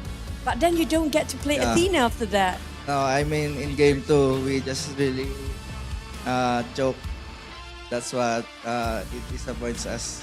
Yeah, so you were just having fun. No, I mean we're confident that we can win in game 2. That's why we use it in game 1. The Athena. Oh yeah, but at the same time, a lot of teams ban out your Athena after that. Yeah, all the games. Yeah, all the games. How do you feel about that? What do you want to say to all the teams that ban out your Athena? I just want to die. No, basically it's like, please give your Athena. No, back. let's just have some fun if you open Athena. So basically, they so scared of you, they ban out your Athena, man. That's kind of true. That it means that your Athena, that's so strong, they're all scared of your Athena. So maybe thank you for banning Athena. Maybe you should find the next hero to focus on. Who you focus on after Athena? Secret. Well, it might be. Maybe even Yao. Who knows, right? But for last and not least, can we have Dragon? For the mic. Yeah, there you go. Okay, Dragon, are you satisfied with team's performance here today, honestly? Yes. Because yesterday we don't have a momentum from our first day because our loss in first day is devastating. That's why. Yeah, but today we move on a lot from yesterday. But if we had a chance to 2-0 VKS in our first day, we could have swept our group. Yeah. So that's why. Don't be sad. I can see Yeah, that you're a bit sad, but it's Yeah. okay. Maybe that's a good lesson for every one of us. You know, maybe a second hero other than Athena for the side of impressive too. Maybe, hopefully. But last but not least, for all your fans and supporters all the way in the Philippines out there, what do you have to say to them?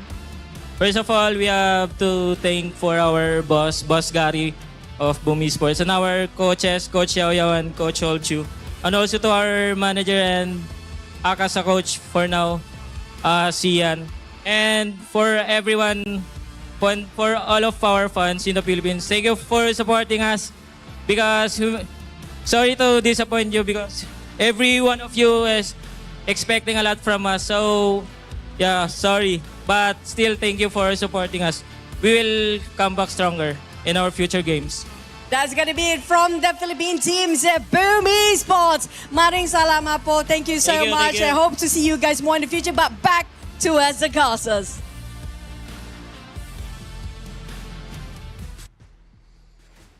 And there we had it all. Is the final words from Boom Esports, because obviously, even though they got a solid victory in that game, they unfortunately don't manage to get through to the top 8 and into the knockout stages. But like we were saying, this game is all about just pride and making sure you can get that final, just one win on the board. And they did. They managed to get that 2-0, even though Foot Esports in that second game definitely gave them a bit of a run for their money. Yeah, it's a good game to end off on in terms of the tournament, right? Coming out with something. I think that they're going to feel, much better about that. Unfortunately, a little bit sadder for on the Foot Esports, we're not able to get a single win throughout. But it's one of those things where you either win or you learn, right? And I think that there's going to be a lot of learning on this one. I think that, from Boom Esports to Foot Esports, both of these teams, they're going to go back, to the drawing board. They're going to figure things out, and they're going to come back even stronger. So I'm excited to see what they do in the future, because I see a lot of potential from both of these squads. Yeah, definitely. I mean, Foot had a great season 1, not so great season 2. Not too sure what happened there, but I feel like it's probably because a lot of these teams had a lot more matches coming up to Season 2 Invitational, whereas I suppose Foot Esports was very heavily reliant on the scrims. But nonetheless, we do see that Boom Esports takes that 2-0 victory, and we are looking at the post-game scores now. So, again, we saw towards the end that Toshi sold his boots for the Sage's Sanctuary, but then towards the end, he actually sold his Sage's Sanctuary for more damage, and that clearly, I think it was the lifesteal item, actually, that he managed to secure towards the end to take a bit more of a solid fight to Foot Esports. Yeah, and look at this. Toshi, no boots. He's got, 17,000 net worth lead. Or 17,000 net worth. Just able to blow people up. 7-1-3. Again, he was my MVP in the last game. I think he's going to be the MVP of this game. He was just so phenomenal. Like, understanding where he was, he had kind of like that Michael Jordan effect of, like, you need to know where he is at all times on the court. So he definitely kind of showed up here. But, okay, what are the stats that kind of stick out to you, Blam? I mean, even though Foot didn't win, they've been close to 200k damage. I feel like that's the most damage that's been done in the entire Season 2 group stage, it seems. So shout out to Void picking up that Marco Polo. And I think it was beautifully played. There was a few moments where I was actually scared for Boom Esports when I saw Void coming into a late part of the team interactions as well. But then if we look over to the side of Boom Esports, there is the 146k from Dragon, and then Toshi with the 122k. But it's all about that soaking damage, that impressive, and Edgic 6 did on the Dune and the Liampo. Yeah, and for me, it was kind of like Foot Esports. Yeah, Void had all that damage, but if we're going back to it, everything was kind of reactionary, right? Boom Esports took the fights that they wanted to have taken. Foot Esports was kind of reacting, and they were not always together. We didn't really see that one 5-man wombo combo, Foot Esports just kind of running at you and just kind of finding that right pickoff. And you're kind of seeing the tail of the tape in the sense of this graph, right? Boom Esports, they had control. Yeah, there were some dips, but like every game, in the end, they were able to just kind of close things out, and that's what you want as a good team. Boom Esports played it strong, and they finished it out in about 21 minutes. Yeah, like I said, like you were saying there, Hola, that's the gold graph definitely shows a picture of struggle on the side of Boom Esports. Just the amount of uneven, the kind of inverted view you would see looking at a mountain range or something like that. It just doesn't look quite as nice as what the last game looked like. But again, we'll be looking at who scored the MVP. Hola thinks it's going to be Toshi back to back to back to back. And it is Toshi back to back to back.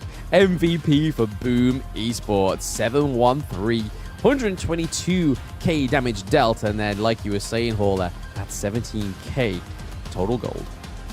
And you don't know this, but during the game, I'm the one making these infographics, and that's why I put. No, I'm just kidding. I don't want to undersell the work that the guys behind in the production studios that are doing this. This is another great infographics. Definitely well deserved by Toshi. His play was phenomenal. 7-1-3. That damage was crazy, but again, I just love the way he plays. He like literally shushes everybody. He tells everybody to be quiet because I got this. I'm gonna carry this team. Toshi really deserved this MVP. Yeah, I mean, in that game-winning interview, he was saying that everyone was saying, just push, push, push, but there's Toshi just like, shh, let me do my thing. Let me sell my boots. Let me sell them for Sage's Sanctuary. Let me sell my Sage's Sanctuary for some lifesteal, and then we'll get the win. Just be quiet. Just calm down. We got this.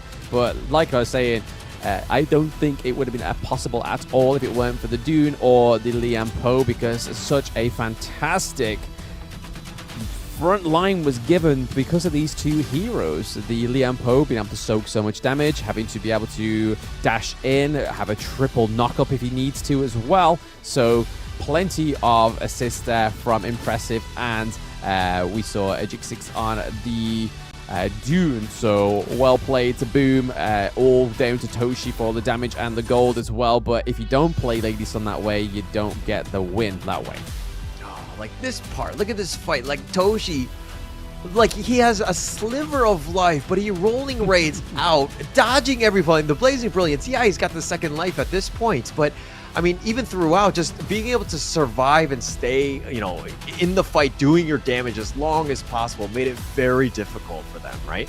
Like Foodie Sports were trying their best to kind of lock him down, but not able to do so. And here's the Death at Sunset, jumped on the Snape. Snape had no choice. Void was down for the count as well, and it was pretty much all she wrote at this point. Because, you know, Snape and Void were doing most of the damage, and now Lost, if anything, he was just looking to pad the KDA. Unfortunately, he does get the kill here, but, you know, they lose the game. And if we're looking at the groups here, Vivo Keat Stars, we saw them 3-0. Team Vitality in second place with 2-1. Group B with Loops in the top spot 2-0. And All Gamers Global with the 1-1. They're going to be in the second place. So it's going to be very interesting seeing how that knockout stage is going to go. Yeah, so for those watching at home, those are your top two teams in both of those groups. So both Brazilian teams going through, and then the EU counterpart, as well as the All Gamers Global from Hong Kong, go through onto the second seed as the Group B. But we'll be looking at Group C and Group D in a moment. But there's something a little bit weird seeing that the game difference is a -1 for the second place. I feel like it should be more, but again, there just wasn't enough matches between these teams in order for them to get onto a positive score in second place. But looking over to Group C and D, yeah, it's going to be, of course, Group C with Team Secret on top. Just the Titans. They just made their name known, right? They were just destroying teams left and right. Kagendra and Osiris were the unfortunate two, but Kagendra does survive. Will move on as the number 2 seed in Group C. If we're looking at Group D, LGD, again, this is another monster. Both of the Malaysian squads, very, very strong. 2-0, had the shortest game. Just really, to be honest, I'm more worried about the fact that they've had some time off, and are they going to be rusty going into the playoffs? We're going to have to see, because again, it's one of those things where they just close out the game so quickly that they're like, okay, now what do we do, right? But Impunity Esports came back strong. It was very impressive to see the Myanmar squad kind of come out with that second place game as they beat RRQ yesterday, and they're going to move on as well. So it's going to be very interesting seeing the knockout stage.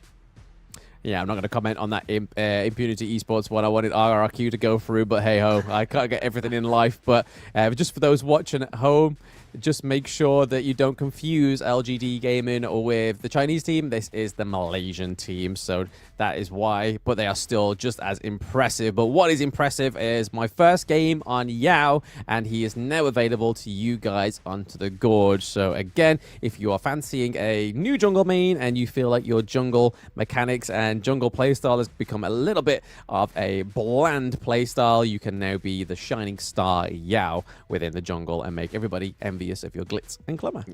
I think they call him the shining star to give you a lot of stars in your ranked games, right? That's the whole selling point. No, he's just gonna dominate. You can pin that one on Kin. So if I get hate mail now, it's pass it over to Kin Dofu, not Blam. Kin said it. Okay, not me. For sure. All right, but nonetheless, thank you so much, Blamova. I think we're going to end off the group stages with a bit of a banger. We had 3 good matches, and going into this one, I think it's going to be super interesting seeing how the momentum of some of these teams really play out. Because again, Vivo Keed Stars looked great. Are they going to continue that momentum going in? Are they going to be able to dominate like their usual selves? Or are they going to kind of falter? Well, I mean, we saw some chinks in the armor, so to speak, when they played against Boom Esports. They did lose a game there. So that will be an interesting matchup to see. How are these top teams going to fare as they move forward? I mean, all they need to do is just get onto Impress's level of that distraction Athena, and then maybe they will take a 3-0 from VKS, or at least a round from VKS going into the quarterfinals, because clearly that's what really upset VKS in that one. Imagine if VKS is able to take that approach from Impressive and just play that distraction Athena. I feel like it would be absolutely solid. But like you were saying, there is some very, very strong teams going through to the quarterfinals. One thing that the audience at home will know is that the top seeds won't play each other until potentially the quarterfinals. So it's not going to be top seed against top seed. It will be top seed placed first, and then the second seed will be placed afterwards. So again, and it won't be the same region, so you're not going to see Brazil in the quarterfinals. So I feel that's a really good mechanic as well that we've got going for it in the tournament, that one region may not be decimated in the first round. They could still go through to the semifinals. But again, we're going to be having obviously a day's break tomorrow, so you do get a rest from all this action packed. You can go and practice your games, practice what you saw on the Gorge in the competitive scene, and play onto ranked. But yes, how has the group stages been for you, Hauler? It's been great. It's been great. I mean, seeing some of these teams really grow from day to day. I mean, we had 4 grueling games, or 4 grueling days, where these teams kind of just showed up. Like, they got better. You could tell that they were kind of moving on, and playing at this international level is no easy feat, especially live. It's in KL right now. It's, it's in front of people, and trying to get to that next level is not easy. And having the top 8 move on into the EWC, it's going to be super exciting to see what these teams can do as they move on, because again, the potential is there. The potential to kind of make waves at the EWC is, going to be there. And now they need to kind of, study up, figure out what the other teams are doing, and to make sure that they have the best chance, not only for this tournament and the Invitational, of course, as well as the EWC moving forward. Yeah, I mean, they do also have to face a different kind of beast at the EWC as well, because they have that KPL Dream Team on the card. So that's the thing I'm super, super excited for to see, is it's the KPL Dream Team. Yes, they're all going to be Chinese players, but it's the ego part. So you're going to have so many big egos on this dream team. Is it going to clash? Is it going to gel? Are the teams going to be able to do things and take them apart in the EWC? But before that, we're going to be getting the quarterfinals starting not tomorrow, but on the 4th. So make sure you tune in for then. But I'm Blam. With me today has been Hauler. I hope you've enjoyed the games today. Take it easy. We'll see you then.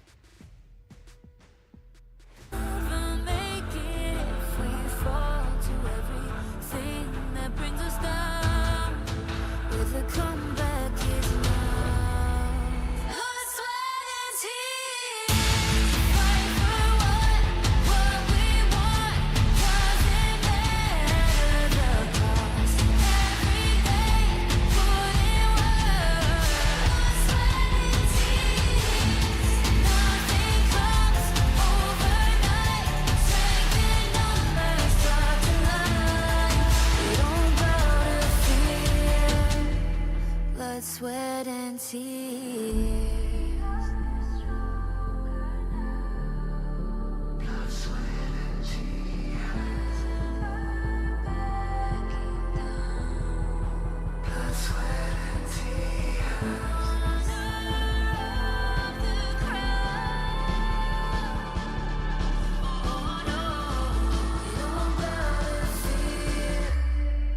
Blood, sweat, and tears. Fight for what we want. Doesn't matter the cost. Every day, put in work. Nothing comes overnight. Strength in numbers, dark to light. We don't gotta fear. Blood, sweat, and tears.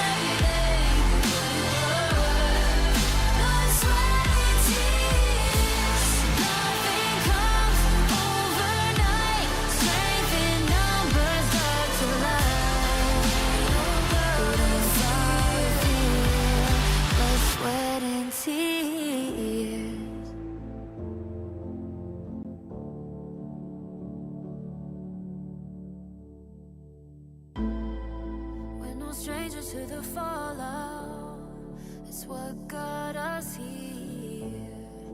Ever changing, some chameleon, blood, sweat, and tears.